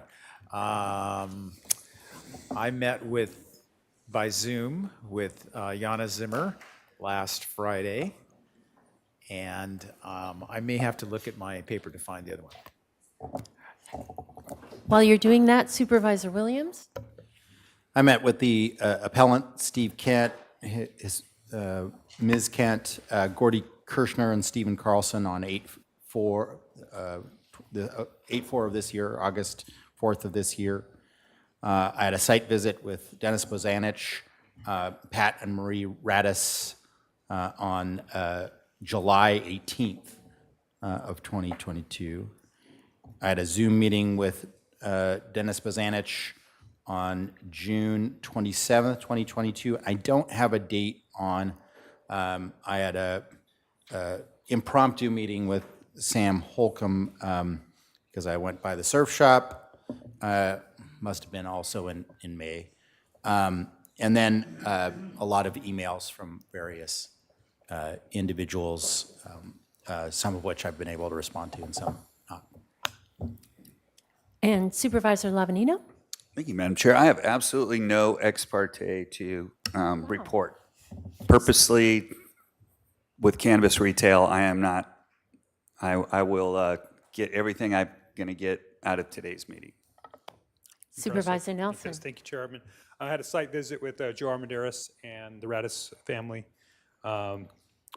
And we visited the location and walked the neighborhood. And then I also had a Zoom call with Jana Zimmer last week that we talked about proximity youth facilities and coastal access. With the meeting with the applicant, we spoke a lot about parking and the whole entire business area of Santa Claus Lane. And I had a Zoom with Dennis Bozanich on June 7th and a Zoom with Jana Zimmer on October 20th. And again, the issues were parking, proximity to youth, and coastal access. And Supervisor Hart. That reminds me, I had a meeting with Dennis Bozanich back in June 9th, 22. Okay, with that, we're ready for staff presentation. Director Plowman. Madam Chair, members of the board, the item before you is an appeal of a retail cannabis operation Hold located. just one moment. I'm sorry. We have some additional items to come into the record. Chair Hartman and members of the board, thank you for that. Before we proceed, we did receive 46 documents after our Friday deadline. These items will require a vote to be accepted into the record. First is a public comment from Kay Walters, received Friday, October 28th, 2022 at 12:17 p.m.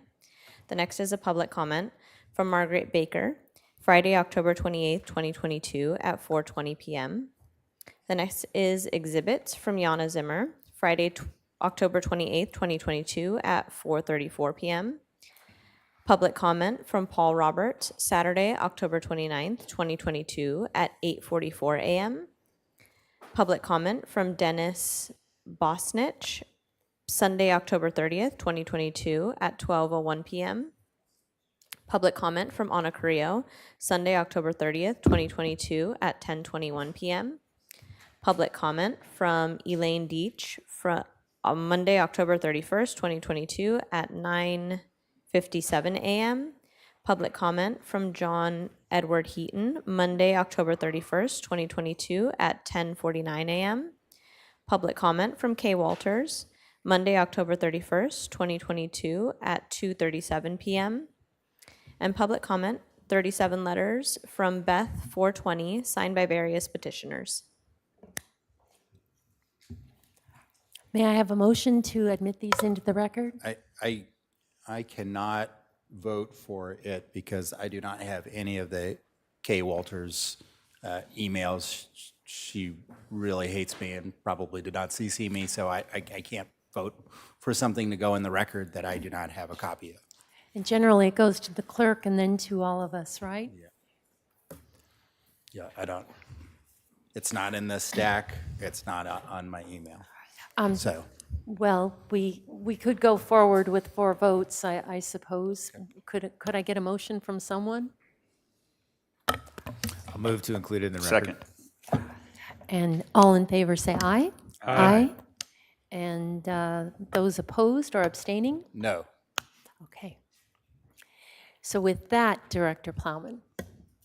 Madam Chair, members of the board, so the item before you is the appeal of a retail cannabis operation located on Santa Claus Lane. This item was first heard by the zoning administrator in May of this year. That decision was an approval. It was then appealed to the Planning Commission, which was heard on September 7th, and then subsequently appealed to the board. Today we have Steve Connor, who is the project planner. We have Joe Dargle, supervising planner, Travis Seawards, deputy director, and Will Robertson from Public Works is also available to respond to any questions. And with that, I will turn it over to Mr. Connor.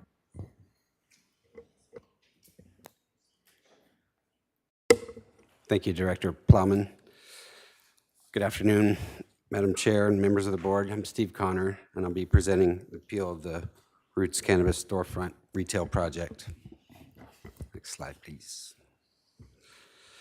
The project site is located at 3823 Santa Claus Lane. As you can see in this aerial image, the existing property and structure is located near the eastern end of Santa Claus Lane in a commercial area south of Highway 101. Next slide. Before your board today is an appeal of the project by Preserve Access at Santa Claus Lane Beach. The project is a request to allow a change in tenant for an existing commercial retail space. Cannabis retail is a principally permitted use in the C1 zone district. The existing multi-tenant commercial structure was permitted and constructed in 1964. The building is used for commercial retail and office uses. The current leases include an architect's office, and the proposed commercial tenant space is vacant. Next slide. The appellant has made many references to the cannabis business license process in their appeal, and staff wants to make it clear that the cannabis business licenses are regulated pursuant to Chapter 50 of the County Code and are separate from the land use entitlement process. Each cannabis site is required to obtain a cannabis business license following approval of land use entitlements and prior to operating within the county. Chapter 50 limits the number of cannabis storefront retail licenses to no more than 1 in each of 6 community plan areas. The site selection process completed by the County Executive Office is not subject to this appeal of the CDH to the Board of Supervisors. Next slide, please. The project is a request, is a change in use from one type of retail to another. The project will be located within the existing multi-tenant commercial structure. The project includes only minor tenant improvements, including relocation of doors and windows, accessibility upgrades, and security improvements. There will be no substantial structural changes or changes in square footage. The hours of operation will be from 9 a.m. to 9 p.m. daily. There will be 8 to 10 employees with a maximum of 5 employees on site at any given time. Next slide. Here's the proposed site plan, which shows the existing commercial structure. The back parking lot will be reconfigured for 12 parking spaces, including 1 ADA-compliant van space. The driveway gate on the east side will be relocated to better accommodate emergency access. The property owner leases the area shown in blue from the Union Pacific Railroad. As required under condition number 30, the applicant will cease all cannabis operations approved under the permit in the event the license is terminated. This condition was added to allow ample room for circulation of vehicles. Next slide. Here's the proposed floor plan with the proposed cannabis retail space shown in blue. On the western portion, there will be the main retail floor with the associated reception and security areas. On the eastern portion, there will be administrative offices and bathrooms. Next slide. In the first appeal issue, the appellant asserts the project is inconsistent with several Coastal Act and Toro Canyon Plan policies and goals related to traffic, coastal access, and circulation. The appellant also claims the project will impact access to beach for students participating in surf schools, which the appellant asserts are Title I school programs. In staff's response, the applicant has demonstrated with submittal of a traffic study that there will be no adverse traffic or parking impacts. The proposed site parking is adequate and meets the code requirements. Article 2 requires 12 on-site parking spaces and 12 are provided on-site. The policies referenced relate to broad Coastal Act goals. The project does not conflict with these policies and is consistent with the Coastal Act. There's no coastal access from this property, and the parking spots within the right-of-way are available to serve the public. The nearest coastal access point from this site is over 1,000 feet away. Finally, the nearby surf shops do not qualify as youth centers as they are not recreation facilities and are not primarily dedicated to minors. Next slide, please. The second appeal issue is related to traffic and parking. Specifically, the appellant claims the traffic study is insufficient and failed to evaluate on-site circulation. Additionally, the appellant claimed that an existing wall adjacent to the driveway and rear parking lot encroaches onto a neighboring property. In response, as discussed in the prior appeal issue, the project does not pose any new significant traffic impacts. The applicant provided a traffic study that was reviewed and determined to be acceptable by County Roads Division and planning staff. The key findings for the traffic study show that the level of surface on nearby roads and intersections will be maintained. The project has been conditioned to ensure appropriate turnaround space, and the rear parking lot is provided for the life of the project. Additionally, the driveway meets Article 2 requirements for driveway widths. Therefore, on-site parking circulation meets all code requirements. Regarding the off-site wall, the existing location does not impact or restrict on-site circulation. Neither Article 2 nor county policies require the wall for approval of the project. The applicant has not proposed any changes to the wall. Therefore, the existence of this wall on the adjacent parcel is a civil matter and not subject to this appeal. Next slide, please. In the third appeal issue, the appellant asserts that additional CEQA review is required and the project is not within the scope of the PEIR. Specifically, the appellant claims the PEIR failed to analyze potential impacts from future projects on beach access and that no mitigation measures were included for cannabis retail. Finally, the appellant claims the change in intensity of use was not compared to the baseline use of the property. In response, cannabis retail was included in the scope of the PEIR and all associated impacts are mitigated. Consistent with the PEIR and Article 2, a site transportation demand management plan was provided. A PEIR checklist was prepared for the proposed project, which considers the project baseline as an existing multi-tenant commercial retail space, and the checklist documents that no additional impacts will occur. Therefore, the project was adequately reviewed under CEQA. Next slide, please. In the fourth appeal issue, the appellant asserts that the county's actions under the business licensing ordinance prejudiced the planning commissioners in review of this coastal development permit, resulting in an unfair hearing. In addition, the appellant asserts the Roots Chapter 50 application is incompatible with the surrounding area. In response, review of the proposed coastal development permit is subject to Article 2 standards and comprehensive plan policies and not subject to Chapter 50. Under Article 2, cannabis retail is a principally permitted use in the C1 zone district, and the project meets all Article 2 requirements. Additionally, the decision maker for this permit must review the project before them to deny, approve, or approve with conditions. Article 2 does not give the decision maker authority to suggest other sites in review of the coastal development permit. Next slide, please. In the fifth issue, the appellant asserts that the Planning Commission failed to consider impacts to the beach-going public from the change in intensity of use. In addition, the appellant contends the Planning Commission relied on projected increases in parking from the ongoing Santa Claus Lane streetscape project and failed to consider the added congestion and safety conflicts with the coastal trail and bike path. In response, as previously discussed, the project does not create impacts to parking, circulation, and traffic. The change of use was thoroughly analyzed for consistency with county regulations and potential environmental impacts. The traffic study showed that the project will not significantly impact the transportation network based on the estimated vehicular trip generation during peak hours. Article 2 does not require off-site right-of-way parking to serve the project. All required parking will be provided on-site. Next slide, please. In the sixth appeal issue, the appellant asserts that the impacts are inconsistent with the purpose of the C1 zone district, and therefore the findings cannot be made. Specifically, the appellant also claims that the project is incompatible with 2 nearby surf schools.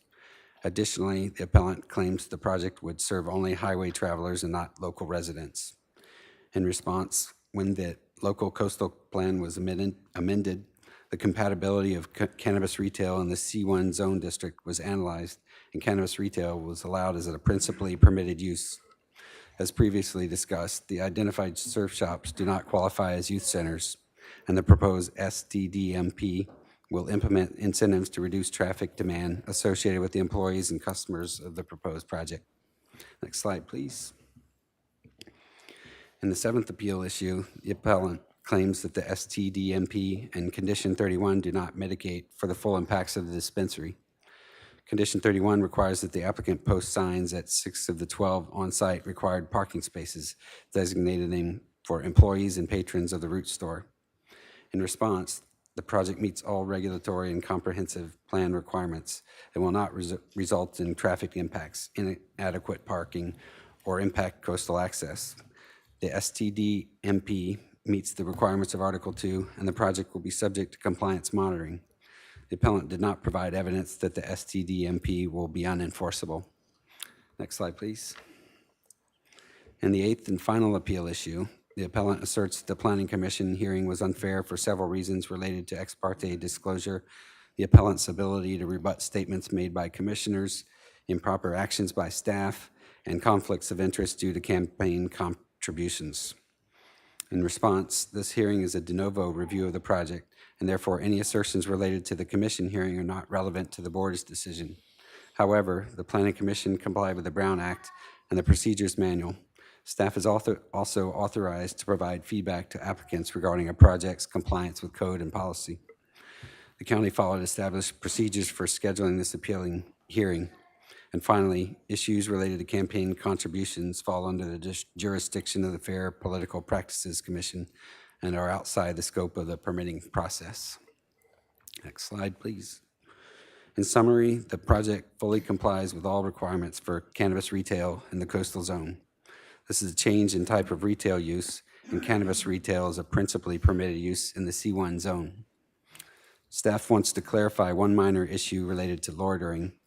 The zoning administrator had originally added a condition requiring a no loitering sign. However, this condition has been removed because there is no code requirement for the signage. In addition, the coastal zoning ordinance already precludes public consumption of cannabis on the premises, and state law precludes consumption of cannabis in most public places. Next slide, please.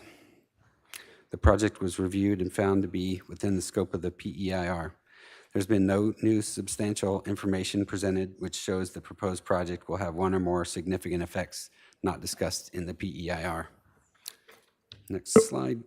In summary, staff recommends that your board deny the appeal, make the required findings for approval, determine the project is within the scope of the PEIR, and grant de novo approval of the project. That concludes staff's presentation, and we're available for any questions the board might have. Thank you.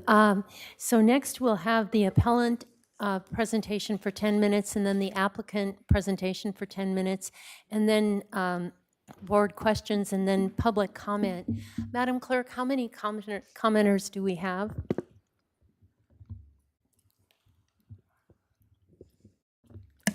Chair Hartman and members of the board, as of right now, we have 31. All right, so I'm going to close public comment now, and in consultation with Supervisor Williams, who represents this area, public comment will be limited to 1 minute. We have another long item after this, and so you can figure out, we've had a lot of letters, so prepare for 1 minute. Ms. Zimmer. Thank you, Madam Chair. Good afternoon, board members. My name is Jana Zimmer. I've represented the appellants in this matter since the spring of 2021. When we asked your board and your CEO to correct some serious errors in your opaque licensing process, the first district didn't listen, the CEO didn't listen, the board didn't listen. The root of the problem that we identified was that in November 2019, your former cannabis czar, Dennis Bozanich, announced that effectively a dispensary in the Toro Summerlin plan areas would be located on Santa Claus Lane. All other sites had been rejected. Now staff is telling you the site selection was complete. That's exactly our point. That's exactly our problem. As a result of this, your Chapter 50 licensing process has thoroughly undermined your coastal development permit process in exact contradiction to the commitments you made to the Coastal Commission in 2018 when they certified your cannabis ordinance. To date, sadly, the conduct of this case and the institutional bias toward approval has represented a rolling due process violation, impacting the rights of the public and my clients to full and fair participation for reasons identified in our proposed findings, beginning at page 21, section 5. As a last resort, my clients submitted their testimony to the Planning Commission in a declaration under penalty of perjury in response to allegations made in a very disturbing email that was distributed by the First District. Dr. Kent's declaration consists of direct percipient witness testimony to the relevant facts, so I hope you review it before you decide this case. We've requested that all parties, including the Radises, the Roots, and their representatives testify under oath in this de novo hearing to remedy the violations of the past. That request has been ignored.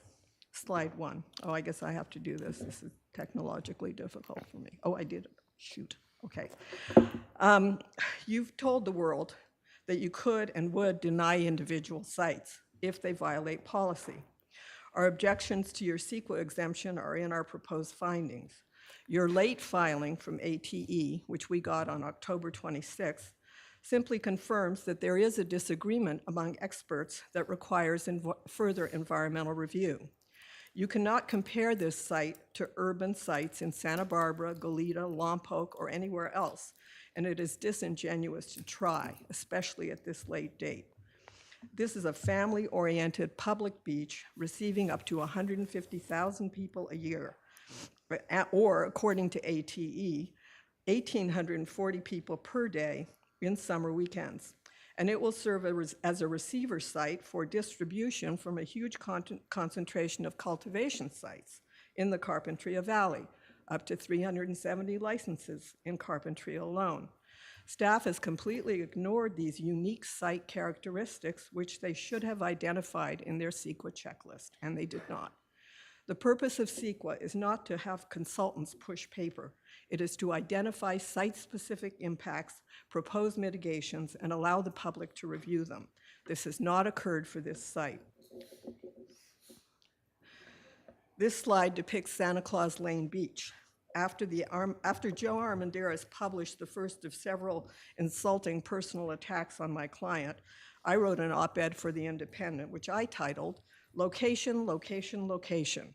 The 3 rules of real estate apply to siting cannabis dispensaries. The Indy printed another title, The Color of Money, which was shorter and also appropriate. But my original title described the crux of the specific coastal land use issues.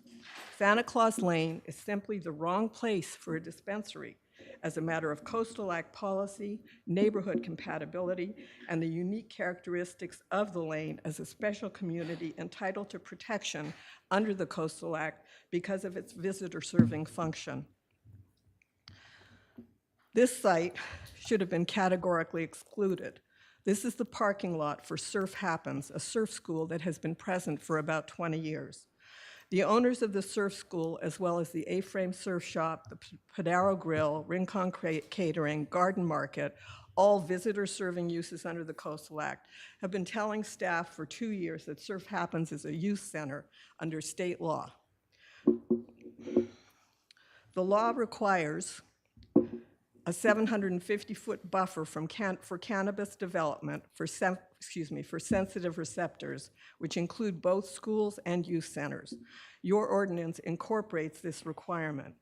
This slide shows Surf Happens building is 29 feet from the Radius' driveway. Bear in mind, in the licensing process, the CEO rejected not only a properly zoned site in Montecito without analysis, but also more than one properly zoned site in Summerland, based on the claim that they were within the buffer for a school, the Montecito Academy. That left only Santa Claus Lane, where two side-by-side properties competed for the chance to apply. Not surprisingly, one of the two won the right to apply for a permit. Now you have P&D staff twisting themselves into pretzels to justify that error that was made by the CEO's office in 2019. Staff has tried 4 different ways in the last 2 years to avoid the inescapable conclusion that if surf happens is acknowledged, that if surf happens is acknowledged legally as a youth center, there can be no dispensary on Santa Claus Lane. No dispensary within 750 feet. All of these efforts to create ad hoc criteria that have been written specifically to exclude surf happens without ordinance amendments and certification by the Coastal Commission violate the Coastal Act. First, staff tried to limit the definition to nonprofit, for-profit organizations that are solely dedicated to providing recreation for youth. The Health and Safety Code, which was the reference when the ordinance was certified, says primarily dedicated to youth. P&D was specifically informed of the facts by the owner of Surf Happens. That's our Exhibit 63. Quote, Surf Happens surf camps, which run 15 weeks of the year on Santa Claus Lane, are for ages 4 to 17. Our after-school program for ages 8 to 15 brings kids to our shop year-round, skating up and down Santa Claus Lane and walking past the stores, close quote. But staff have persisted, finally, in their last attempt to justify this egregiously terrible beachside location, and this is the cruelest hoax of all. Staff implies that Surf Happens, which has been operating for 20 years, can't be a youth center because it can't be permitted in the zone district as a youth center. Let's look again at the dispensary sites excluded by the CEO because of the Montecito Academy, a primarily online school for homeschoolers in Summerland. The fact is that the Montecito Academy is not permitted as a school and cannot legally operate as a school without a CUP. The only coastal development permit for the site, 99 CDP 37, was effective to confirm a change of use from a real estate office / country store to an espresso bar antique store. That's our Exhibit 165. I doubt that the Academy serves espresso to their homeschool clients. In summary, if the Montecito Academy can be considered a school and entitled to the 750-foot buffer from cannabis, then Surf Happens must be considered a youth center entitled to the same buffer. If you do not accept this legal reality, you can and must deny, based on the evidence of the dispensary's actual incompatibility with the purposes of the C1 zone, which include consideration of impacts on surrounding residences, its inconsistency with the Santa Claus Padaro EDRN, and its inconsistency with the public access and recreation provisions of the Coastal Act, as well as its inconsistency with Section 30253E, which specifically protects special communities and neighborhoods that, because of their unique characteristics, are popular visitor destination points for recreational uses. We first raised this latter point with the S-Bar over a year ago, and staff told them they had to ignore it. Let's not forget that all retail sites were eliminated in the 5th District, in Vandenberg Village in the 3rd District, and Cuyama in the 1st District, simply because the community didn't want them, with no evidence of policy conflicts, just community preference. Here, the site is actually inconsistent and incompatible with the family-oriented recreational and visitor-serving uses my client has been promoting on the lane for 20 years, and with the surrounding EDRN, which you have protected in the inland areas from cannabis, but which you intentionally excluded from protection in the coastal zone. What is the evidence of this irreconcilable incompatibility? This is Roots Advertising. Allow me just to note that you can take some of Okay. your rebuttal time. Okay, I'll just take 2 minutes and then I'll come back. Thank you. What is the evidence of this irreconcilability? This is Roots Advertising, an ad that shows a girl who looks to be about 14 years old. The caption starts, "I smoke 2 joints before I smoke 2 joints." This is hardly consistent with their professed community education plan to provide evidence-based information to please and inform the public. That's the arrow on the right. One more slide now. Putting cannabis and kids together is also in direct contradiction to the county's own public health education efforts. This one says, "Stay on top of your game, stay weed-free." And here you have Ruth's response, "I smoke 2 joints before I smoke 2 joints." Thank you. I'll come back for the rest of my slides. Okay, so about a minute off your rebuttal. So Mr. Bozanich for the applicant? Good afternoon, Chair Hardman, members of the board. I'd like to introduce the Roots Carpentry. If you could change this slide, if I have a slide clicker. Thank you. Okay, there you go. Thank you. So I'd like to introduce the team. First of all, Pat and Mary Radis are sitting here right in the front row with their children, 2 of their children. They also brought like all of the Radises from all over the place. So they're back there too, so including Pat's mom. So I just want to recognize them. Also with us today is Luis Castaneda, who's also one of the owners of the group. Luis is here. And then we have some other members who couldn't be here. Victor Sanchez, Beth Thuna, as well as David Garcia could not be here. With the support team, Ed DiVincente is the architect of record for this project. Jay Higgins is helping us with the planning and permitting. Scott Shell helped us from ATE, helped us with the traffic study, which was compatible. And then Tina Finucci is our communications director, and then Joe Armendariz and myself just kind of hang out because they're fun people to hang out with. So here's one of the challenges. You just saw it. First of all, our team would like to really recognize the exemplary work that the planning and development staff has done on this project from the get-go. This has not been easy. There have been numerous challenges to them being able to be successful at their work. These next 4 slides summarize the number of issues that have been raised by the appellants throughout this process. And what I want to note here is that every single one of them is based on either an erroneous assumption about the work that this board has done, or they make an accusation with no evidence to support it. Every single one for the last year. Here's the standard that this board can apply in determining this. This is from the local coastal plan. This policy says the county shall give equal priority to the following land uses in the coastal zone of Montecito, Summerland, and we'll add Toro Canyon to this. Those things that are to be balanced with equal priority are expansion of public recreation opportunities, visitor serving commercial uses, including highlighted by myself, retail commercial, low and moderate income housing, as well as agricultural expansion. Those are all to be equal priority. There's no hierarchy. There's not some of those are better than others. They're all designed to be treated with equal importance. A lot has been said about parking.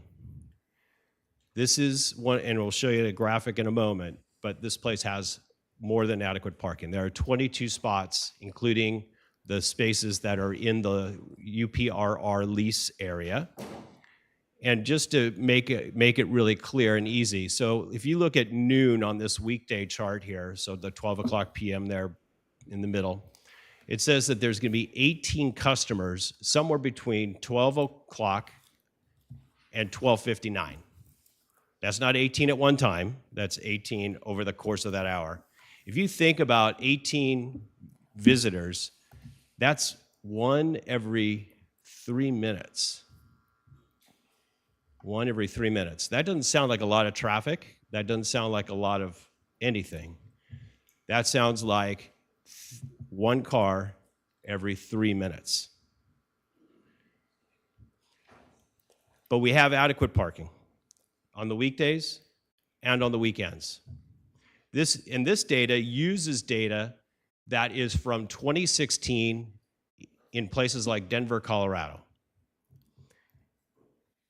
Our ATE report provides additional data to this board and for the record that says that when you count in pass-by rates and a number of other things, that rate today is about 32% lower than what this data from the International Traffic Engineers Association would say about cannabis retail.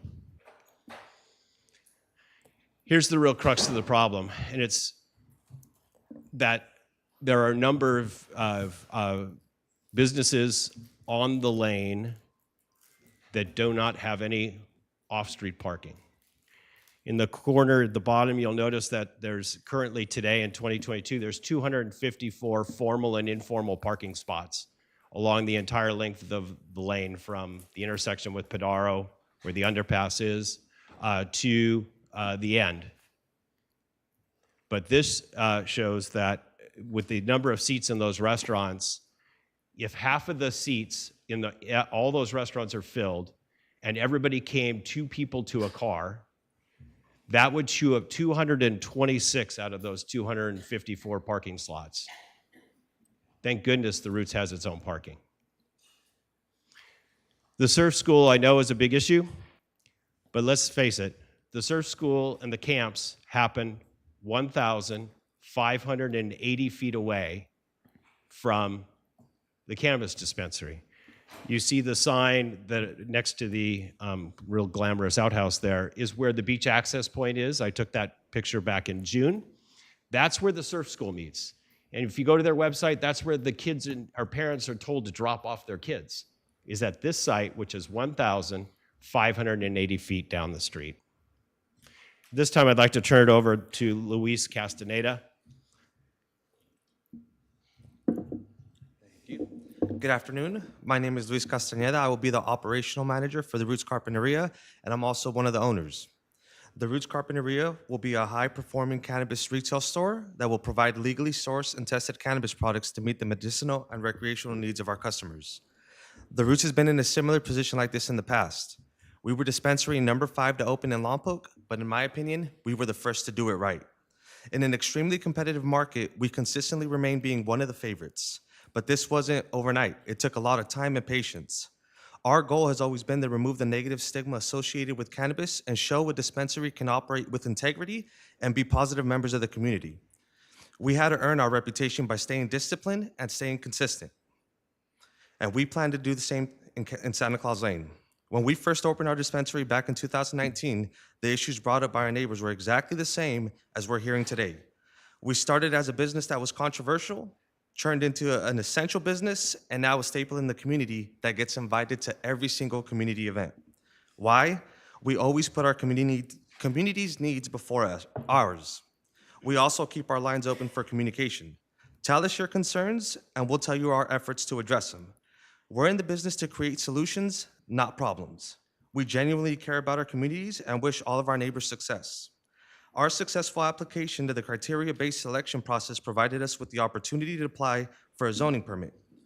We touched on many points in our application, including our experience in and out of cannabis, our standard operating procedures, supply chains, community education, and community involvement plan, to name a few.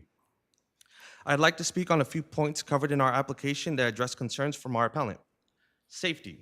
Safety is always a big issue and big concern. So what we do is we use state-of-the-art equipment when it comes to alarms, motion sensors, vibration switches, panic buttons, high-definition cameras, and some of the best security guards in the state. An all-cash business. We have many relationships with different banks that were created by being great operators and great partners. We accept debit, credit, and online payments. Parking. 3823 Santa Claus Lane provides us with almost 200% of the off-street parking that our customers will need, not including spaces that will be available in front of our project. Part of being good neighbors is to maximize one of our project's greatest resources, our off-street parking. Through a variety of incentives to our employees and customers, we will direct them to access the retail store from the back parking lot. This will help prioritize the on-street parking away from beach access and parking for businesses that do not have sufficient parking. Employees will be told about these incentives and at their employee orientation, and it will be reinforced continuously. All customer incentives to park off the street will be advertised on our website and marketing materials. On-site consumption. It's against the county's ordinance and state law for any cannabis to be consumed at our location. We take this very seriously. Anyone smoking at our location puts our entire business at risk, and they will be banned from shopping with us. And then, most important to myself, think about the children, right? I have 4 boys. Everything I do is with them in mind. So we commit to educating customers on safe and proper storage, as well as all our packages are in child-resistant, tamper-proof containers that even adults have trouble opening. Everyone that walks through our doors must provide a government-issued ID that shows they are over the age of 21. With the struggles currently being experienced by all businesses on Santa Claus Lane, we are confident that at this, we will provide an additional reason to visit the lane that will benefit the neighboring restaurants and retail shops. We practice a good neighbor policy. Our business hours will match or slightly be shorter than most neighboring restaurants and other businesses. We will undoubtedly earn your trust and that of the neighbors of Santa Claus Lane with our open door and good neighbor policies. We strive to uplift and positively impact our community we are in and go above and beyond to make sure we do so. We always mention why Pat and Mary chose to partner with The Roots. It was because of our operating experience, our commitment to our community, and because of our outstanding compliance record. But let us tell you why The Roots decided to partner with Pat and Mary. They have a great track record in business, they care about their community, and they love to give back. And we know that together we'll be the perfect team. Honestly, they're just amazing people all around, and we could not have asked for better partners. We look forward to the opportunity to open up one of the best dispensaries in Santa Barbara County while supporting our neighbors on Santa Claus Lane and making our community proud. Thank you, and we hope you deny the appeal. Good. So that's another 55 seconds that has eaten into your rebuttal time. Thank you. All right. Any board questions at this point, or should we go directly to public comment? Directly to public comment, 1 minute each.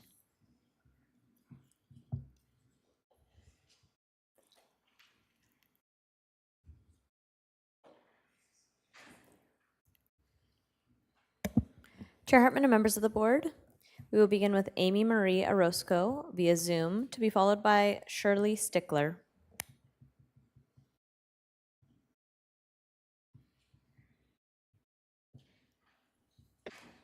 Should I go? Am I on? Yes, we can hear you. Go ahead, please.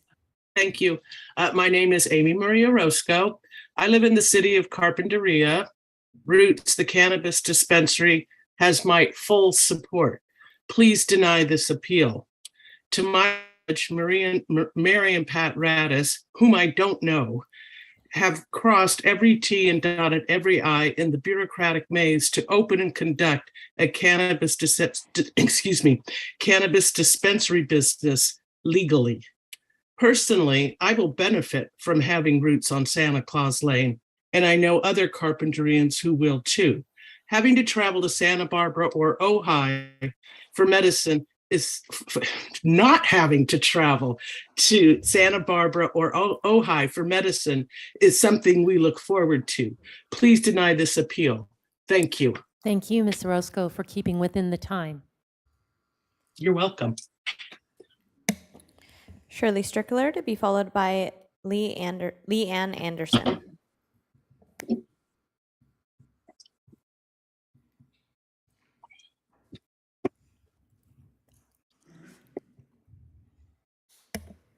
I'm sorry. Hello, supervisors. Can you hear me? We can. Go ahead. Thank you. My name's Shirley Strickler. I'm a retired nurse. I live in Carpinteria. I have seen and experienced the benefits of cannabis. I am a cannabis user and a senior citizen. Having a safe, clean, and very pretty store nearby to purchase my healing products will be wonderful. I'm looking forward to having responsible, knowledgeable owners and staff to help ensure a safe, beneficial use of this legal medicinal herb. I currently go to Santa Barbara. I've never experienced any issues in any of the dispensaries I have frequented. Traffic and parking are no more of an issue than in any other business. There's lots of misinformation and misguided emotion. Please pay attention to the facts and don't believe the false narratives. I urge a unanimous denial. Thank you. Thank you. Leanne Anderson to be followed by Patricia French.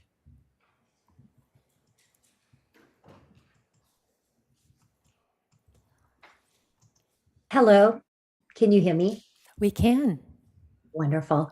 Hello, my name is Leanne Anderson, and I support the Roots in Carpinteria. I live here in the city of Carpinteria, and I truly believe that this is the best ownership team that the county could hope for. Pat and Marie Radis and the other partners are locals. They have integrity and a perfect record of compliance with all state and local cannabis regulations. It's also one of the nicest stores or, areas I've seen anywhere on the South Coast. I think the interior is going to be beautiful and really attract that, sort of higher end experience. And the exterior design is also perfect to complement what's already on the lane, as far as aesthetics go. And then as, some of the other speakers have already touched on, the project will really help patients who use and need cannabis for their well-being. Thank you, Ms. Anderson. That is your time. A minute goes quickly.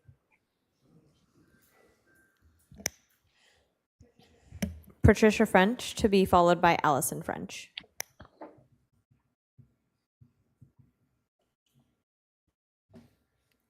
Second? Can you hear me? We can. Go ahead. Thank you. Hello, I'm Patricia French. I lived for 25 years on Padaro Lane. Before voting on this action, please at least wait until the extensive road changes to Santa Claus Lane are fully completed to their actual impact for safety and traffic. Since this dispensary will run with the land, this decision is final forever.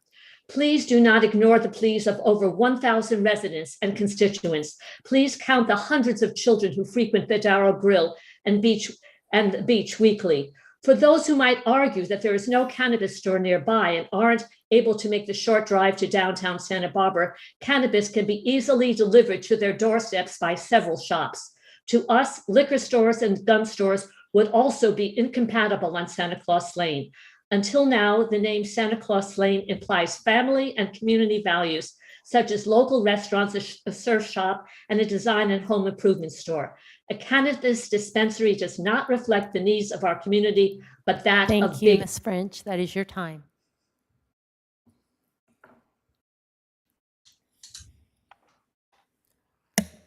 Allison French to be followed by Michael Avery. My name is Allison and I live on Padaro Lane, and I am in favor of this appeal. I am currently 7 months pregnant with my first child. For exercise, I walk daily along Padaro Lane, and on a regular basis, I notice people driving along Padaro coming from Santa Claus Lane Beach, heading toward Loon Point parking lot, and I can visibly see them getting high along with smelling the smoke as they rush by me. It's a very scary and dangerous situation. I fear that this will only increase once a marijuana store is located on Santa Claus Lane. I also frequent Santa Claus Lane restaurants and shops weekly, and it has been a very family-safe location with kids everywhere. I believe Santa Claus Lane is even within Padaro's EDRN zone. And doesn't our EDRN zone also deserve to be protected? I see absolutely no benefit to my local community to add a marijuana store, and it will absolutely take away the family-friendly environment that currently exists. Thank you so much for your time. Thank you. Juan Ruiz to be followed by Thomas Cesars.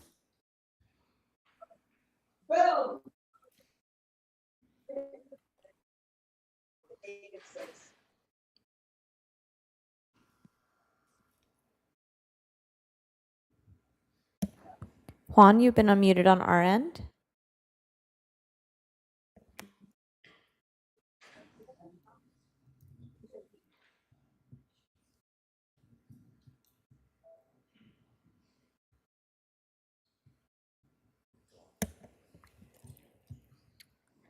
Thomas? Hi, can you hear me? Yes, we can. Hi. I'm calling to voice my approval for the Roots, given the opportunity down there. I hope this appeal gets denied. I am currently a member of the community that they serve, and I'm proud to say that they do a lot and go above and beyond for our community. They are constantly doing fundraising and charitable donations for local families in need. And I'm proud to be a customer there and shop with them and know that my dollars are spent in a business that cares for the area I'm from and that gives back as much as they do, led by Mr. Castaneda, Luis over there. That man is everywhere at all community events, doing what he can for everyone in need, helping other businesses flourish. This man is truly someone that is a benefit to any community he serves. And I wish they are given the opportunity to show Carpinteria what they're about. Thank you. Thank you. Autumn Shelton, to be followed by Angelique Mesa.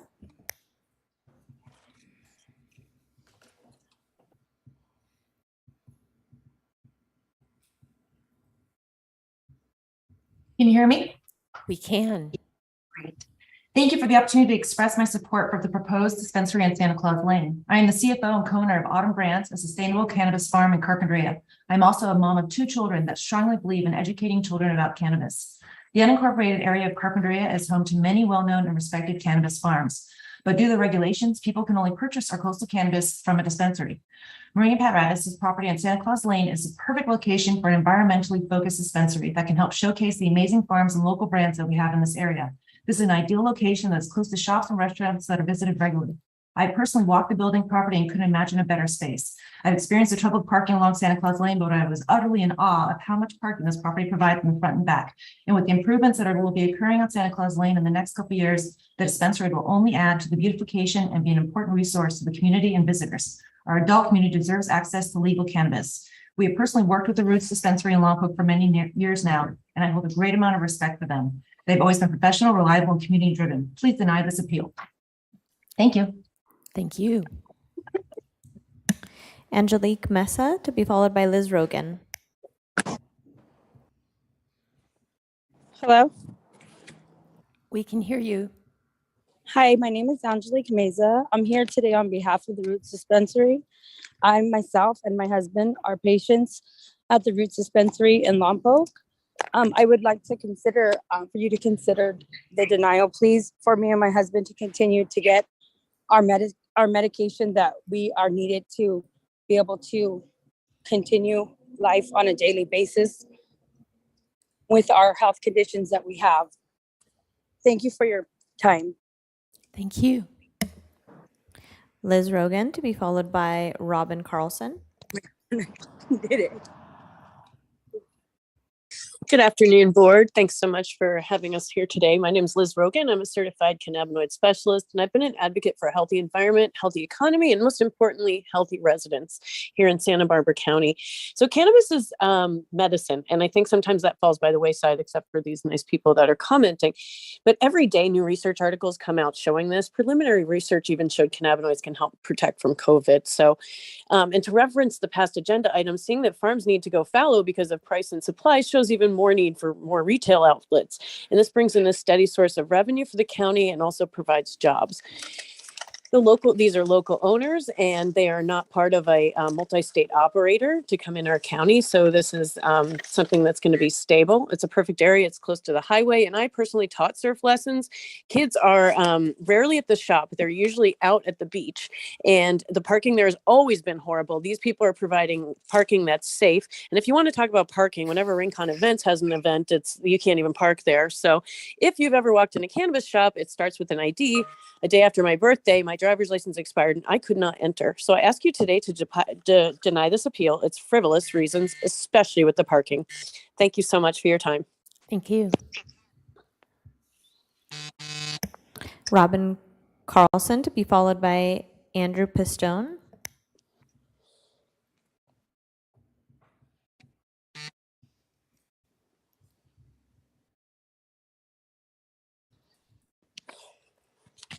Okay. I was muted. My name's Robin Carlson, and I live in Carpinteria. I strongly support Roots. We need a dispensary down here. I've had many opportunities to learn about it, and the more I learn, the more impressed I am. I met the great people involved when I visited this beautiful space, and there's an amazing parking lot in the back, so it won't interrupt any of the businesses in front. The operator is a skillful and ethical and has a great reputation. The staff recommends the project. The zoning administrator does as well, and the County Planning Commission voted 4-1 in favor. Cannabis is a 100% natural plant that's been used in many cultures for a variety of uses for thousands of years. This is a no-brainer. Please deny this appeal. It's a store. You don't have to go in if you don't want to. Thank you. Thank you. Andrew Pistone to be followed by Grant Cox. Hello, can you hear me? We can, go ahead. I'm Andrew Pistone. I was a manager at the Roots Dispensary in Lompoc about 2 years ago. I moved on to Massachusetts, opened a business out here, and with everything I learned from the Roots, Luis Castaneda, David, Beth, Victor Sanchez, we've been able to operate a sustainable business, pretty much copying their business model, giving back to our community. I know I don't really have a vested interest in this at all, but Luis and Victor have been such massive helps for me professionally, personally, in showing me how to run a business in a community and be a part of that community, give back to the locals. I think this appeal should be denied. They are great business people, even better people. And I genuinely hope that they can get this dispensary open because they are amazing and they will make Carpinteria a better place with their presence and their economical boost. Grant Cox to be followed by Juan Ruiz.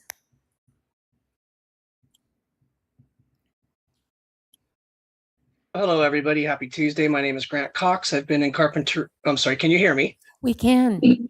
I've been in Carpinteria since 1975. I've even worked at Santa Claus Lane back when I was a teenager for over 10 years. I would like to say, please vote to deny this frivolous appeal. Anybody who has paid attention to this process knows the project meets all parking and other requirements of the county. Don't complicate this. It is simple. This is a no-brainer. Cannabis is legal.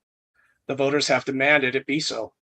We want it available, safe, tested, and taxed. Vote to deny this appeal is my opinion. Thank you.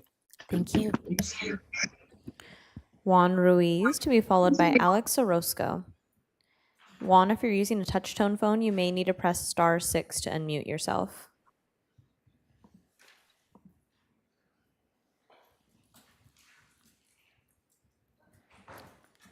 Alex Orozco.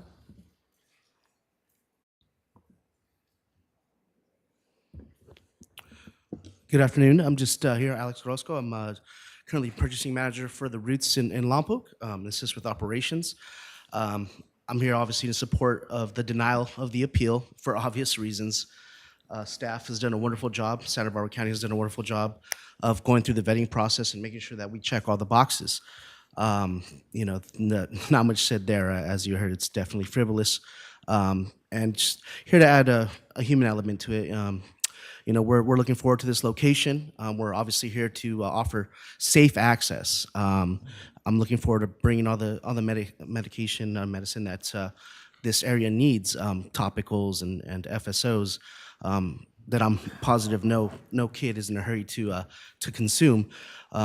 Furthermore, we definitely have security. So those kids that are concerned, or those people that are concerned about those kids loitering and getting high, I'll definitely make sure to let security know to make sure that we regulate that.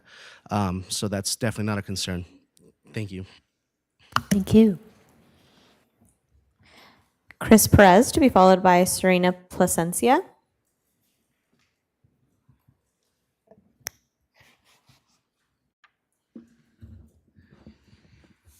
Good afternoon, board and members of the board. My name is Chris Neely Armanderas. I am here to speak in support of Roots. I feel like I've been much a part of this process. My husband, Joe, is supporting the owners of the retail store on Santa Claus Lane. This has been a learning experience for me, and I am a third-generation Santa Barbarian. My father, Ray Neely, retired as a captain for the county fire department 15 years ago after 35 years on the fire department. My grandfather, too, was a fire captain for, 35 years as well. When I met Joe in 2016, I had no idea who he was or what he did for work. It hurt his ego that I had no idea who he was. It took me over a year to really kind of figure it out. I still kind of don't really get it, but he kind of laughs at me. My whole family and friends are a little confused about it too, but anyways. That is your time. That was my time? Oh. Gave you a few extra seconds because the captain of the Anyways. county fire. Anyways, Pat and Mary are wonderful people, and we really support them. I can't imagine anybody else who should have this company. Thank you. I think that says it. Serena Placencia to be followed by Peter Dugray. Good afternoon, members of the board. My name is Serena Placencia. I am here to speak in support of Roots Carpinteria. I'm a mother of a 12-year-old boy. The reason I do not fear a new dispensary opening is because I have no worries about kids like my son being allowed into a legal dispensary. My son attends 6th grade in Isla Vista. A new dispensary is opening in Isla Vista very soon. All customers of a legal dispensary are required to show their ID to enter. Therefore, the concern that children are going to use cannabis if we allow Roots to open a store in Santa Claus Lane doesn't make sense to me. I was more worried when my son about a year ago started asking daily for an iPhone. As a mother, it worries me what kind of information my son can access on a smartphone. I do everything possible to monitor his time on his phone in hopes of protecting him from bad actors and bad influences. But a legal dispensary with no access to children doesn't cause me worry at all. Please support Roots. Thank you. Peter Dugray to be followed by Jeff Behrens. Chair Hartman, honorable supervisors, good afternoon. Peter Dugray here today on behalf of Carp Growers. That's the Association of 9 cannabis farms operating in Carpinteria Valley. We ask that you reject the appeal and approve of the Roots dispensary on Santa Claus Lane. As an association of responsible producers, we guard against operators who have not earned reputations of excellence in this once stigmatized industry. With full faith, the Roots applicants, Mary and Pat Radis, are excellent applicants. They live in Carpinteria Valley. They own the location on Santa Claus Lane, and they're as invested in the future of the community in Santa Claus Lane as anyone is. California's cannabis market, on the other hand, is broken, and regulation that disfavors model projects like the Roots only further incentivize the unregulated market. According to a 2021 study, 2/3 of California cities have banned dispensaries, and there are only 2.1 storefronts per 100,000 residents. And by comparison, Oregon has 17 per 100,000. And my time is up, so please deny the appeal and support the project. And thank you for supporting farming on Santa Barbara coast. Jeff Behrens to be followed by Anna Carrillo. Hi, my name's Jeff Behrens, and I'm a resident at Santa Claus Lane. And for me, I think this is more about a consideration of what Santa Claus Lane is. If you've been down there and you take a look, you know it's a very family-friendly environment. I'm not opposed to the sale of cannabis. I'm not opposed to the growing of cannabis. I just don't think this is the right location.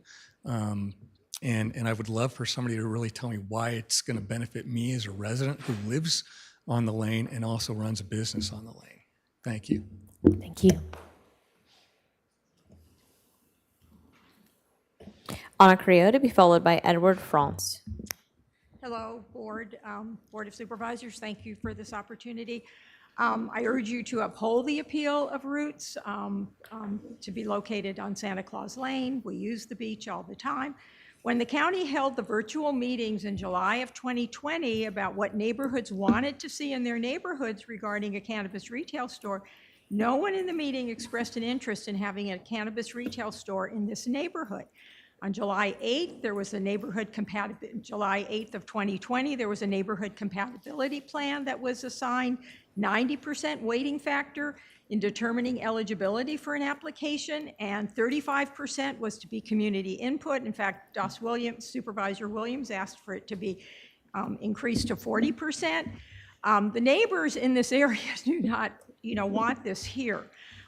It's imperative that you listen to what the public wants, where they live, not necessarily what you as a board think we want. It has been widely publicized that the CEO's office in 2019 had already targeted Santa Claus as the only potential place for cannabis retail. And that is your in time, the Ms. first Correa. district. I urge you to deny or to uphold the appeal. The traffic is terrible. I think you've heard about the parking. Thank you very much. Edward Franz to be followed by Stephen Baird. Thank you, Chair Hartman, supervisors, staff, for stewarding this process that kicked off when the state legalized recreational cannabis. My name is Edward Franz. I'd like to speak to ask you to deny the appeal, and I'd like to support this moving forward. I'm fortunate and proud to have known Pat and Mary and the Radis family for over a decade, and you could not hope for more responsible and responsive, community-minded stewards for this Roots project. And part of why this project is here is the geographic equity of the long and arduous process that you all have managed to make this fair for how our county implements recreational cannabis, which was an informed decision of our state. And this represents how we do this as a community and do it right. So thank you. Thank you. Stephen Baird to be followed by Lucas Winter. Good afternoon, Madam Chair, esteemed supervisors. It's nice to see you again. First of all, thank you for all the difficult decisions you have to make in your course of your duties.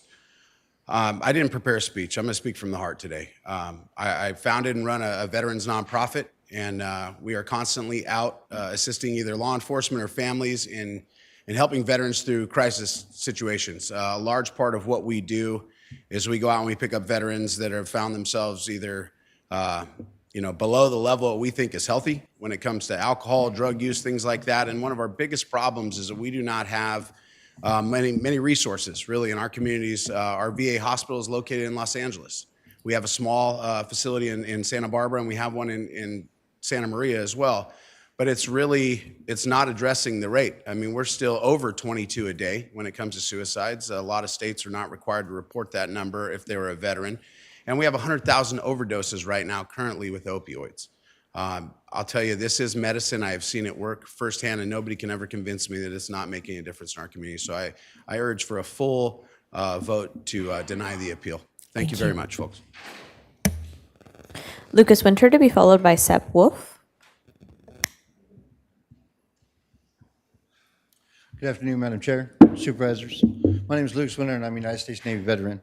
A study published in the American Journal of Drug and Alcohol Abuse shows that our military veterans frequently substitute cannabis for alcohol and other controlled substances. It is a collaborative effort between Harvard University, Palo Alto University, and the Perelman School of Medicine in Philadelphia. Investigators surveyed cannabis use patterns in 93 U.S. military veterans. Nearly 80% reported using cannabis to treat both physical and mental health. 60% of these veterans consumed cannabis as a substitute for illicit and licit substances, particularly alcohol. Santa Barbara County, including the South County, is home of tens of thousands of veterans. Rouge Carpinteria can and will serve this vulnerable segment of our population by making cannabis more convenient and accessible. The voters of this kind of personal freedom in mind when they overwhelmingly voted to approve Prop 64, which legalized recreational cannabis. I respectfully ask that you support our veterans by denying the appeal so Roots Carpinteria can move forward without any further interruptions. Thank you. Sepp Wolf to be followed by Winfred Van Wingerden. Madam Chair, members of the board, I'm here to ask for you to uphold this appeal. I am the property manager down at Padero Beach Village, so I represent today 6 commercial tenants and 5 residential tenants that are directly adjacent to where the Roots Cannabis is applying for. Every single one of our commercial tenants does not want to have the cannabis store there. Our 5 residential tenants do not want it there. You've heard through emails written, other speakers, no one that lives in close proximity on the lane at Sandyland or on Padero Lane wants to have it in this location. I've known the Radises at least 20 years, because that's how long I've been involved in the property. We go way back. We have nothing against them. This is not a pro-cannabis, anti-cannabis campaign. It is purely a zoning and land use campaign that we don't feel like it's compatible with the surrounding area. Thank you. Winfred Van Wingerden to be followed by Ashley Macias. Good afternoon, Madam Chair and members of the board. Boy, my name is Winfred Van Wingerden. I've been farming in the Carpinteria Valley for over 50 years. And whether it's flowers, avocados, or cannabis, you know, I so believe in this product. These people, these families sitting here need to be supported. Please deny this appeal. The board, the staff has done an incredible job. You've done an incredible job in supporting this. And so I really hope that the intelligence is there to deny this appeal. 68% of Californians voted for cannabis. Santa Barbara even higher. So we need to support this family, their business, to get this accomplished. And I really hope that this appeal is denied. Thank you very much. We now have our final speaker, Ashley Macias. Hi everyone, my name is Ashley Macias. I am 24 years old and I live in Lompoc with my husband and son. I'm the woman pictured on the social media post, and that image is of me at the beach enjoying the sunset. The caption is from a song called Smoke Two Joints by a band named Sublime, who's performed here at the Santa Barbara Bowl. The cannabis community is so diverse, we welcome all walks of life. I would ask the board to deny the appeal and approve the Roots Carpinteria.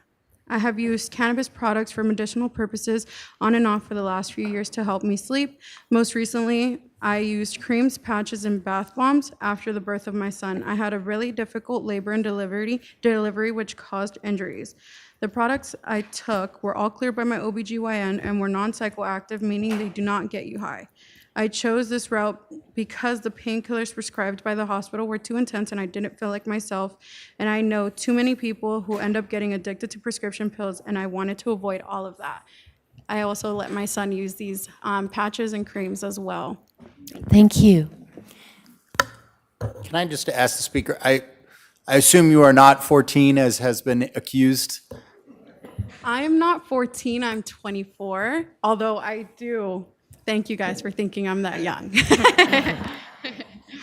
Thank you. Chair Hartman and members of the board, it looks as though we have one more request to speak. Hello, Madam Chair and Board. I'm sorry I got put on the wrong agenda item by accident, but my name is Lorraine McIntyre and I live in the city of Carpinteria. I really appreciate you giving us the opportunity to express our opinions about your decision today, and I urge you to please deny this appeal. Let me just give you a few talking points. I'm a CPA by profession and numbers interest me. Based on national statistics, we have fewer dispensaries per capita than any other state. This has gone on long enough. Our community has come a long way in accepting cannabis as a legal crop, particularly the proven benefits of the plant can bring to those suffering, as you've heard today, not only by the military, but by the applicants who are using it to treat a disease. I believe it's not only important, but it's also our right to have convenient and approachable access to this legalized product. The operators of this proposed dispensary have a proven and impressive record as environmental champions, along with a dedication to restoration. It's been thoroughly debated by so many people over the past couple of years. Please deny this appeal. Let it go forward. I know you can't please everybody that live around it, but you're going to please most of the residents in County Santa Barbara. Thank you. All right, so that concludes public comment. And I would like to thank everyone on behalf of the board for the brevity and how pointed your comments were and how polite you were. I really appreciate that. So now, Ms. Zimmer? Is this queued up to where I was? This is not my presentation.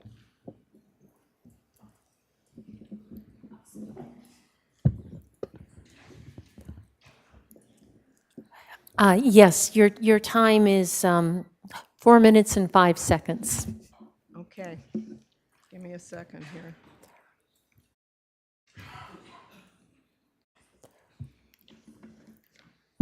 That's the ITE trip generation. The ITE has been sort of the gold standard for measuring traffic impacts. You used it in your PEIR, and now it's no longer relevant. It's no longer relevant in urban areas. I'm not exactly sure what the justification is for rejecting it at this late date. Sorry, I'm a little technologically impaired here. Again, location, location, location. That's my theme. We're not against cannabis. I knew how to make brownies 50 years ago. Thank you very much. But the location is a problem. This slide shows you the location of all the cultivation sites close to Santa Claus Lane. This location is, at the present time, if you approve it now, the only one available in the coastal zone between Santa Barbara and Oxnard.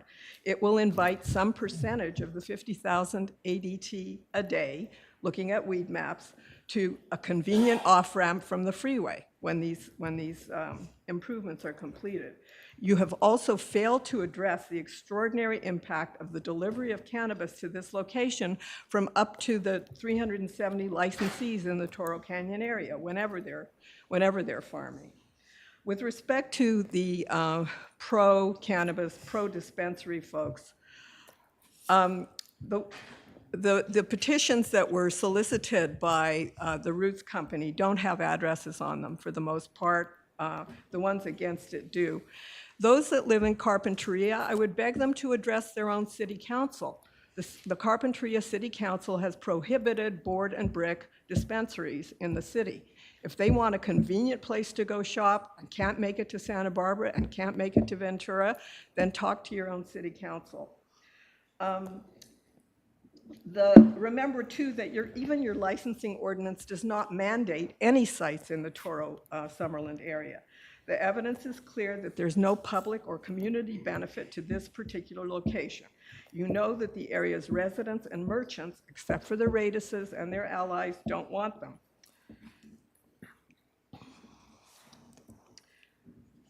To respond to some of the other testimony, by the way, I submitted our exhibits, 180 of them, on time, 11:04 on Friday. They were resubmitted because your staff plunked them in the middle of thousands of pages of public comment, and I wanted you to have a chance to see them. So I appreciate that you voted to consider them. I hope that they're read. Mr. Bozanich has repeatedly accused me of being fact-free. 180 exhibits. There's some facts in there I'd like you to consider. P&D must have recognized the inadequacy of the ZA findings because they reached out to the applicants after the hearing and days before the Planning Commission to solicit them to come up with an STDMP, which relies primarily on discounts to customers that they call Roots Bucks and public transportation. The conditions are unenforceable and fail to address the fundamental issues. This slide shows why bus transportation would be a completely ineffective mitigation measure.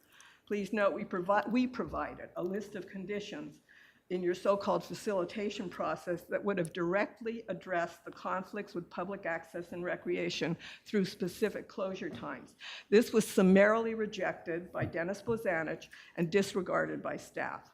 Also, you have disregarded the Coastal Commission's 2019 guidance document on cannabis, which recommends a specific access plan to be created to be sure that public access is not impaired. Because That is your time. Okay. Well, thank you very much. Goodbye.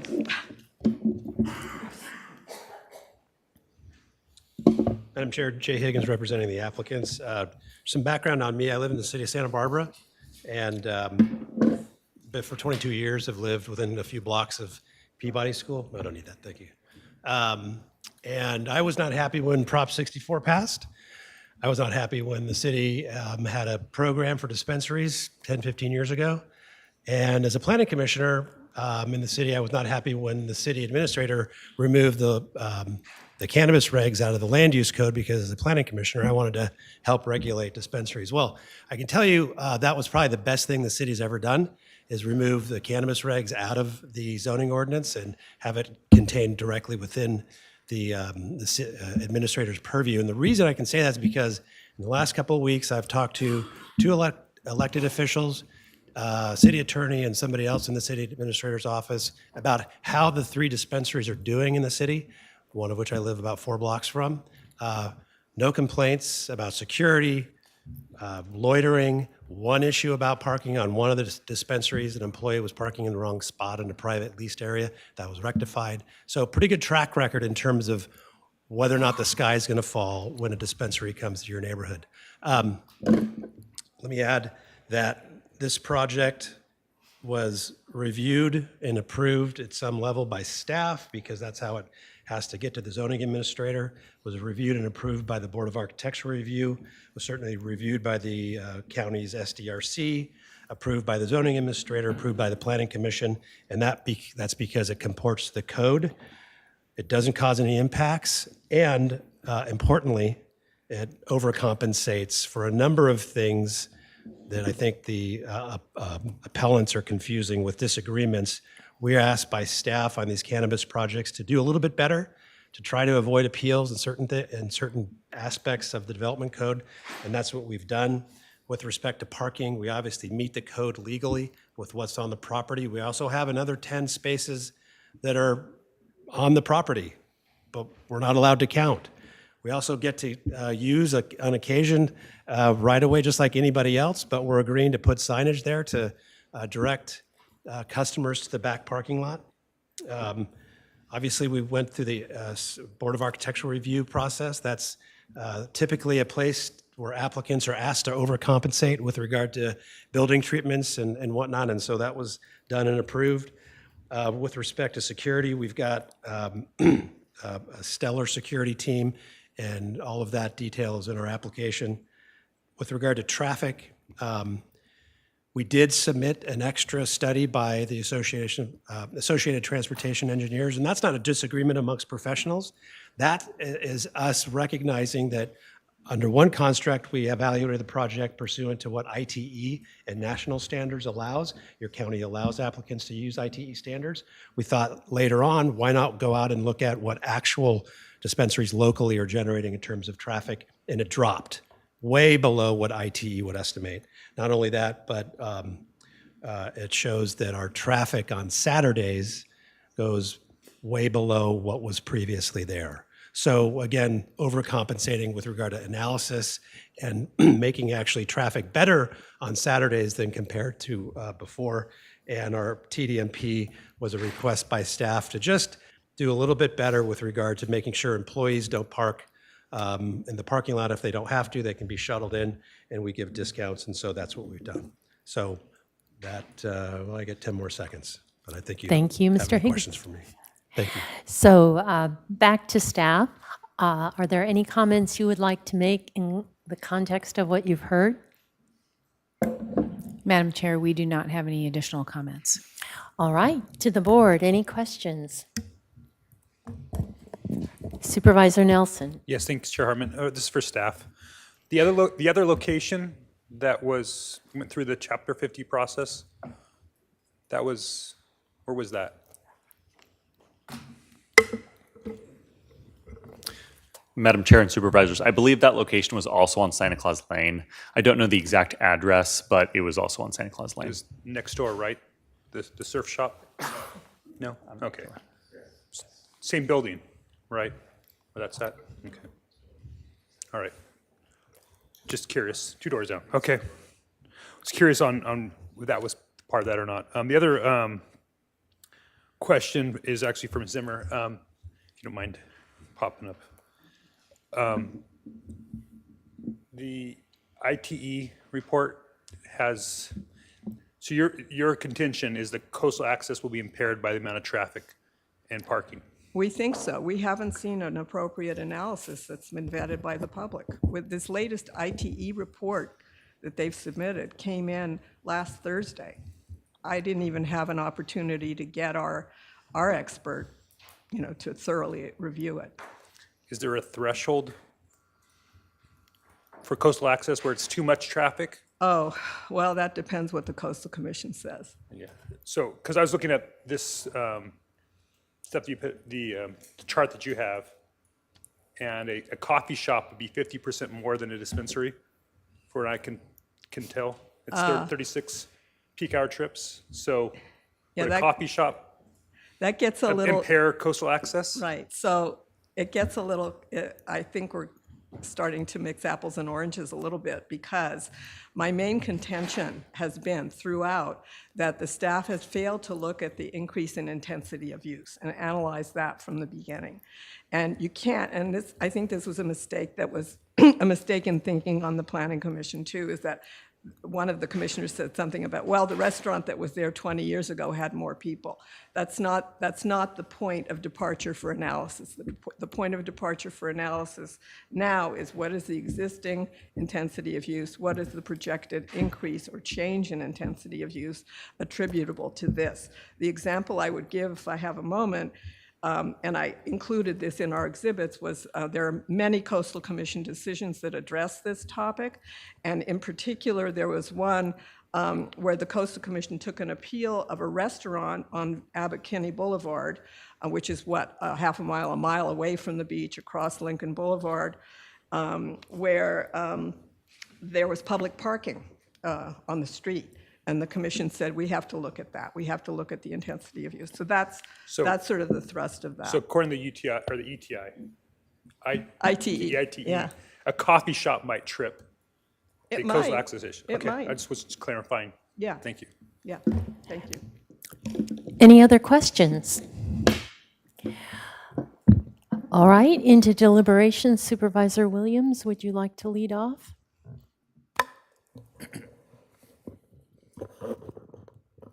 Maybe. It's your district. You have the choice. I just want to say that I understand and I empathize with neighbors who have fears about a dispensary in this commercial district. And for that reason, some of you know that I attempted to even dissuade one of the retail applicants from even making an application two doors down, successfully so. He reminds me of that often as this has been deliberated. But I face the decision of whether to deny a project based on fears that I do not think will come to pass. And what do I base that judgment on? First of all,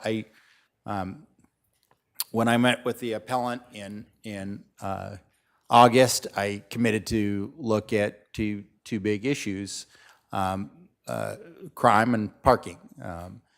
And the traffic requirements for this location would be the same as for a liquor store, florists, bakeries, and other fairly high volume commercial uses. And so, yes, parking is a mess down on Santa Claus Lane, but this business is not going to be contributing to that mess. After our streetscape project, which does create more formalized parking, I think things will be better. Obviously, once the freeway construction is over, it will be a whole lot better. I know there's a lot of pain down there now, but this will be an incredible neighborhood in the future. Crime. The appellant has asserted in the past that dispensaries attract crime to the area. It's in a lot of the letters. I asked the former chief of police at the city, whether their experience at the dispensaries in the city of Santa Barbara would indicate that that is true. His answer was that they have had so few complaints that they have not even done a microanalysis. So essentially what was said earlier by someone about the city ones, that's not the experience in the city of Santa Barbara. But I didn't want to necessarily just think well, that's the city's one way and everybody's like that. So I did a little digging. There's a really interesting study. It's mainly based on Colorado folks. So maybe Californians are very different, but if we're not very different than Coloradans, dispensaries actually on average decrease crime in neighborhoods, which is a little shocking even to me, but it's a very interesting paper. I recommend it. It's called Not in My Backyard, Not So Fast, The Effect of Marijuana Legalization on Neighborhood Crime.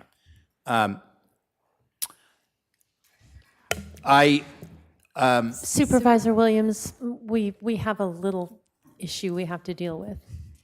So, Madam Chair, I was just consulting with the clerk, and it turns out that we have someone that timely submitted for public comment but was put into the wrong group. Your board has discretion, or you have discretion to go ahead and take that public comment. If you want to do so, to just stopping, doing that now, and then also seeing if either side maybe wanted to do a 1-minute response. And then we could come back. Usually, I would say public comment is closed and recommend against reopening. Here, it was an error on Zoom. Okay. We will go ahead because we always are open to public comment. So, Madam Clerk. Chair Hartman and members of the board, we have Julia Offen.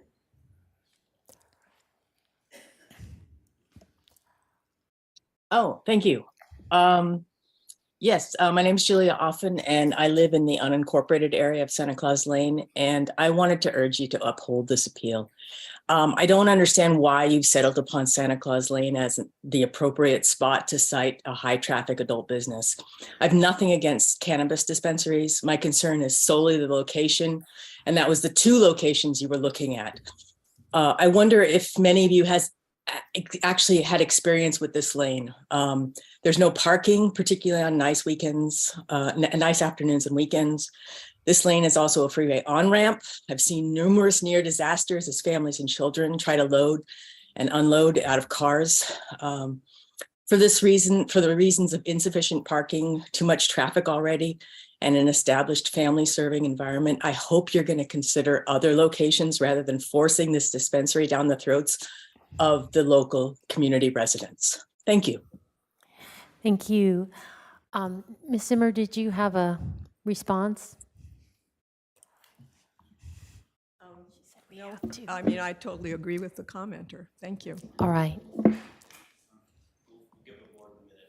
Thank you.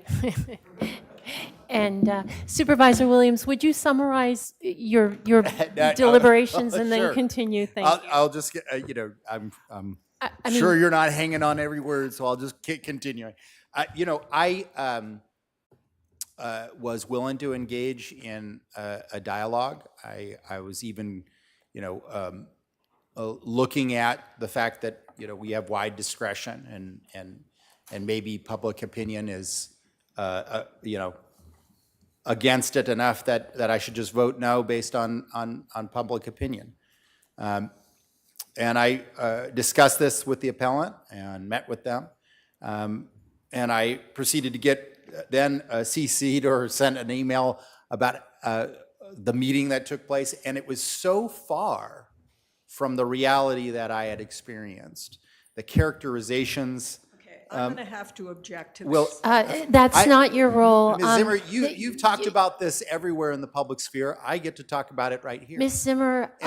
And I indicated that if mixed characterizations was going to be the way that this was going to go forward, then I was not going to communicate, I would still take and read materials, but I was not going to communicate with the appellant.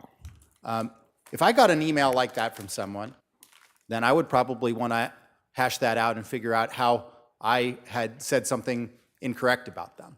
Instead, the appellant and their attorney has attempted to make continuous accusations without evidence about me wanting it here when I obviously didn't want it there. If I tried to get a dispensary, not to even submit an application at this location. I understand that these days in politics that everything is exaggeration and attack, but that is not how to convince me. And I do not think that that is the appropriate way to have public discourse. When I know that a large amount of the claims are just false about me and about other people, particularly the dedicated staff of the county who really, really have an ethic for trying to be there for the public interest, then it really makes it difficult to trust analysis that you do submit. So I am prepared to deny this appeal. Supervisor Lavanino. Almost finished my popcorn on that one. And I'll say that the reason why I steered clear of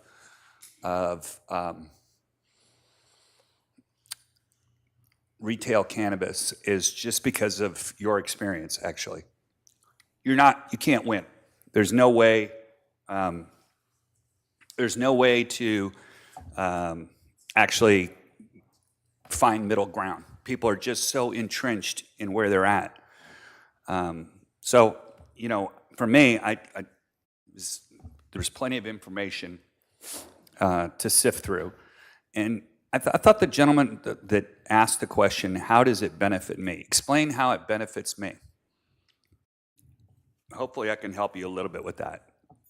If you happen to visit a library in this county, or you want your road paved, or you need a mental health worker to show up, or any of the other myriad of things that we do here at the county, cannabis funds contribute quite a bit to that. So there's a lot of fear. I think most of it's misguided because I have visited quite a few cannabis dispensaries now because I want to know what's going on there. What do they look like? And generally, I've been the youngest person in there most of the time. So I'm a grandfather of 8, and I would never allow a business to open that I thought would harm my grandkids. The first thing that happens when you walk into a dispensary, as opposed to a bar, by the way, a bar is going to maybe check your ID when you go there, depending on if you look 14 or you're 24. What a blessing to have that problem. But you can't get into a dispensary without showing your ID, period. I mean, that's the first thing. That's that guy's whole job. That's all they do. So you're not getting past that spot without an ID check.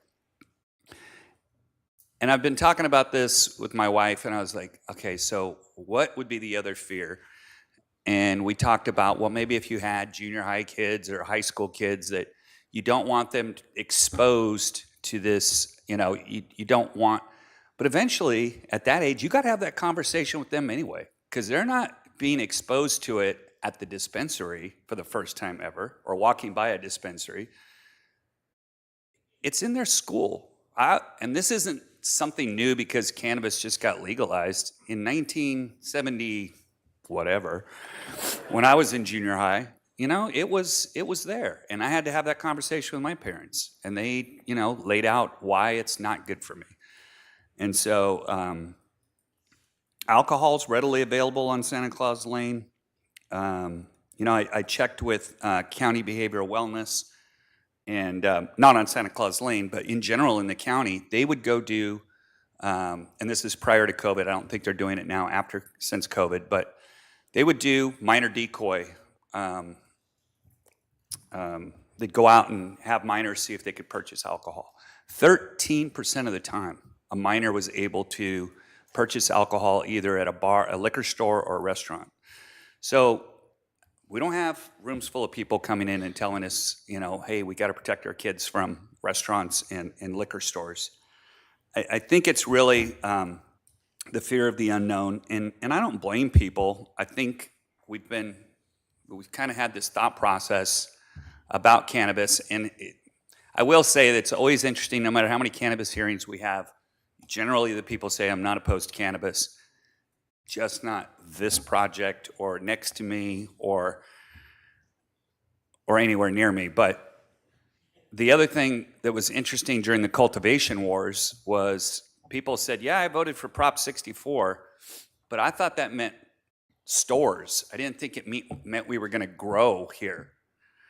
Well, now we have the store, and now people are like, well, I didn't think that was going to happen either. So we have to, at some point, realize what it is. The other thing is, we're not forcing it down anybody's throat.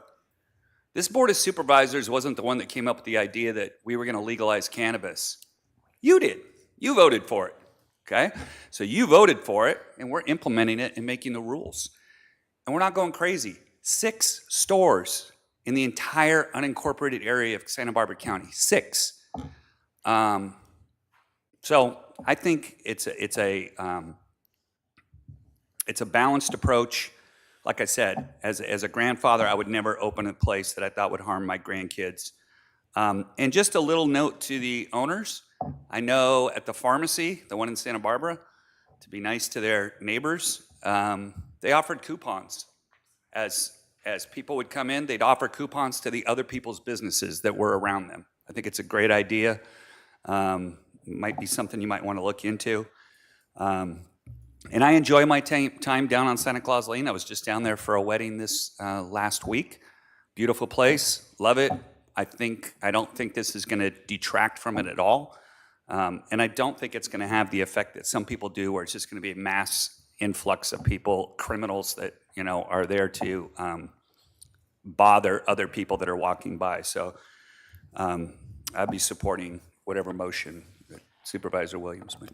So we have another small issue, County Council. Madam Chair, members of the board,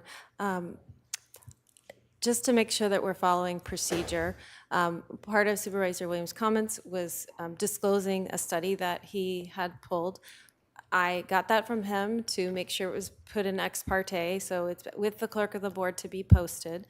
But my recommendation would be that we take a short break and that we give an opportunity for both parties to look at that and respond. We can give a time limit for that. We also should take public comment on it. Public comment, response from each party, and then we can come back to deliberations. We can make it very short. It's not a substantive study, and I believe from his comments, it's not the basis of his deliberations, but just so we follow proper procedure. If the board would like, we are ready to go back to the previous item. So that is something we could do in the meantime if you don't want to break, and then we could come back to this. Yeah, let's do it. My recommendation. I think we ought to stay on camera. What was the other item? I can't remember. Chapter 50. The business license, Chapter 50.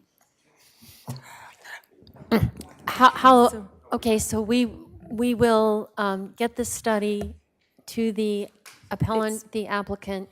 While they're reviewing it, we will go back and look at the item that we trailed.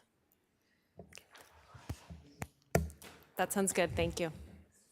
So we're just taking a break on this one. It's already being. Serves me worked into right for posting. doing any homework. I knew as soon as you said it, I was like,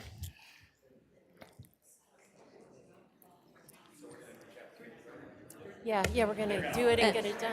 And Madam Chair, I will say that we do have copies. Please, we're still in order. We do have copies available. The clerk is already bringing them in so that can be started as you take up the Okay. previous item. I have a rebellion up here. We need a break.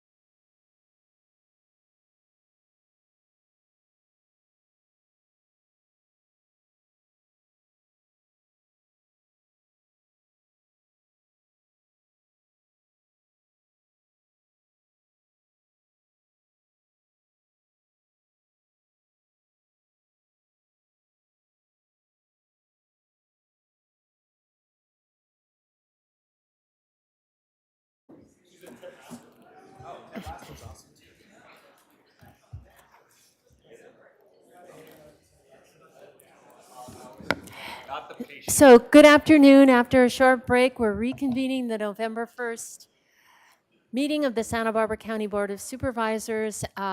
We are going to go back to a trailed item and look at the motion up, have that projected so we're clear about what the motion is before we vote. And County Council, do we need to read that back into the record, that item? Madam Chair, let's do that just for clarity. Chair Hartman and members of the board, administrative item number 4 is from the County Executive Office. It is a hearing to consider recommendations regarding an amendment to Chapter 50 of the County Code, licensing of cannabis operations. Thank you, Madam Clerk. Supervisor Hartman, board. We have some revised language for you to consider that was proposed in the motion for item D4. This new language is bolded and underlined. That says that the maintenance of requested acreage provisions, the new provisions, apply to licenses and renewals beginning on and after December 28th. So we added the language business license or renewal and struck year 1 and year 2 of operation, which is on the second slide here, and year 3, so that it's clear that someone who's currently licensed and growing has the same 3-year phase-in as someone who's getting a new license. We also proposed to revise section A23F to go from less than 4 months to less than 8 months, which is also bolded and highlighted. In addition, staff will do outreach and work with the industry to talk about these changes and ensure that they're administered, that everyone knows how they will be administered so that it's clear, and work on any innovative or creative solutions to, future issues that may come up. All right, thank you. And then the revised recommendations, excuse me, Supervisor Hartman, are to consider this reading as revised today, right now. Read the title and waive further reading, and then set a hearing for November 29th to consider this ordinance as revised today. So is there any further discussion on the part of the board? Supervisor Williams? I move the changes as written on the screen. May I have a second? Second. Madam Clerk, would you call the roll? Supervisor Williams? Aye. Supervisor Hart? Aye. Supervisor Nelson? Nope. Supervisor Lavanino? Aye. Chair Hartman? Aye. Motion passes 4-1. Okay, so now going back to item 5 on our agenda, the first thing we have to do is vote this study into the record. Not in my backyard study. Could we have a motion to put that into the record? I'll make that motion. Sure. And a second? Second.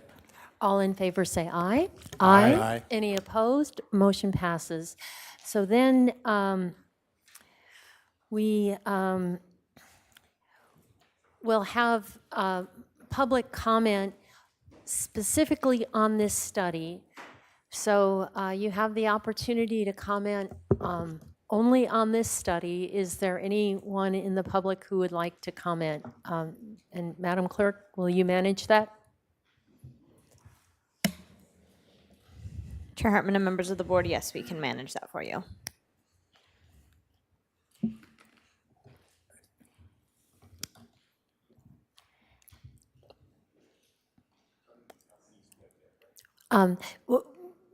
We will give the appellant and applicant each 2 minutes to respond to the study, but we wanted to have public comment if there is any first, so that you would have the opportunity to respond to what the public has to say about the study.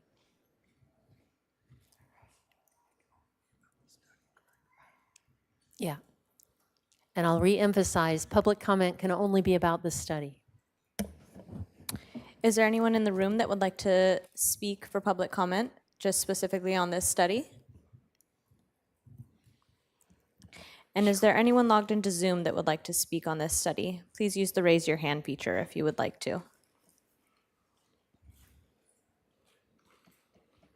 Chair Hartman and members of the board, we have no request to speak. Thank you, Madam Clerk. Now, Ms. Simmer. Okay, thank you. Very difficult to absorb something that shows up during deliberations. Don't have too much to say except that I have just emailed you a more recent study dated 2022, which reaches the opposite conclusion. And I'd like to ask that you make a motion to include that in your record as well. Thank you.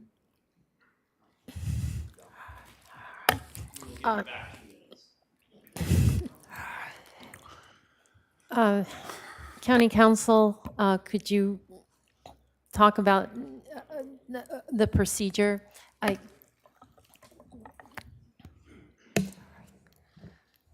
Madam Chair, members of the board, I don't believe we have a procedure for this. I don't know that it was submitted to the clerk of the board, which would be the way to enter something into the record. And then your board would have discretion on whether to vote that in. So it hasn't been submitted, and I There's think not 3 votes to there's not accept it. 3 votes to accept it into the record. Although, do we need to take that vote since we don't have it?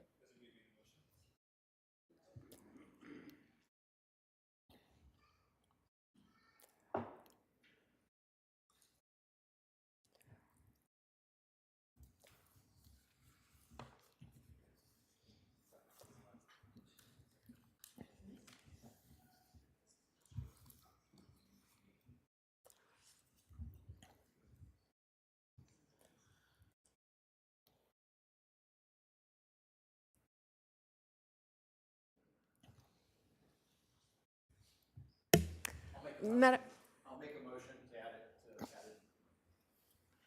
Second? and Madam Chair, maybe we could have Ms. Zimmer clarify whether she submitted that to the clerk of the board? Ms. Send it to the clerk. I hope they have it. I just did it, so. I also addressed it to the supervisors, so you might want to check your own emails. Madam Chair, there's probably just a delay in it coming through. And since it's responsive to the document that we have, I'm going to recommend that we go ahead and trail this item again. I'm out. We got it right here. I don't think we're Oh, going to trail you it. do have the item? Yeah. The item is Wonderful. in your email. Okay, so then I'd recommend that the board take a few minutes to look at it, and then you could proceed with deliberations. It's a extensive 6-paragraph document, so I think we can do that. Okay, so we won't even break. We're just going to read it up here right now. Yeah, I'm not sure that it's a study would be the right word, maybe a news article.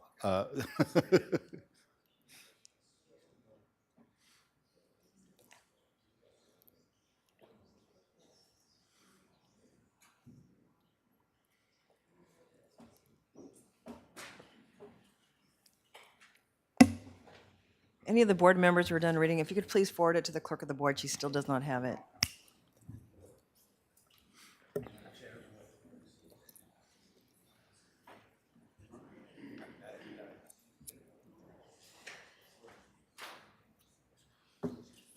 So just for clarification, is this the email from Mary O'Gorman or from Ms. Zimmer that I'm reading? Forwarded from Mary to you, to us. Okay. Thank you.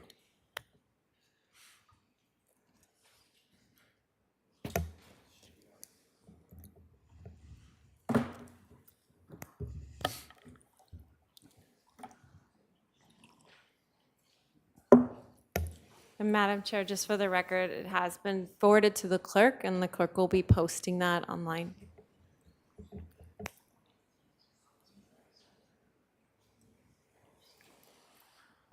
And the clerk will also be making copies for the back of the room.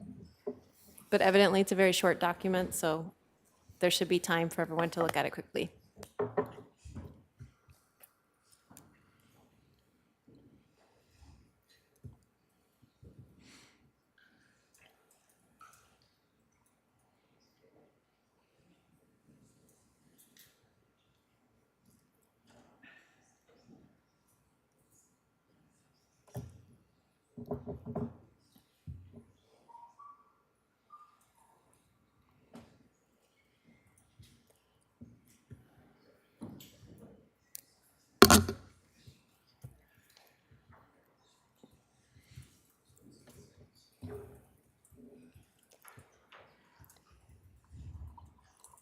If I have another report, should I just keep it to myself? Apparently. All right. We'll take a vote. Yeah. All right.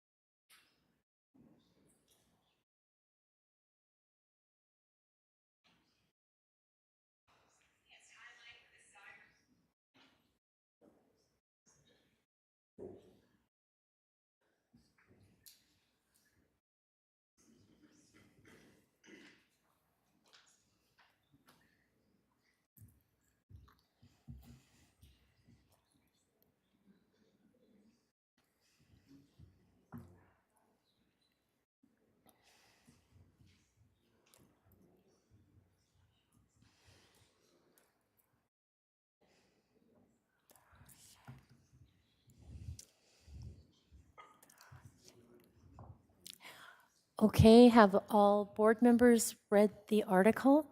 So, do marijuana dispensaries increase neighborhood crime is the article. May I have a motion to vote it into the record, please? So moved. Second? Second? All in favor, say aye. Aye. Aye. Any opposed? Okay, so it's in the record. We have had it at the back of the room. It was submitted to the clerk. All the board members have it in their email to have read it. So everyone has had an opportunity to understand what it has to say. Is there any more public comment? And Madam Clerk, would you ask for comment on this study only? Now would be the time to let us know if you'd like to make public comment on the new study that was just submitted. I would like to make a comment. I'm sorry, Jana We Zimmer we for the will appellant. allow Oh, you the as an appellant to come back. We have to deal, we want the public to comment, and then you have an opportunity to say, okay. And anyone via Zoom, if you would like to make public comment on the new material that was just submitted, please use the raise your hand feature. Chair Hartman and members of the board, we have no request to speak. Okay, Ms. Zimmer, 2 minutes. I'll take less, thank you. I just wanted to draw your attention to the comment. It's quotes from the sheriff in LA, but also the fact is that Santa Claus Lane is right off the freeway. It's isolated, it's not in the middle of a city or an urban area miles from the freeway. Hence, we do believe that it is more vulnerable to a potential criminal act. By the way, we didn't mention crime, so I don't know why you're going there. Thank you. And Mr. Bosanich. All right, thank you. So we're now, once again, after an awkward procedure, back to the board and deliberations. Supervisor Williams, I think you were interrupted in your comments? I think I've said enough. Enough. All right. Supervisor Nelson. Yes, thanks, Chair Hartman. Thank you, Chair Hartman. This is obviously the first retail cannabis project to come before the board, so it's pretty significant. I personally voted against Proposition 64. Cannabis is not the vice of choice in my life. And I guess to quote the Sublime song, I smoke no joints before I smoke no joints. So, and then I smoke no more. Okay, haven't heard it. I'm not excited about cannabis retail locations. Frankly, I understand the concern from parents and others. It begins to normalize legal cannabis. I'm a parent of 3 teenagers, and it's a big deal to me as well, also former teacher. That said, Ms. Simmer, you said it was about location, location, location. At the end of the day, this is about zoning, zoning, and zoning. And we don't have a family-friendly zone in the code, as far as I know. This was the same concern that they had in Orchid when they had a discussion before the Planning Commission. Many of the neighbors thought when they were going to build that retail center that it would be family-friendly businesses. And that's always a goal, especially when you're in an area with other family-friendly businesses, but that's no guarantee in land use. To me, this boils down to 2 issues when we look at this on whether it's compatible in this zone. And one is whether or not the surf school is a youth center. And I went back into the definitions, and I know one of them was exclusive and the other one was primary. The activities that exist from the surf schools are clearly at the beach. And these are just locations that are really, offices and storage areas. I don't think it meets the threshold of a youth center. I know that we don't want cannabis locations near youth centers because we don't want to, normalize cannabis use.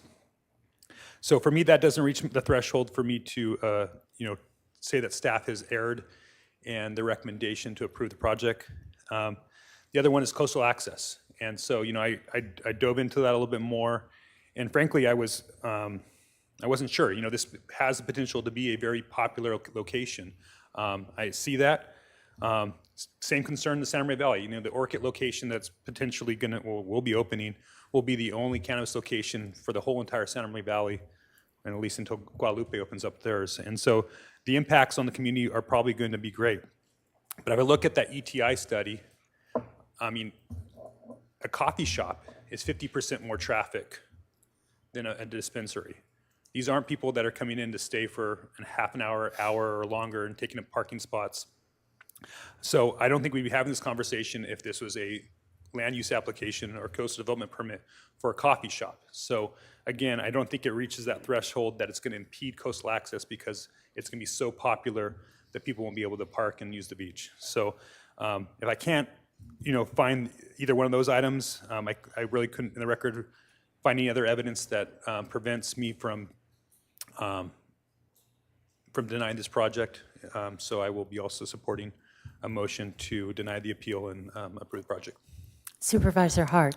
Yeah, I agree with my colleagues. I live 6 blocks from the pharmacy dispensary on Mission and between Chapala and De La Vina. And I drive by it almost every day, and I rarely see 2 cars in the parking lot. The other dispensary on Chapala Street across from the MTD bus terminal, same thing. There might be 1 or 2 customers inside at any one point in time. And the other dispensary on Upper State Street, same thing. It's rare to see a car parked in the parking lot. I think these dispensaries have been normalized in the city of Santa Barbara. They're like jewelry stores. They are not anything to be afraid of in any sense at all. And that's real world experience for multiple years.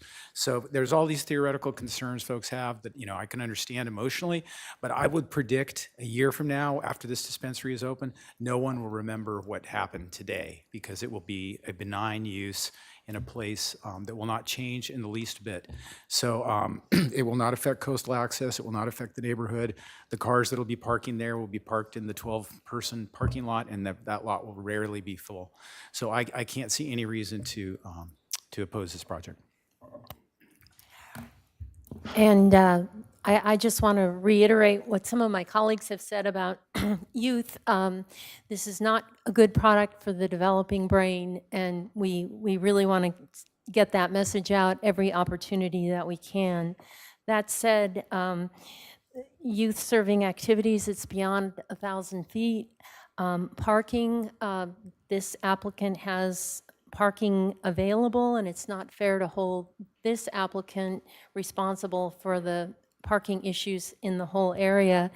And coastal access, I think that it's a little difficult to tease that out, exactly what that means through objective standards. So I'm not prepared to deny this project, and if the Coastal Commission wants to take it up, then that'll be up to them. So with that, Madam Clerk, would you call the roll? I think so we need to make some. Needs a motion. Oh, sorry, yes. I want to get this behind us, don't want to make another mistake. Thank you. Okay. I'll go ahead and make the motion to deny the appeal, make the required findings for approval of the project, determine that the PEIR is adequate, and grant de novo approval of the project. Second. Now, Madam Clerk. Supervisor Williams? Aye. Supervisor Hart? Aye. Supervisor Nelson? Aye. Supervisor Lavanino? Aye. Chair Hartman? Aye. Motion passes 5 to 0. Okay. And now we had our break, so we're going directly into departmental item number 6. Madam Clerk, we'll give people a few minutes to exit and then.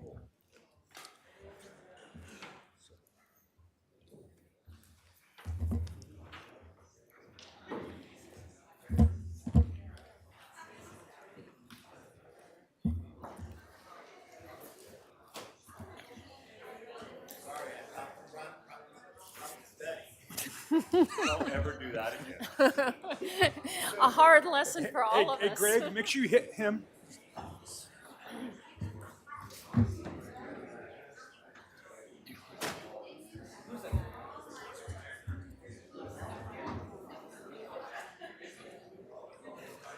'53.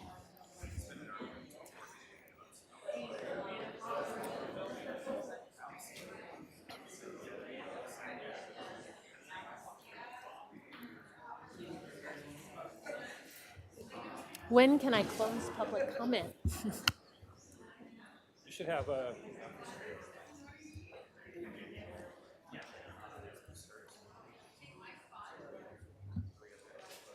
Bikes.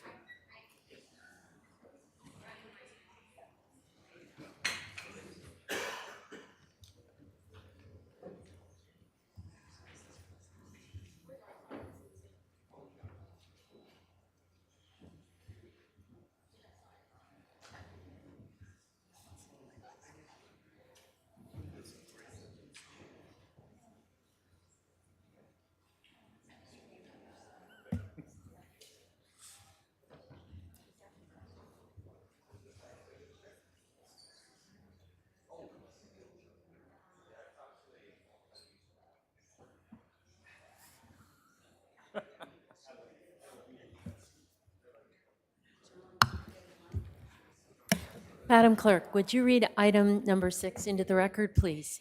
Chair Hartman and members of the board, departmental item number 6 is from the Public Works Department. It is a hearing to consider recommendations regarding the MODOC multi-use trail phase 2 environmental project number 862416. This project is located in the 2nd district. This project also requires a 4/5 vote. All right, Mr. Snedden. Good afternoon, Chair, members of the board, or almost evening. Chris Snedden, Public Works, and we're here today to talk about the Modoc Road Multi-Use Path, Phase 2. With me today is our Senior Environmental Planner, Morgan Jones. We have Matt Ingemels from Padre & Associate, who helped with the environmental document and studies, and Alma Garcia Arroyo, who's our project manager.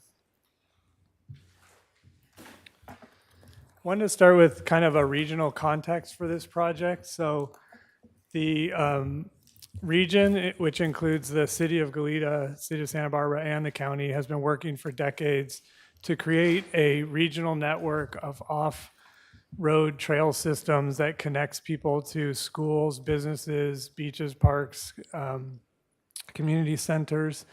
And really the heart of that network, or the backbone of that network, is the Auburn Trail, which the county built in 1977, I believe. And if you look at this chart, you can see how much effort and resources the region has put into developing this trail system over the last 10 years.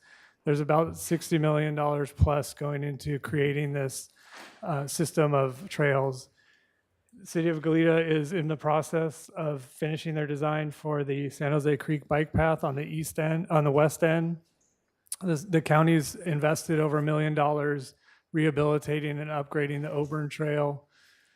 And then the city of Santa Barbara recently completed an $18 million project to connect Modoc Road to Arroyo Burro Beach, and just was recommended for award for a new project to connect that to downtown Santa Barbara and beyond. So together, these all act in concert to connect all the way from Isla Vista down to the Santa Barbara City College and Santa Barbara City, and all parts in between, all the beaches, schools, businesses, neighborhoods, and residences. The one gap in that system is the Modoc Road section, and the county identified that and submitted a grant for the ATP program and was awarded in 2018 the project to fill that last gap in this regional network. The top here is what the Auburn Trail looks like today at its end point on the east end of the trail.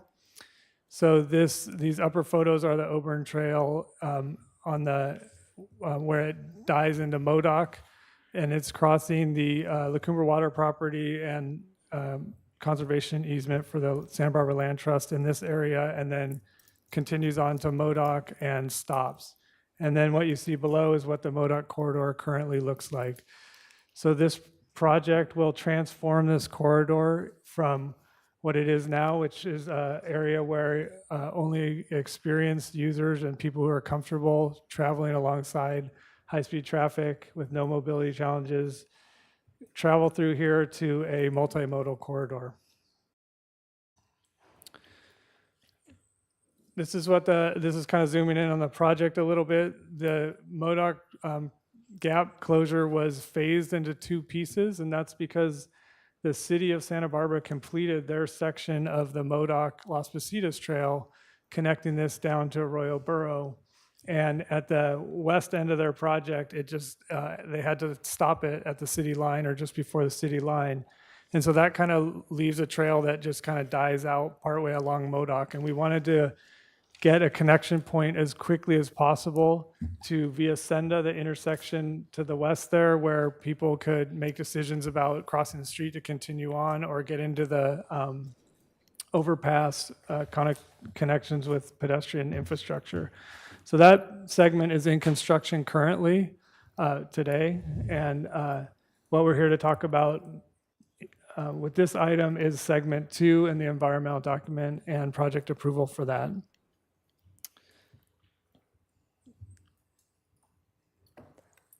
This is the current status of the project. So we're in preliminary engineering and environmental document stage. So these projects are programmed and developed in 3 stages.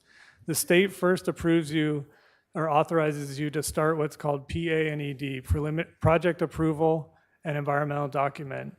And once you've completed that and given them the adopted environmental document from the board, you submit that to the state, and then they authorize you to continue on into the detailed design, right-of-way, and utility phase. So what we're here to do today is to seek approval for that environmental document so that we can move on to the detailed design and right-of-way phase. And then the third phase of a project is construction, and that's once you have 100% plans completed. During preliminary engineering, we evaluated different alternatives for the path and against consistency with the goals and values of the project, and looked at preferred alignments. And we have 2 different alignments that would work for this project and a preferred alignment, which I'll get into in a couple slides here. The environmental document for the project is a mitigated negative declaration, MND.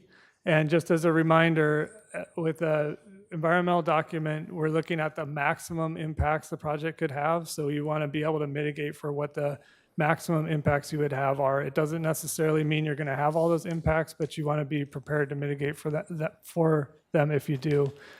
And it also looks at what the minimum requirements are for mitigation. And there again, that doesn't mean you're necessarily going to do the minimum requirements, but you need to know what the minimum requirements are. This document was, the first draft of this document was released in May of this year. And we got a lot of comments back from the public and from the stakeholders on the project. It took we worked on the development of the document for about a year, and we had already incorporated a lot of stakeholder feedback, but we got a lot of comments when we released it in May, one of which was a request to extend the comment period so people had more time to digest the project, which we did. And then once we got all the comments from that period, we took another look at the project and incorporated some of those comments and made some adjustments to the project and the alignments itself. And then we modified the mitigated negative declaration to reflect those changes, and then recirculated the document again in September of this year. That was a 30-day circulation, and then we got a lot of comments from that as well, and we incorporated them into this document as appropriate. So what you have before you is a mitigated negative declaration that's been through an extensive process beyond what typically we do for these types of projects. Okay, so I wanted to walk you through the two different alignments that are discussed in the document. Alignments A and B, with B being the preferred alignment, which I'll get into in a minute. But if you just to get oriented here, the west end there is the Auburn Trail, where it terminates into Modoc. And then the first segment along, moving eastward along Modoc Road, the trail will be on the south shoulder of the road. It's a 10-foot wide path, and it's entirely in the county right-of-way for both alternatives. In the next segment over is where the alternatives differ. Alternative A in that section would stay entirely in the road right-of-way and continue on eastward. Alternative B would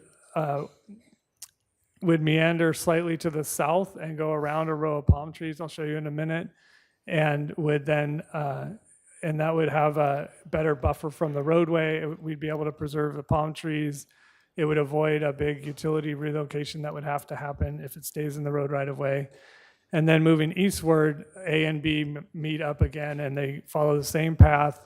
The county owns the road right of way between those two eastern roads, Las Palmas and Modoc Road. So it would meander away from Modoc a little bit towards Las Palmas and then drop down to Villa Senda.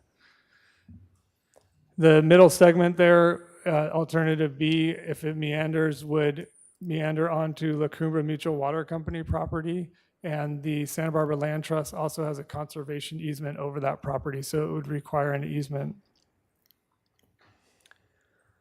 I also wanted to walk you through some schematics that kind of show what these different alignments look like, and as we walk through these, we're going to look at 4 different locations along the path.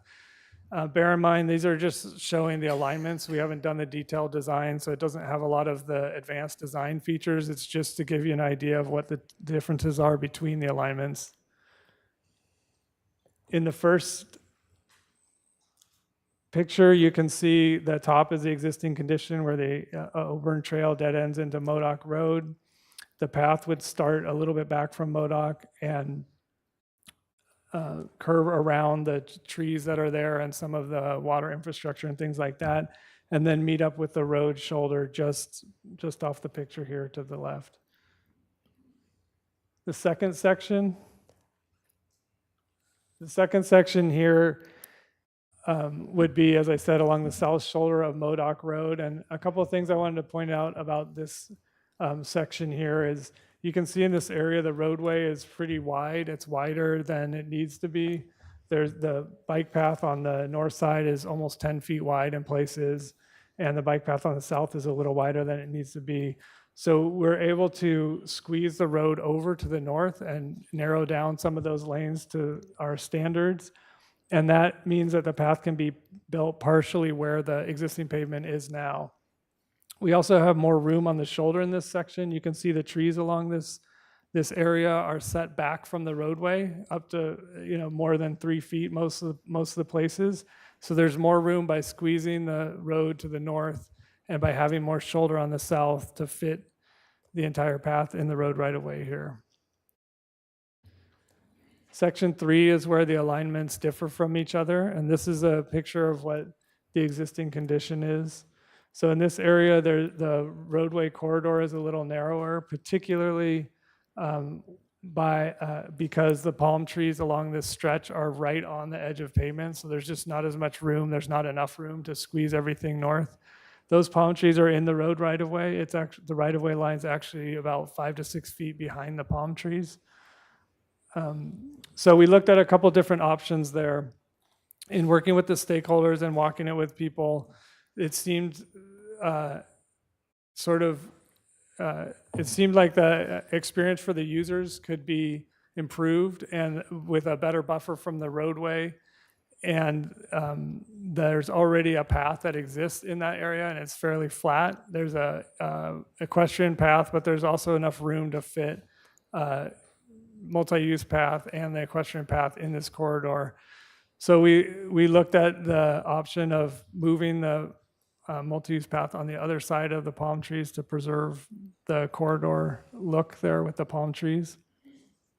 And this is the option A, where the palm trees are removed and the path would be along the south side of the roadway. And then option B, where the path is kind of tucked in on the other side of the palm trees there. And the other thing this would avoid is at the far end of this picture, there's 2 big utility vaults that have very large water services in them that would need to be moved or adjusted if the path stays in the road right away. And then the fourth section, as I said, the county has the right of way between Las Palmas and Modoc.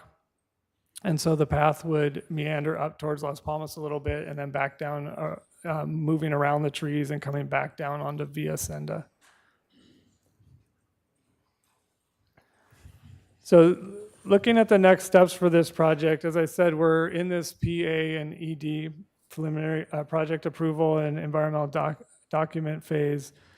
Once that's approved and we have an approved environmental document, we can submit that to the state and they will authorize us to begin the detailed design stage and the right-of-way stage. And that's the next step where we can develop the information needed to answer some of the questions about obtaining an easement and what the actual details and the features of the project would be. So the next steps would be stakeholder collaboration. Obviously, we want to continue that throughout the whole process, all the way through construction. But we really need to look at the ability to obtain an easement from La Cumbre Mutual Water Company and Santa Barbara Land Trust.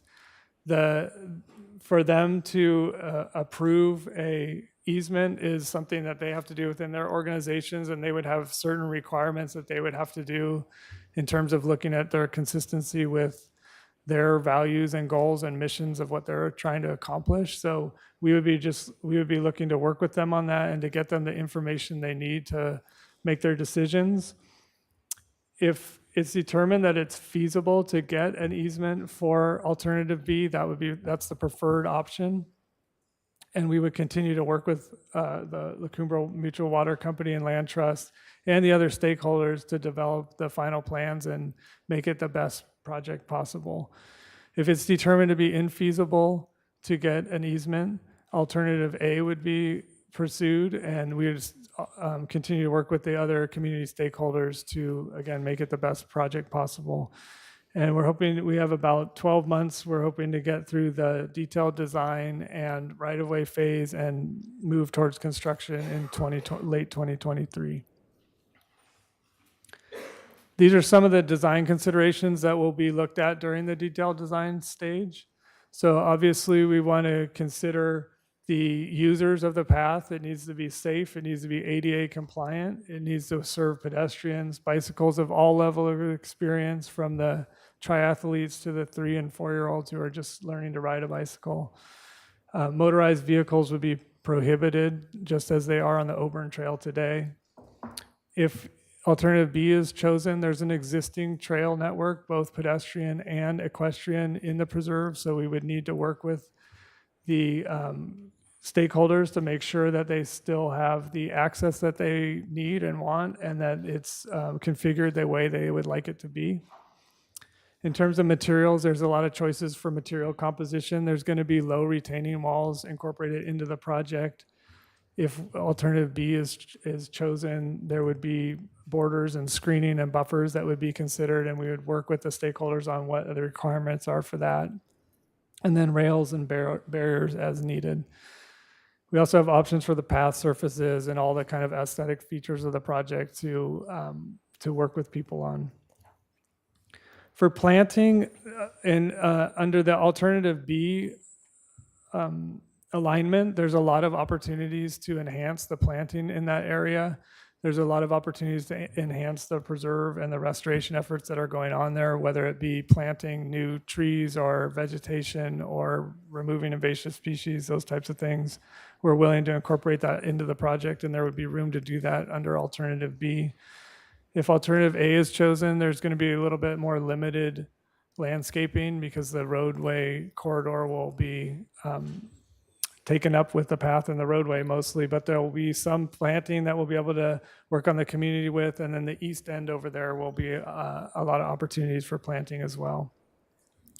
And then also there will be additional safety enhancements we will be considering, so connection points to the neighborhood to the north of MODOC.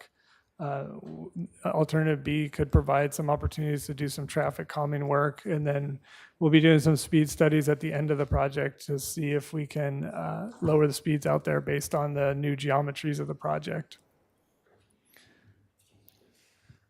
So with that, we're asking your board today to approve the mitigated negative declaration so that we can submit that to the state and get started on the detailed design stage and making the best project possible out there. And I'll be happy to answer any questions you have. Thank you. I have a quick question. How, the whole network, how many miles would that be? Chair Hartman, that's a good question. I don't know off the top of my head, to be honest. Maybe somebody can figure it out. No, I'm the whole network. Auburn, this is a connector for a much larger network, and I'm curious about how many miles the network is. So if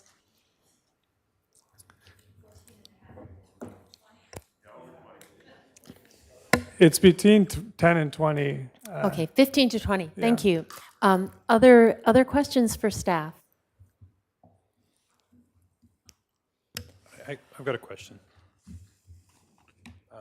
Thank you, Chair Hartman.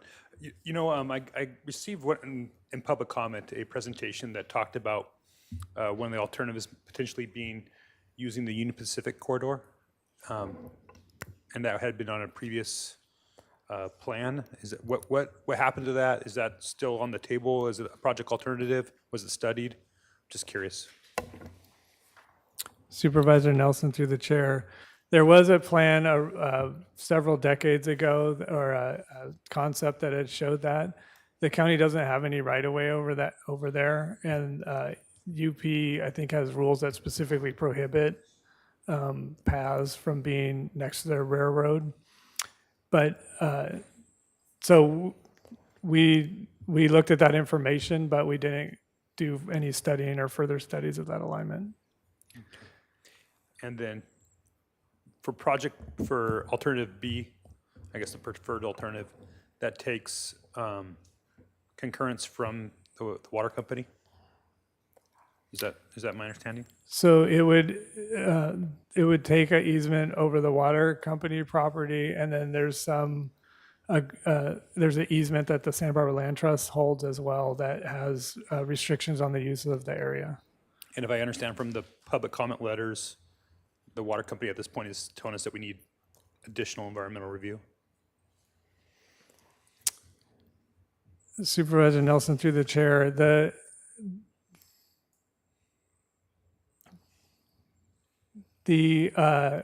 I think what they need is more information that would be developed during the detailed design stage.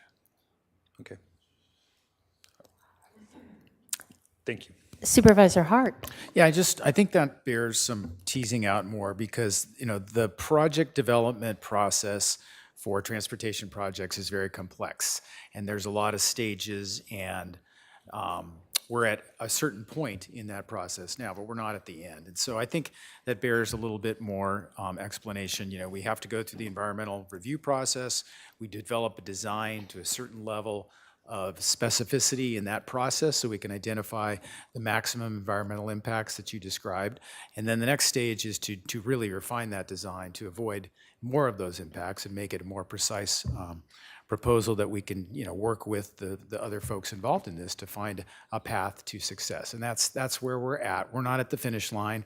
We're not approving the final design of this project. We're really approving the mitigated negative declaration today and moving to the next phase, which is working with the stakeholders to find a path that could work. I guess I answered my own question. All right. Thank you. But you did a really good Supervisor. job. That's it.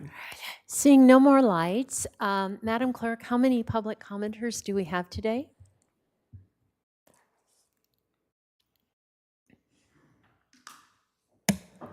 Chair Hartman and members of the board, we have 53. All right, so I'm going to limit the time to 1 minute, and I would encourage people to, if you can make it shorter or agree with the previous commenter or commenters, it would be much appreciated so we have a longer time to deliberate. But we have received many emails and public comments in writing, and we've read them, and we thank you for that. And with that, then I will close public comment. So there's no more additional people who can get in the queue. So, Madam Clerk? Chair Hartman and members of the board, we will start with Catherine Hansen, to be followed by Muta Kalkar via Zoom.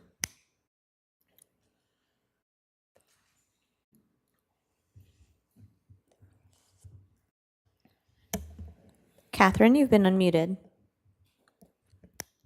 Thank you. You can skip me. Thank you.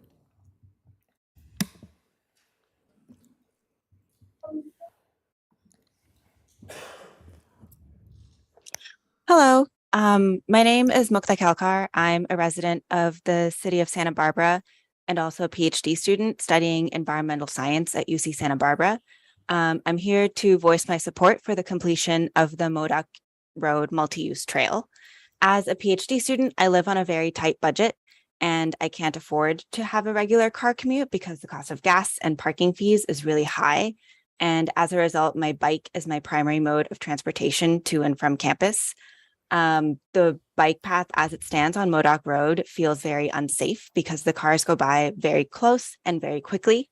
In stretches of the bike path where I've needed to go in the main lane, I've been honked at and sworn at, and cars get deliberately too close as an intimidation tactic, even though there are signs that say bikes may use the main lane.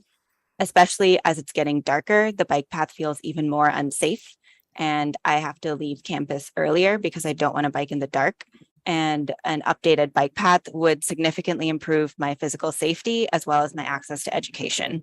And lastly, I really want to stress that the bike path would increase accessibility of alternative transportation. Bike path expansion is a key part of the county's own energy and climate action plan. Thank you. Okay. Thank you. Brian Rutledge, to be followed by Frank Ardondo.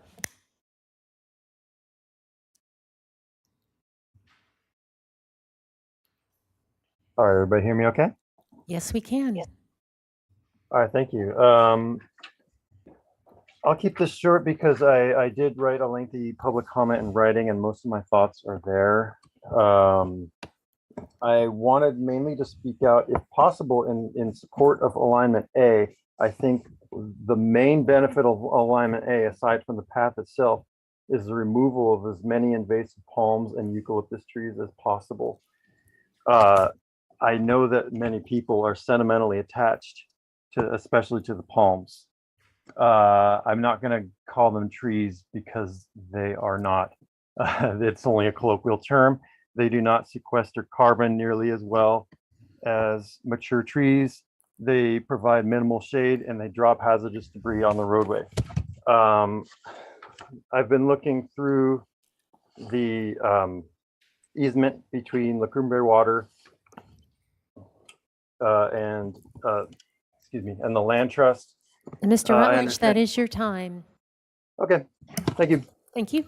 Frank Ardondo, to be to be followed by Michael Chiakos.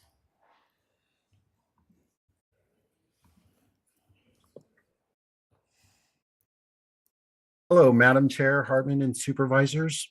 My name is Frank Arredondo. I am the current chair of KSN SCUMU Chumash. I'm listed on the county's professional consultants list as a Native American consultant and been working in CRM since about 2006, 16 years of doing this. I'm listed with the State of California Native American Heritage Commission's list as a most likely descendant. And being a descendant and having that responsibility, I review development projects to make sure that cultural resources are not impacted. I've reviewed this mitigated negative deck and support the cultural resources section of it. I have one caveat. In speaking with other tribal members, if there are trees to be removed, there's a request that monitoring be observed of those trees being removed. That's all. Otherwise, the other conditions that are listed under the cultural section are fine. Thank you very much. Have a nice day. Good luck. Thank you.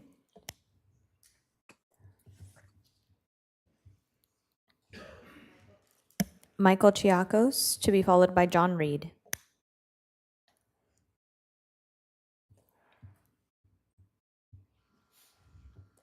Hello, this is Michael Chiakos, representing Community Environmental Council, and we support Alignment B.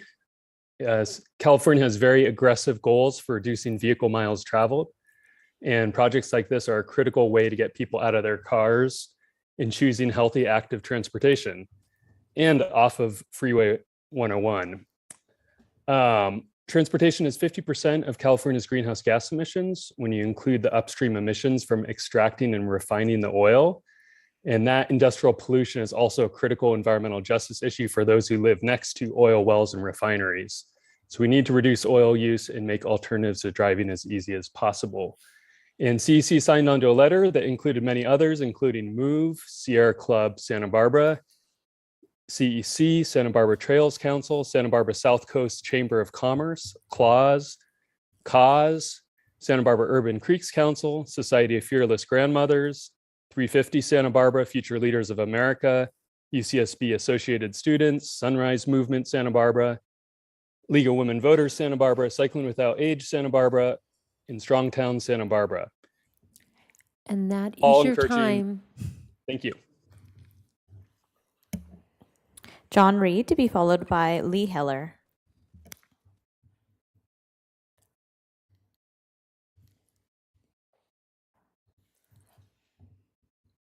Hello, can you hear me? We can. Great. I'm going to just be brief and say I support the B option as well. I'm an avid bicyclist and support connecting this network and keeping my kids safe from the fast traffic on MODOC. They travel from my home off the Auburn Trail to Santa Barbara City College, and I'll give the rest of my time to the other commenters. Thank you. Thank you.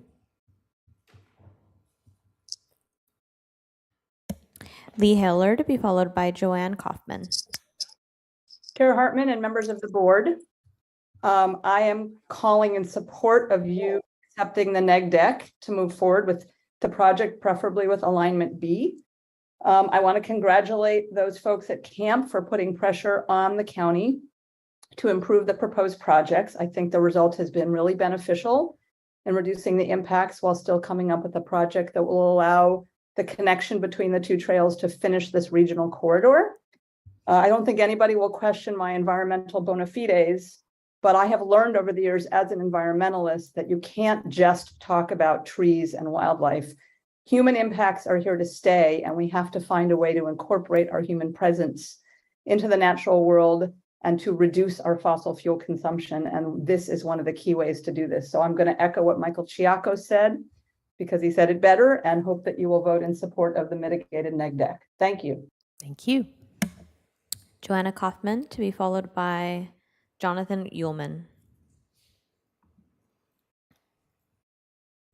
Hello, Chair and Supervisors. I'm speaking in support of the project, and alignment B is preferred. This is a visionary and transformative project that would have positive ripple effects beyond the immediate neighborhood. This project is a culmination of decades of efforts by men, women, and children in our communities, some of whom are no longer here with us anymore.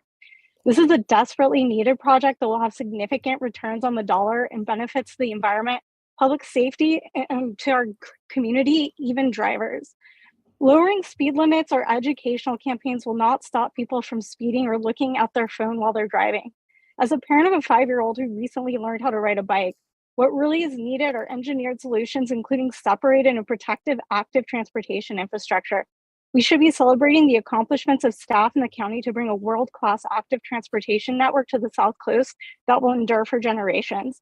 This is a drop in the bucket, and we don't want to lose the opportunity to lose future grant funding, which might be a negative outcome if this project doesn't move forward. So thank you so much for your time, and I can't wait to ride on the path.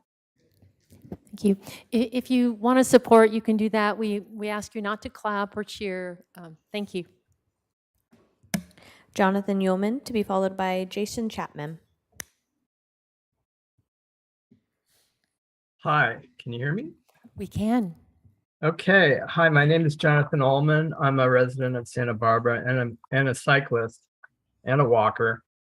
And I just want to say that I think this this plan is a good compromise because if you really think about it, the direct path would be on Viejo Drive, which is where the train originally went until 1901. So if it was a train, actually the pathway would go through Hope Ranch. This goes around Hope Ranch, and it's actually, it's the best you could get because Hope Ranch is there. So it's very minimal impact, and also it just needs to be safe. And when you ride your bike through a protected area that's got native plants surrounding it and shade, that's the best. These eucalyptus trees, I mean, they are non-native. They're not like, they're not native, and they're going to fall. They're going to fall in a storm. So anyway, there's so much land in Hope That is your Ranch. time. Thank you. Jason Chapman, to be followed by Deborah Barnes.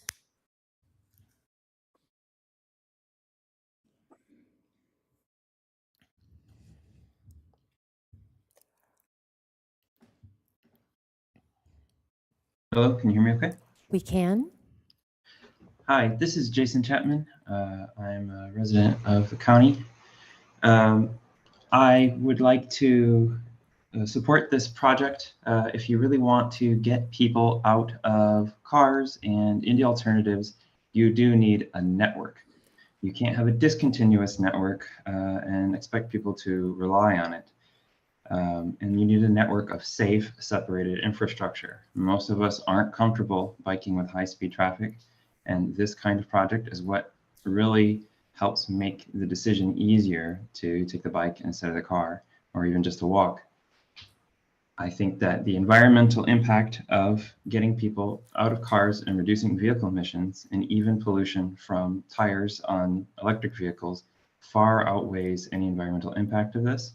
And we need to keep in mind that bigger picture. Please proceed with this project, and thank you for your time. Thank you. Deborah Barnes, to be followed by Gail Tetton-Landis. Madam Chair, members of the board, thank you for this opportunity. I just want to make a few statements as a landscape designer. First of all, palm trees are not invasive. And second of all, I would like to see any way we can to save these historic palms with the path going behind and in between the trees. I feel the palms should be historic. They're over 100 years old. They've survived so many fires and so many other things. They make that corridor so elegant. We would like to see these saved in whatever way we can. Thank you for this time. Thank you. Gail Landis, to be followed by Noah Denzel. Chair Nelson and supervisors, my husband and I were original donors to the Modoc Preserves, and our name are on the plaque inside the preserve. When we lived in Hope Ranch, one of my favorite walks was from our house through the preserve and back home. My husband is also an avid bike rider, and we are thrilled by the new bike path down Los Positos for both its attractiveness and a practicality. So I am sure I'm like many people commenting today, torn between the desire to preserve as much land as possible and excited by the idea of connecting bike paths in an elegant, environmentally friendly way. I prefer Plan B and hope that there can be a way forward, especially addressing the concerns of the land trust and camp. Some things to consider perhaps are a more permeable track material and perhaps a low bridge over the drainage ditch. The process must move forward to allow for more discussion. Thank you. Thank you. Noah Dentel to be followed by Patricia Escalara. Hello, thank you all for your time today. I'm Noah, a local business owner, and we employ about 25 people here in Santa Barbara directly, not including the people we work with locally indirectly. And one of the things I hear from so many people is how difficult it is to commute via bicycle because there's not enough bike paths. So to the extent we can have this and more things like it, that's going to be huge. It's going to be huge for the local business community. It's going to be huge for helping solve the housing problem by allowing more commuting and less parking requirements. It allows Santa Barbara to really be that American Riviera city that's part of the future. So I think it's good for local homeowners, for kind of everybody. Super in support of this and speaking on behalf of a lot of younger people in the local business community. We need more stuff like this. Thank you. Patricia Escalera to be followed by Warren Thomas.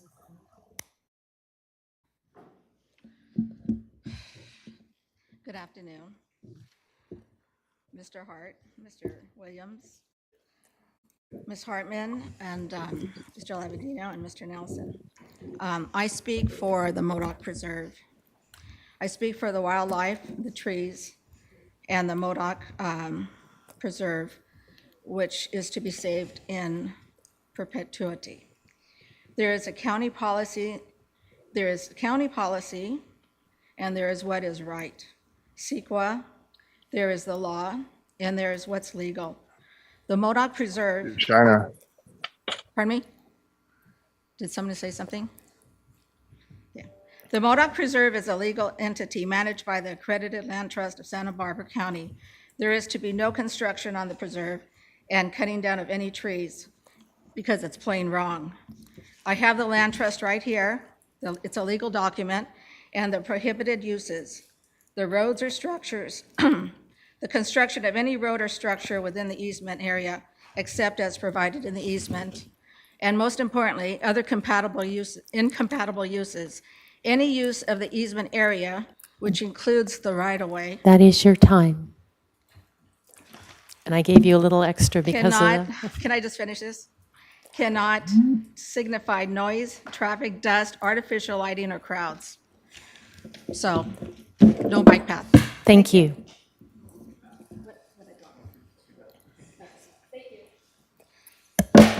Warren Thomas to be followed by Carolyn Terry. Madam Chair, board members, I represent right now over 5,200 petition signers that are opposed to this project. They want to save the trees and move. Mr. Snedden already admitted that they've, by our pressure, have moved over half the project up onto Modoc Road. All they need to do is to work a little harder, think a little better, and move the rest of the 3/8 of a mile up to Via Cinda, and you're done. It may come at sacrificing part of their adjacent Class 2 bike lanes. He admitted they have 15 feet, which is wider than a vehicle width. The 4.5 mile Auburn Trail, that's the number, it's 4.5 miles out to Goleta Beach, is about 10 feet wide. That's it. And they just need to move. It doesn't have adjacent 10-foot wide Class 2 lanes along with it. Can I get the signatures and over 200 comments entered into the record. Yeah, please give them to the clerk.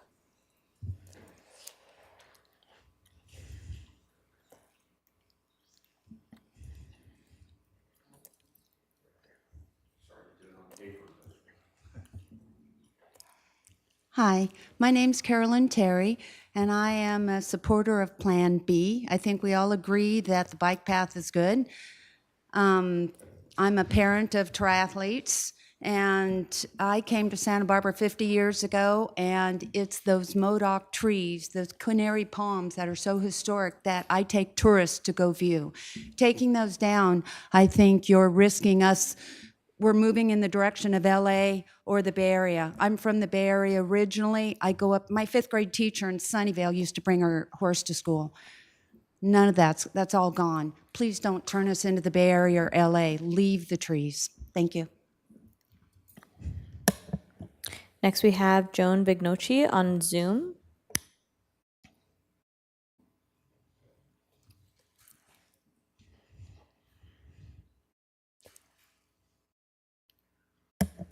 Looks like Joan is no longer logged in. So we'll move to Celeste Barber, followed by Kathleen Levreu.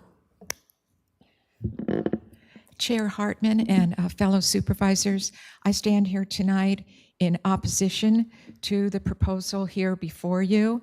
However, I would like to see you direct staff to work with the folks from this group, the folks who want to preserve Modoc, the Modoc Nature Preserve, and work with them for an alternative that is agreeable to everybody. My main point here is that this is a nature preserve, and the operative word is preserve. That's what the intent was, to preserve it. This portion of the bike path, or the regional bike path from Goleta down to Santa Barbara, is unique in that it encroaches into a nature preserve. And once you start bulldozing there, that is going to affect the animals that live there, including the raptors. It may be years before they return. So I urge you to vote unanimously against this. Thank you very much.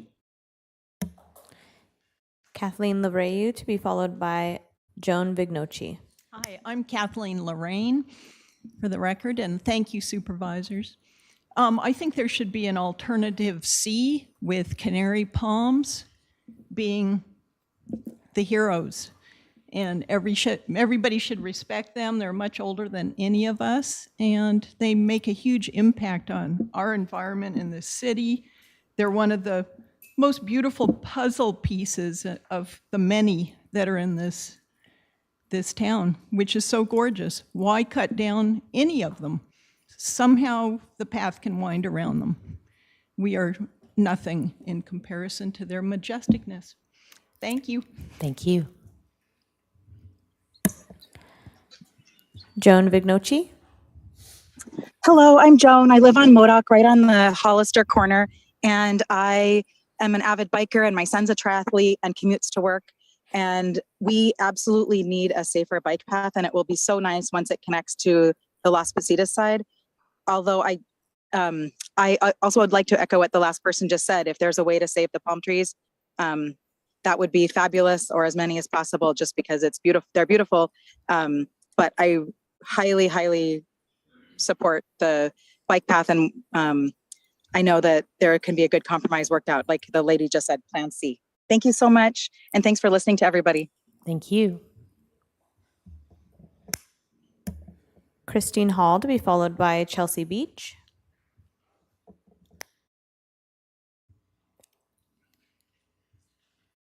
Thank you very much for the opportunity to speak. I wish I could share the enthusiasm of my friend Joan that was just on the phone, that we will find a compromise.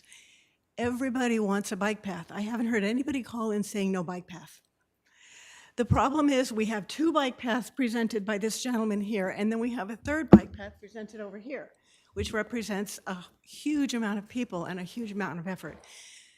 The point is, the bike path the 3rd bike path, which we call option C, actually already exists. It's a little bit ways over, it's away from the road, it's above, it starts on an unincorporated road, it's already a bike path. I was there this weekend.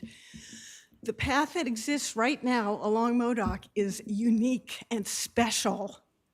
For 100 years, this little path has wandered through these trees. Once that goes down, and there's no way you could make that wide enough for bikes and people. Once that goes down, you'll never get it back again. And the whole point of government is to preserve what's special. And that is your time, and it's a good note to end on. Chelsea Beach to be followed by Eva Inbar. Hi, my name is Chelsea Beach. I represent 5 generations of families who have lived on Modoc Road. My grandparents bought their property in 1964. My mother and uncle rode their bikes to school and walked to school every single day. I learned to walk in that preserve across the street. My 12-year-old son, who's here today, rides his bike to school every single day, and according to Mr. Snedden, has been an experienced user since he was 8 years old because he rides that.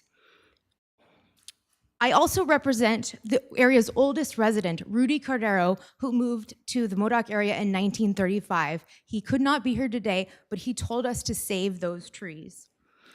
These trees are our history, the history of our neighborhood, the history of our family, and you cannot replace 100-year-old trees.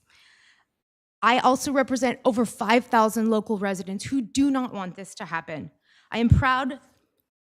I hear the woodpeckers every morning. I hear the screeching owls every night. I hear the bats screeching as well. I see the monarch butterflies who are nesting in those trees every single day. Once you start cutting down trees and putting up concrete walls and fences, you are directly impacting the land that is supposed to be preserved in perpetuity.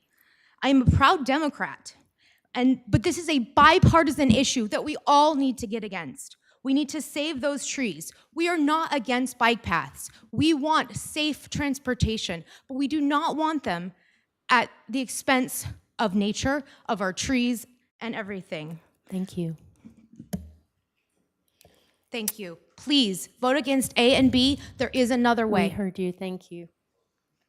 Eva Inbar to be followed by Michael Rattray.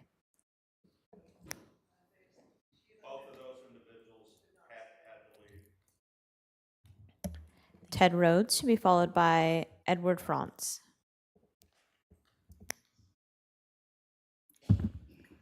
Good evening.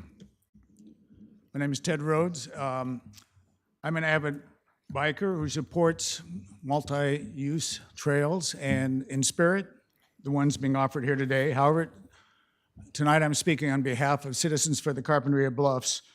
When our organization, in partnership with the Land Trust for Santa Barbara County, when we saved the Carpinteria Bluffs and we gifted them to the city of Carpinteria, we used a really critical tool called the conservation easement, which now has been mentioned in these hearings.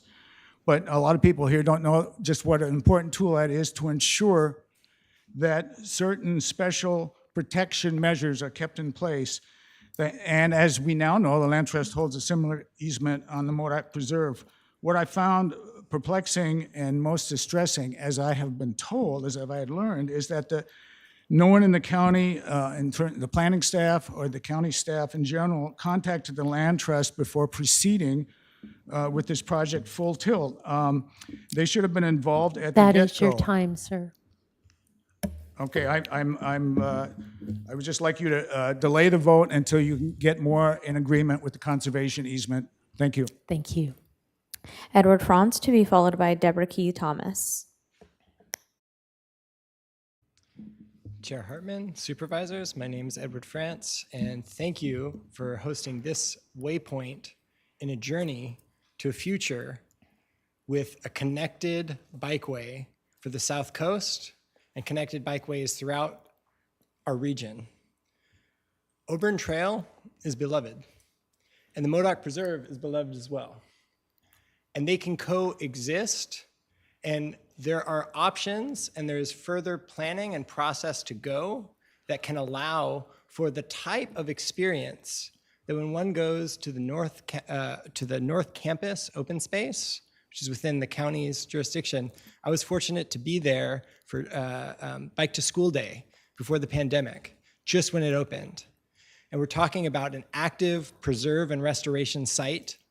And kids were able to bike to Ivy Elementary for the first time safely, avoiding a high-speed street. And we can achieve that same outcome here.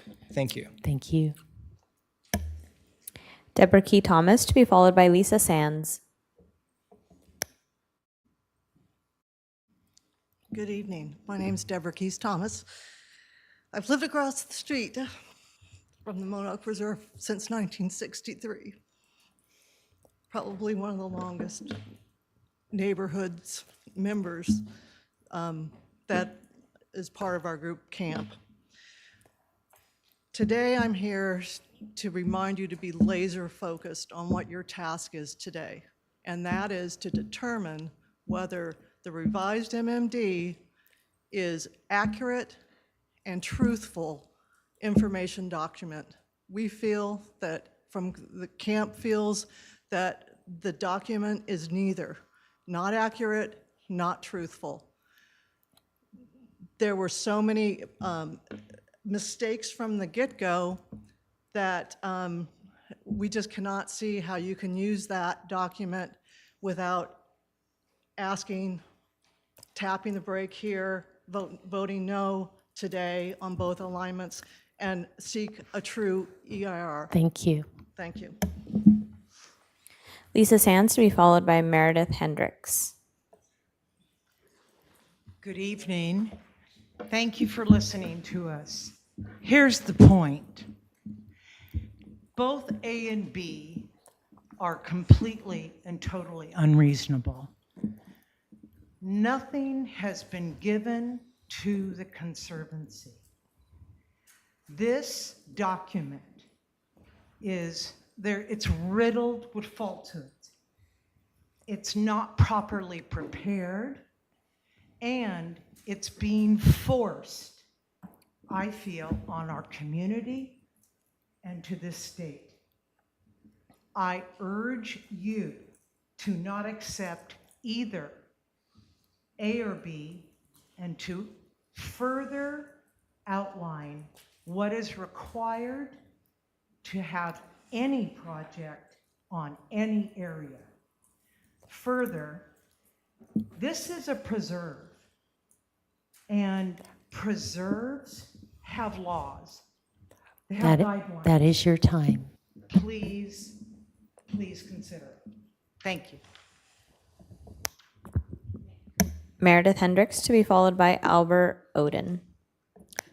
Good evening, Supervisors. Meredith Hendricks, Executive Director at the Land Trust for Santa Barbara County. I want to thank you for your time this evening and let everyone know that the Land Trust is in full support of accessible regional trails throughout the county. In this instance, the Land Trust holds a conservation easement that was recorded in 1999 that preserves the Modoc Preserve area for natural habitat, nature enjoyment, and cannot just be ignored in the process of designing a new regional trail system. We've been very concerned about this process once we became aware that it was underway, because we were not consulted prior to the development of the original draft of the MND, and we've submitted a number of questions to the county about things we would need to know in order to determine the consistency of any proposed path with the conservation easement. We're asking that you delay certification of the MND this evening, primarily because the document says it's consistent with the conservation easement, but it's not clear to us, the holders of the easement, how that is the case. We are interested in working with everyone to collaborate on a potential outcome, but at this point, we cannot consider this to be consistent with the easement. Thank you. Albert Oden to be followed by Katie Davis. Hello, my name is Albert. I'm the founder of a 60-person software company in Santa Barbara. I worry about, with all the talk about trees, we've lost sight of why separated bike paths are important, that we have normalized the dangerous potential trauma that kids and college kids risk when riding bikes adjacent to cars. This picture is what it looks like when a car collides with a bike on a shared road. The cyclist was a UCSB student hit by a driver blinded by the sun. He was concussed, confused, disoriented, lacerated with a possible broken arm. There was no emergency vehicle. This will not show up in any reports. So for every emergency call that you see on your reports, there are incidents like this that happen every day. It's so normalized that this person, because he could walk and talk, no one called the ambulance, the person, a bystander, just took him to the hospital. The section of Modoc in question has 4 recorded emergency calls, 1 fatality, 1 ambulance carried to hospital. The man killed was intoxicated. The 21-year-old female that was hit was not, nor the 2 others. In Santa Barbara over the past 2 years, bikers hit by cars on shared roadways include a 16-year-old, a 15-year-old, a 12-year-old, a 17-year-old, a 13-year-old, a 14-year-old, and so on. None were intoxicated. That is your time. Please vote yes. Katie Davis, to be followed by Barry Reams. Katie Davis, I support the MODOC path and the certification of the MND. With the Sierra Club, our logo is a tree. We believe in trees. There's a lot of projects that we fight, logging and other projects that would clear cut trees. We believe in conservation. We wouldn't support this without thoroughly reviewing the MND, the conservation easement. We think it is in alignment. There are actually conservation benefits. This has native planting. This will be a better place. And I understand it's hard to watch a place, trees that removed, because I watched that happen in Coal Point when they did the restoration, but it's much nicer now. It's better. There's more wildlife. It will be a good outcome. And I will say, I know that area very well. My father and my in-laws lived over there.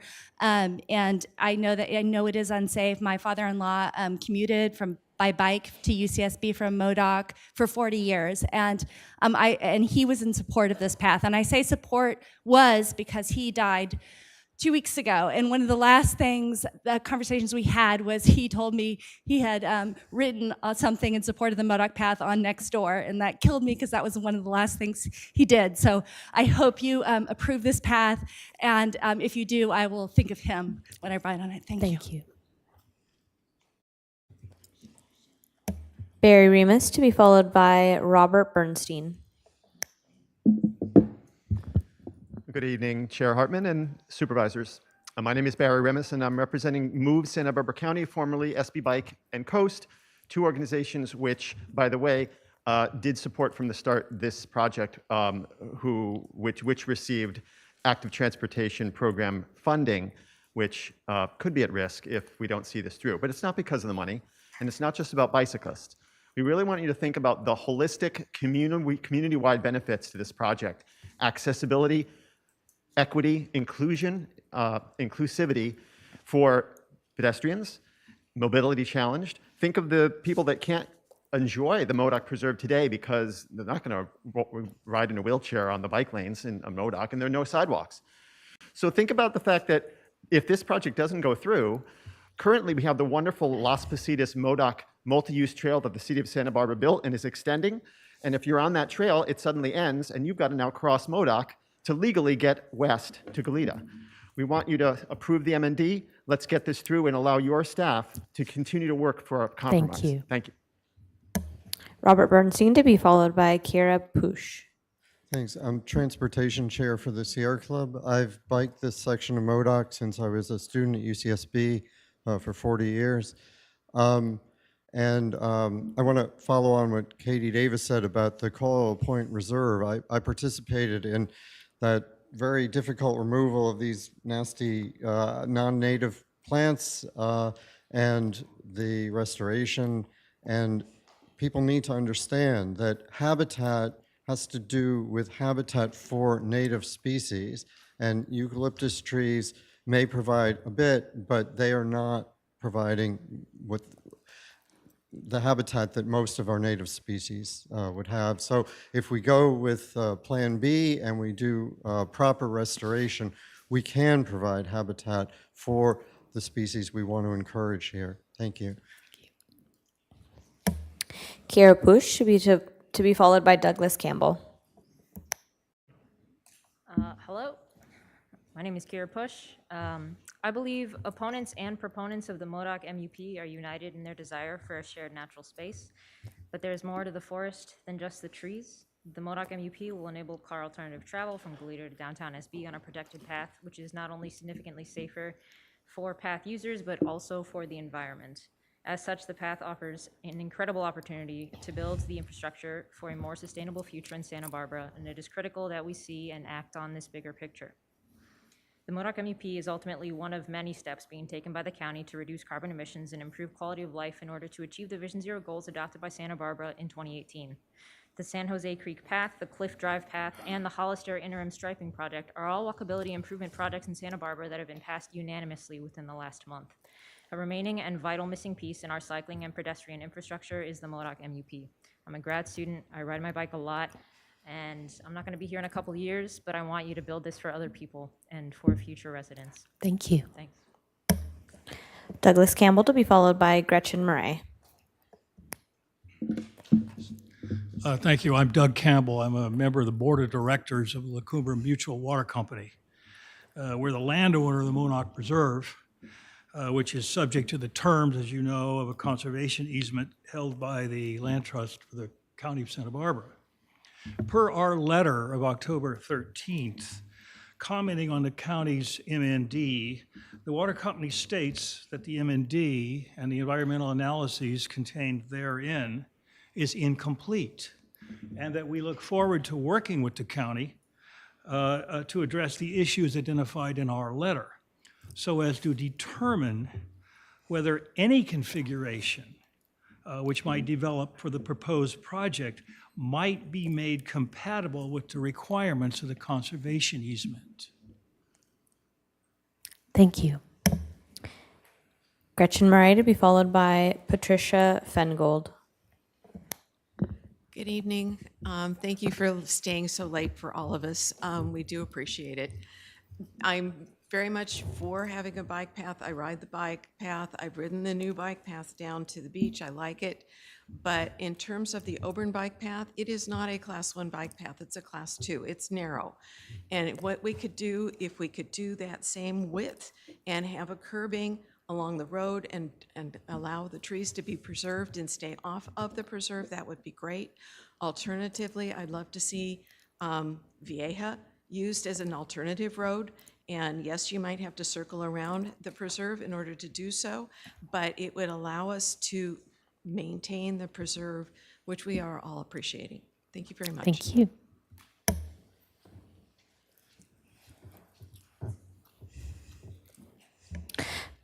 Patricia Fengold to be followed by Jordan Thomas.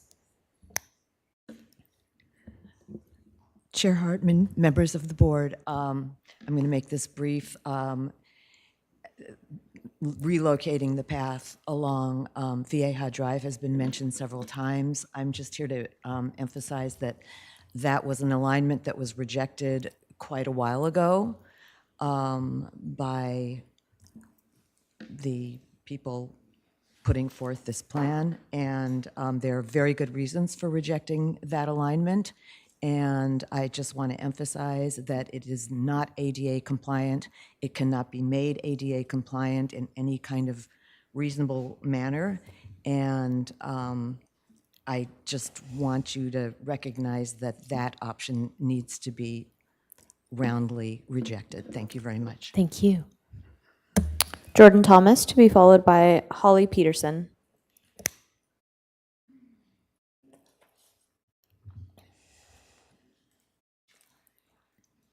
This has really made me appreciate your jobs. Thank you. Yeah, I just want to speak real quick in support of the bike path. I'm an environmental anthropologist at UCSB, and I'm a former hotshot for the U.S. Forest Service.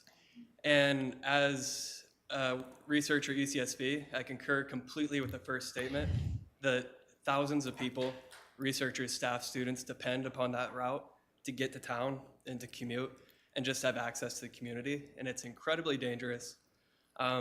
Approving this path will save lives. As a former firefighter, I appreciate alignment B and the fact that we're not deforesting the area. We're removing a few eucalyptus trees, which are among the most flammable trees on Earth, and replacing them with fire-resistant, drought-resistant native species, which seems like a win all around. And then in terms of the objective benefits of bicycle infrastructure, commerce, health, community, that doesn't really need much more statement. Thank you. Thank you. Holly Peterson to be followed by Carol Gamble. Hi, good evening. I stand here not as so many people have said throughout the day, a lifelong Santa Barbaran. I'm actually a new Santa Barbaran. If you can't hear it in my accent, I just moved here in August from Minneapolis, Minnesota. My husband and two daughters, we moved here, and we live right across the street now from the area in question. And I may not have lived here a long time, and I certainly don't lay claim to the trees along Modoc. But it only took me a short time to realize how unsafe that area is for cyclists, how unsafe it is for people making a left turn off of Modoc onto the Auburn Trail. And I'm here to encourage you all to move this project forward. I look forward to making a million new memories in this amazing, magical place. And winter sucks. All right, bye. Thank you for getting involved. Carolyn Gamble to be followed by Roman Baraktik. You're going to like winter here. Hi, I'm Carolyn Gamble, and Holly's my neighbor. So I'm right off of the off of Modoc. My property juts up right up to Modoc. And one thing is, I hear for 12 years, I've heard the screeches and the accidents, and I've gone down to see them, and there's a lot of accidents. And one guy died, and I know some people are like, well, he was homeless, well, he had dark clothes on, well, he was mentally ill, so like it doesn't matter, I guess. Oh, well, okay, so that life, I guess, doesn't matter if he was having these issues. But in 2019, he died, and he had a mother, and he had a life, and I think we got to remember this. We got to remember that there are kids that go right to school there, and it's very dangerous, and I hope you can hear that, because I have gone down there. A motorized wheelchair guy got hit by a car on that Modoc too, on Modoc and Encore. So thank you. I hope you please pass it. Hendry's would be so great to Thank you. And let me remind people in the audience, only the speaker speaks. Roman Baraktik to be followed by Autumn Brook. Hello, good evening. I'm a 49-year resident of Santa Barbara County.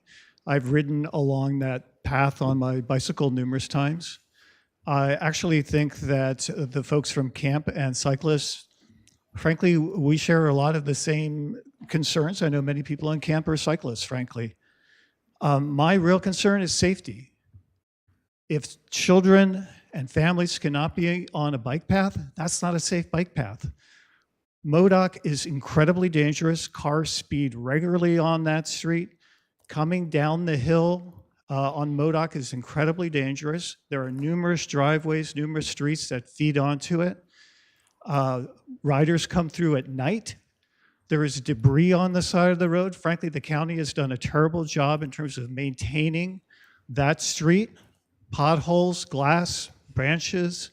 It's incredibly dangerous. We need a dedicated bike path there where everyone can feel safe, walkers, everyone. And it's important to come up with a plan. I love the palms that are there. I want to protect those. We need to come up with a plan that meets the needs of both. Thank you. Autumn Brook to be followed by Melissa Cunningham. Okay, so I can control it. How do I do it? Is it like this? Thank you. My name is Autumn Brook, and I was the designer for the original master plan for the Modoc Preserve. I am here to talk about history. I have been living on the Auburn Trail for about 30 years, and I watch all of the different kinds of people who pass by on a multi-use path. I'd like to see that be possible for people on Modoc in a safe place, being able to enjoy the beauty of being out in nature. And there are provisions in the conservation easement that will allow this, provided that there is good collaboration on the part of the county, the land trust, the water company, and all of the people in the community. So I was going to show you a slideshow of 1,000 years of environmental and cultural change in 5 slides. It's going to be impossible for me to do that in the time that I've got. I just want to remind everybody that although we have a history and memories, things change, and we need to be making plans for succession of how humans use this space, succession of the plants and animals that inhabit it, There are problems, and we need to be looking forward to solutions. Thank Thank you. you. Please advance the slide to speak to the next speaker, please. No, 5 slides. Yeah. Thank you. There we go. There we are. So you're Melissa Cunningham to be followed by Alex Peugeot.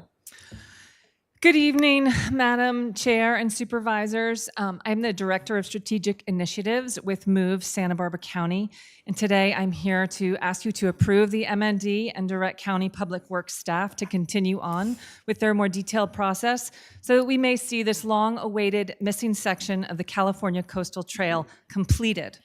All users deserve a safe, accessible, and protected path. The MODOC path will create a vital link between 2 existing multipaths, creating a more complete network of safe, off-street, multi-use facilities along the coastal trail spanning from Carpinteria to Goleta.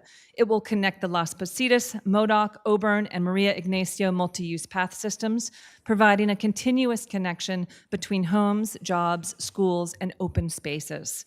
Now that the City of Santa Barbara's Cliff Drive multi-use path has been recommended for funding, this network of trails, including the MODOC path gap closure, will result in nearly 20 miles of linked multi-use paths from Western Goleta to Montecito. Thank you. Do not delay, and thank you so much.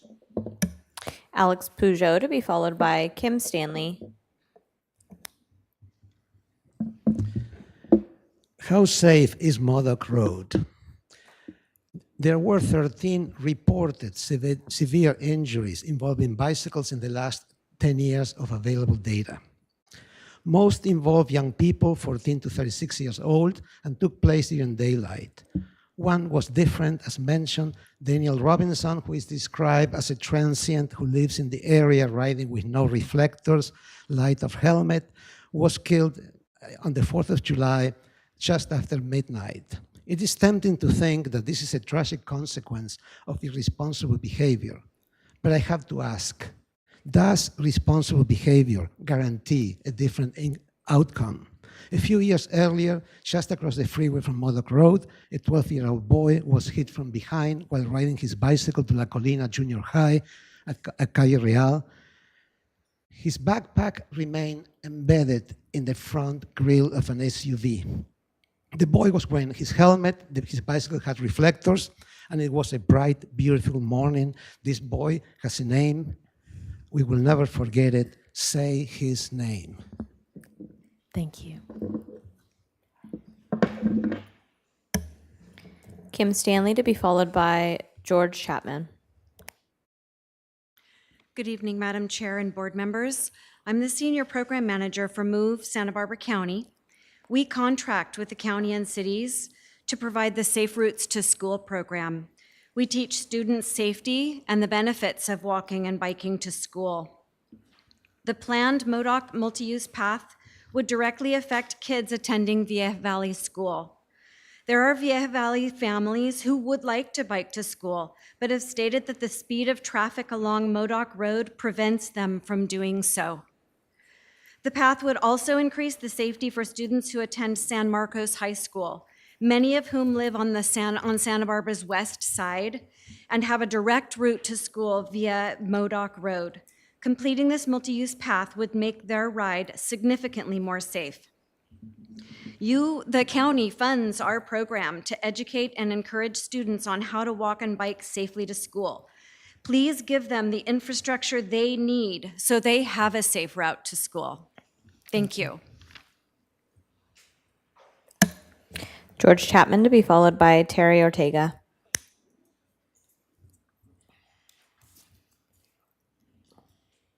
George is being represented by video on the next slide, embedded in the next slide. So you get that, another click or something makes it play. Hopefully the volume was up.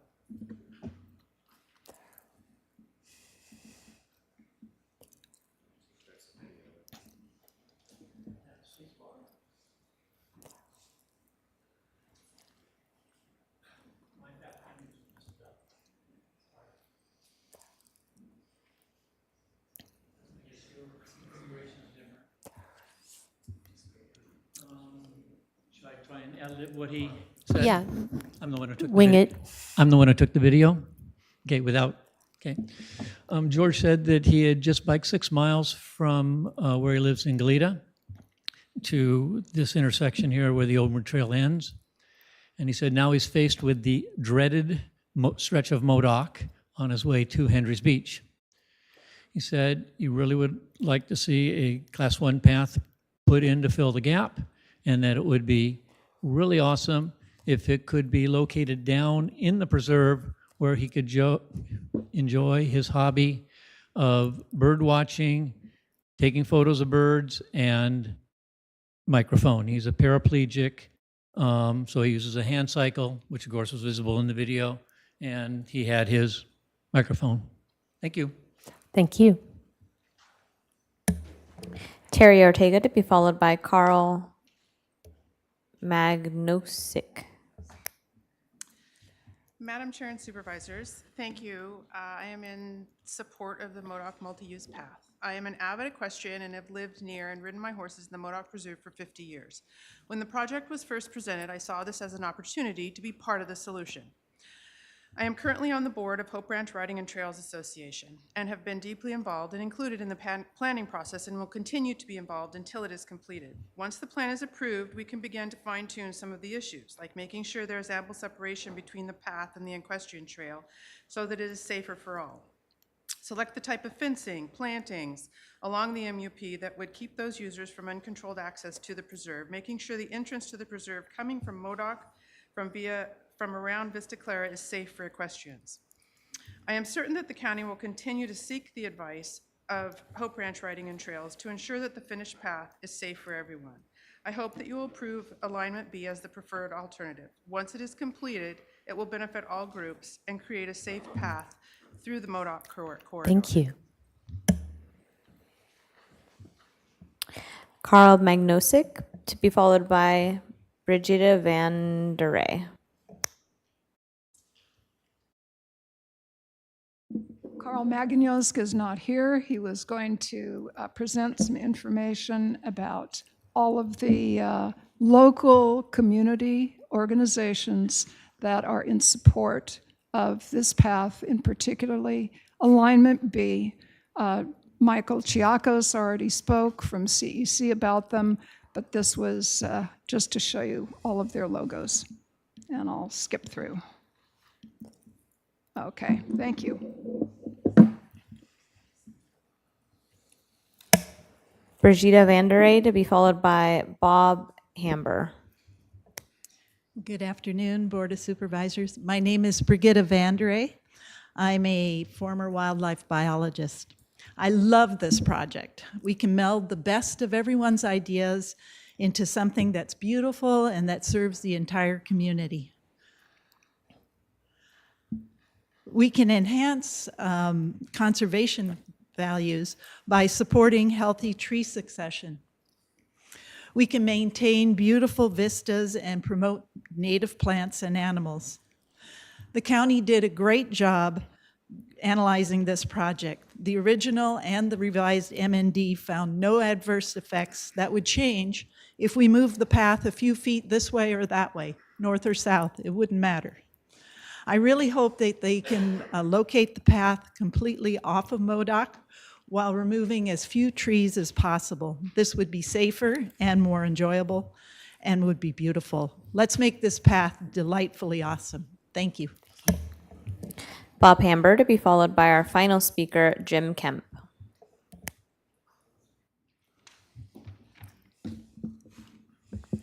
I'm Bob Hamber.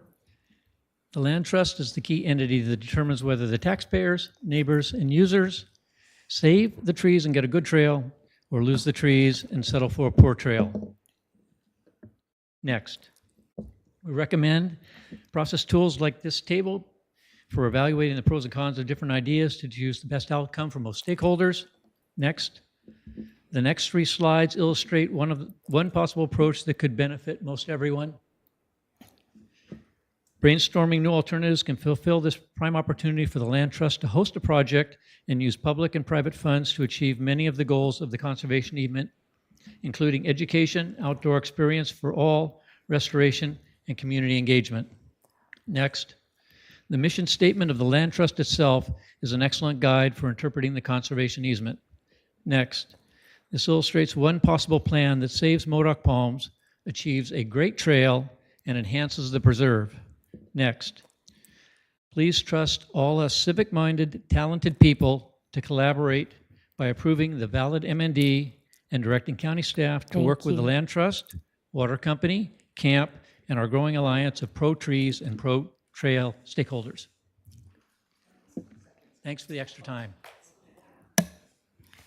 And our final speaker, Jim Kemp. Chair Hartman and members, good to see you.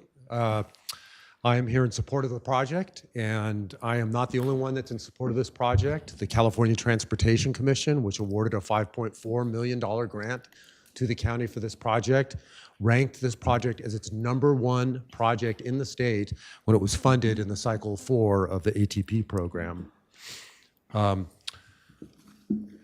I can't resist the urge to give you recommendations because that's my nature.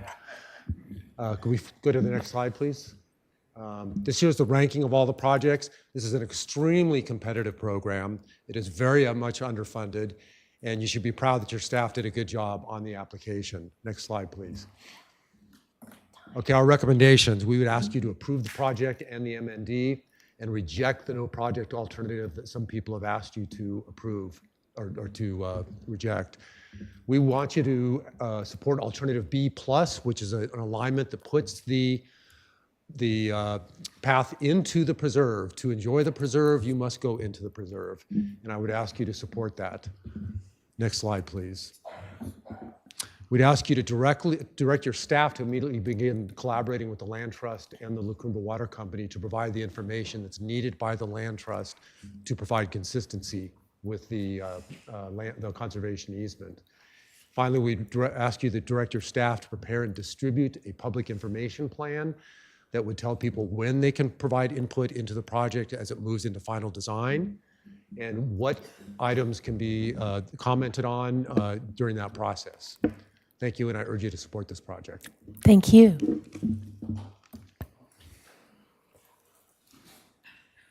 Chair Hartman and members of the board, we have no further requests to speak. All right, thank you. Mr. Snedden, did you hear anything you wanted to comment on before we ask you questions? Chair Hartman, no, I think we're ready for questions. Yeah, I'll just leave it at that. Thanks. Supervisor Hart. I don't have any questions, but I have comments, and I'll All make right. them brief. First of all, I just want to say how proud I am of our community coming together like this today. After an extraordinarily long day, you got a chance to see what we do on some of the other items, and you can certainly take away that we work hard at this job. And this is probably the second to the last meeting that I'm going to have here with my colleagues and with you in this capacity. And this is a really important moment. And I think that the phrase trees and trails is really important because I share the values of the folks who are concerned about the Modoc Preserve. You know, the camp effort has made this project much, much better. I personally am committed to making sure that we protect the palm trees on Modoc Road. I mean, those are the signature element in that neighborhood next to the preserve. And in fact, I think we should plant the ones that are missing in the gaps to continue that along that way. So I think that option B is the best possible option from a user standpoint and experience. I think it absolutely can be integrated into the preserve. I do not think these things are incompatible, but it is far from certain that that's going to be the outcome of the next phase of this project because the La Cumbre Mutual Water Company and the Land Trust have a really important conservation easement that has to be respected. And we have to work collaboratively with the Land Trust and the Water Company to find a path to connect a regional bike path that is critical infrastructure in our community. This is our challenge to rise to this moment. And I know we can do it. I'm really optimistic about that because I think we share these values. There's nobody here that disagrees that the Modoc Preserve is critically important to protect and that we need to create 21st century infrastructure in a time when our climate is in jeopardy and we have to figure out ways to reduce greenhouse gas emissions and protect our planet. And doing that here at the local level by building the right infrastructure that respects the natural beauty of that place and still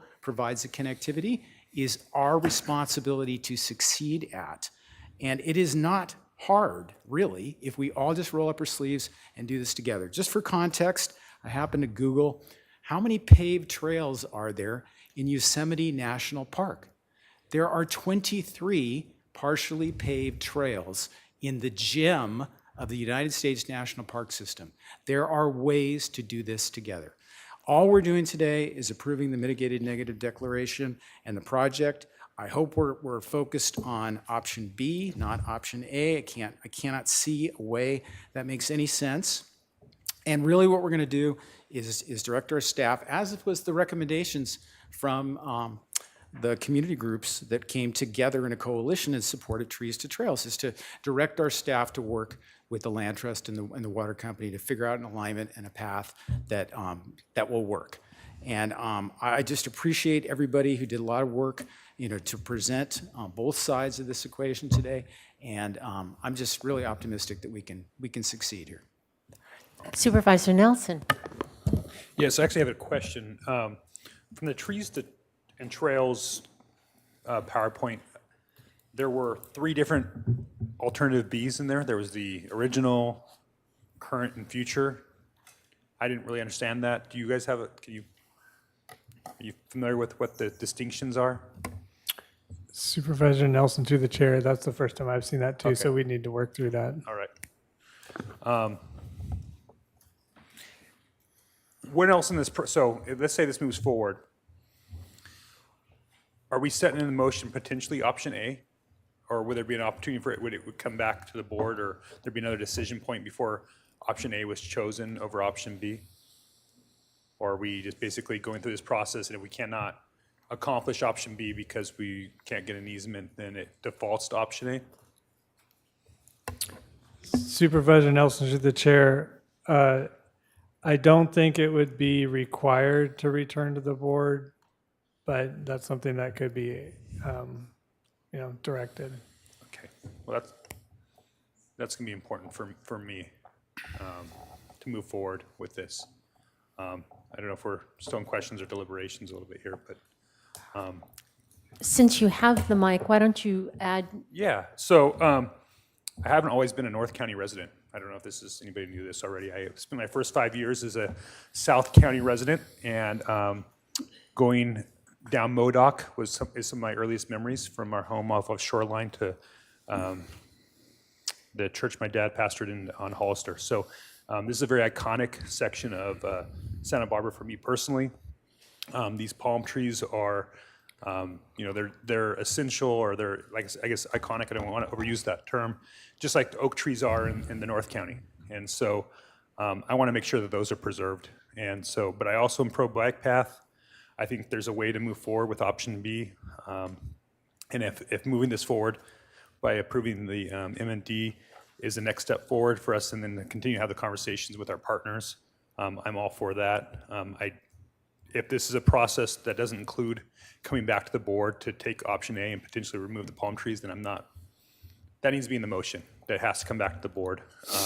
I don't want to set forth a process that ultimately I don't get another bite at the apple over the palm trees. So I think that there's an alignment that can avoid them. I hope that we can work with our partners, out there with the water district and the land trusts. I do think that preserves and bike paths are compatible, as we have them in our national forests. This is a huge asset to the community, and something I like to see move forward. I'm not afraid of removing eucalyptus trees. I think it's been mentioned here today that they can be problematic, but I definitely want to protect the palms. So if there's a motion that has that in place, then I'm willing to support it. Supervisor Williams. Well, the way I see this is that, well, first of all, I want to say it's actually inspiring, even at this late hour, to see the amount of passion here, the amount of shared values between people who are disagreeing but want something good. And I really believe that it's possible to have a bike path that minimizes harm to our trees, our existing stock of trees, but still is a safer separated bike path. And to do that, though, the hard part is that means you got to do option B, which is over the easement, which means you have to have you have to look at the exact alignment. You have to look at the design specs, what design specs that the ATB grant can pay for versus what are the ones that the land trust is consistent with the land trust's values and work. All that takes approving the mitigated negative declaration and moving forward. You can't have that conversation without doing that. And so I think we have to move forward to have that, conversation, negotiation, whatever you want to call it. I think those that were opposing certifying the MND should have the solace that if the preference is Path B, that's not going to be approved without it being consistent with the land trust's rules and values. Supervisor Lavanino? Thank you, Madam Chair. We had an interesting day today because we had a North County, this is like this first time it's ever happened, where we had a cannabis grower appealing another cannabis grower. And now in the South County, we have bike trail advocates versus preservationists. So it's kind of like the way this works out. And I wrote down the same thing that Supervisor Williams said. There's a lot of passion in the room. Both sides very, very committed. And I think you guys have the same goal. And I think if you just commit to working together, you're going to get something that you're all going to be proud of. Maybe not right away, but a few years down the road. So I had a really cool thing happen. I'll just pass along yesterday. This is as important as bike trails are. I was passing out candy at my door, and I showed my colleagues this. Luckily, my wife caught it on tape, and a little girl came up dressed as a princess, and I was giving her candy, and she said, "I just want to thank you for voting for the bike trail up in North County." So it wasn't this one. But yeah, so they are important to people. And I thought maybe Jones sent her over, but I guess, believe it or not, Katie Davis and I are on the same side of an issue today. So